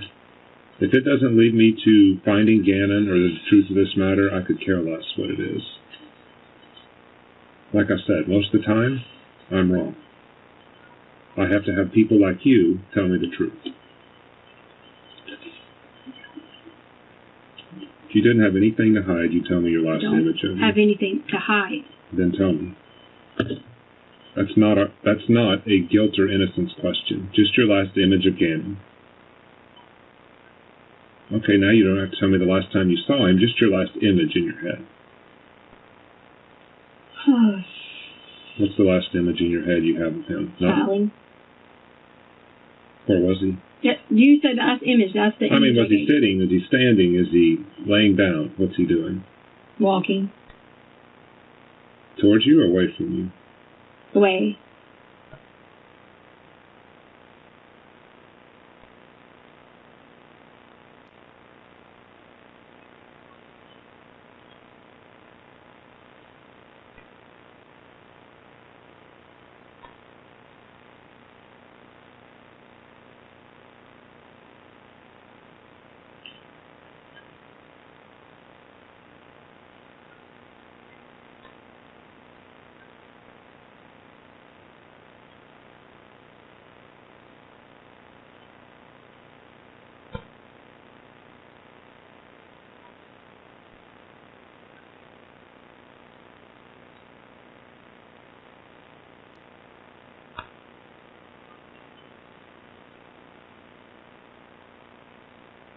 Do you have any questions for me? Any questions for me? No. No, I'm asking you.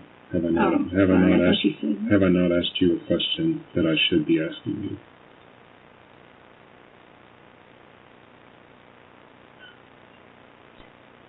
you? Anything?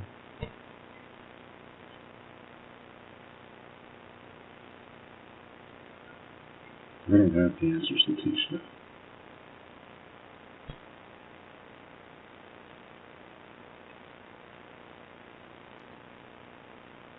But I will help you if I can, but I can't with what I've got right now.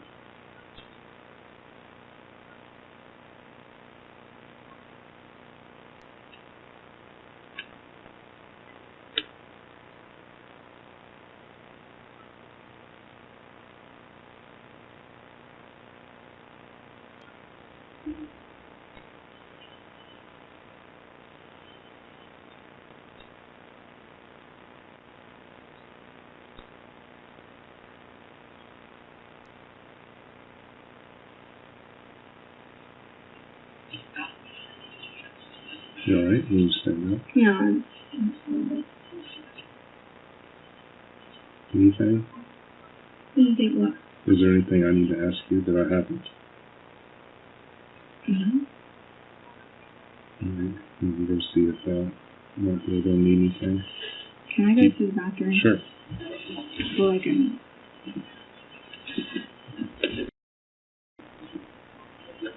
Well, I think we're done, Leticia.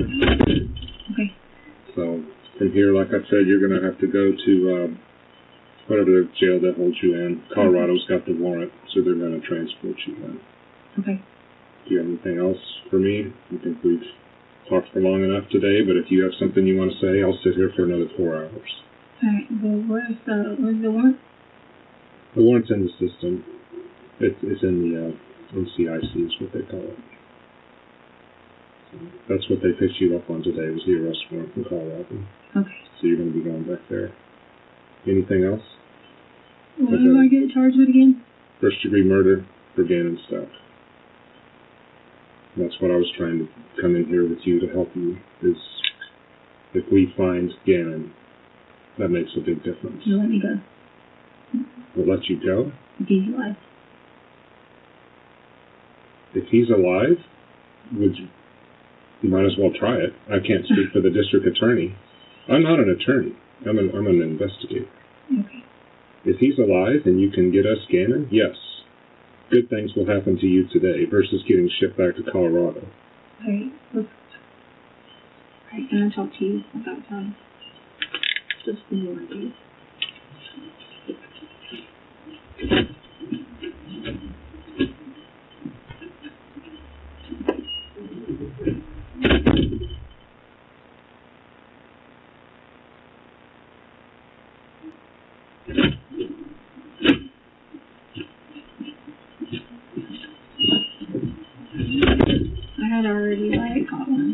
Do you have an attorney you'd like to call? Do you have the number? Well, I would got the Google number because you have my phone, but Laura can get the number or some guy from here, but he would kind of work with her on it. Okay. Well, I imagine Laura's probably notified him already. No, I mean, she would have to know how to get funds to get to because he said pre-investigative was just wait and then call as soon as, like, whatever. Okay. And then I could give him information if the accountants. So that's all I need to do. Well, pretty sure we need to get you into custody now. I mean, the reason that I took you out there is I thought you were going to have information on Well, Gannon. you just said that, so you said I can't call him? What do you need to call him for? Because I'm sorry, I have the right to an attorney to represent me, so... Correct. And you want this attorney to represent you in the Colorado case? Yes. Do you know a number? No, name? that's why I said I need to get Laura. You need to get Laura. All right, let me see if we've got that.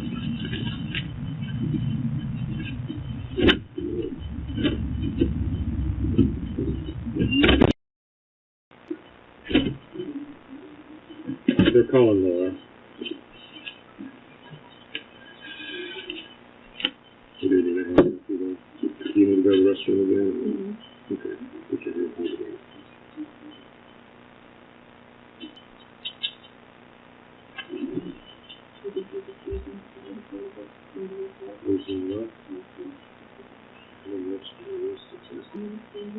Yep, there's something.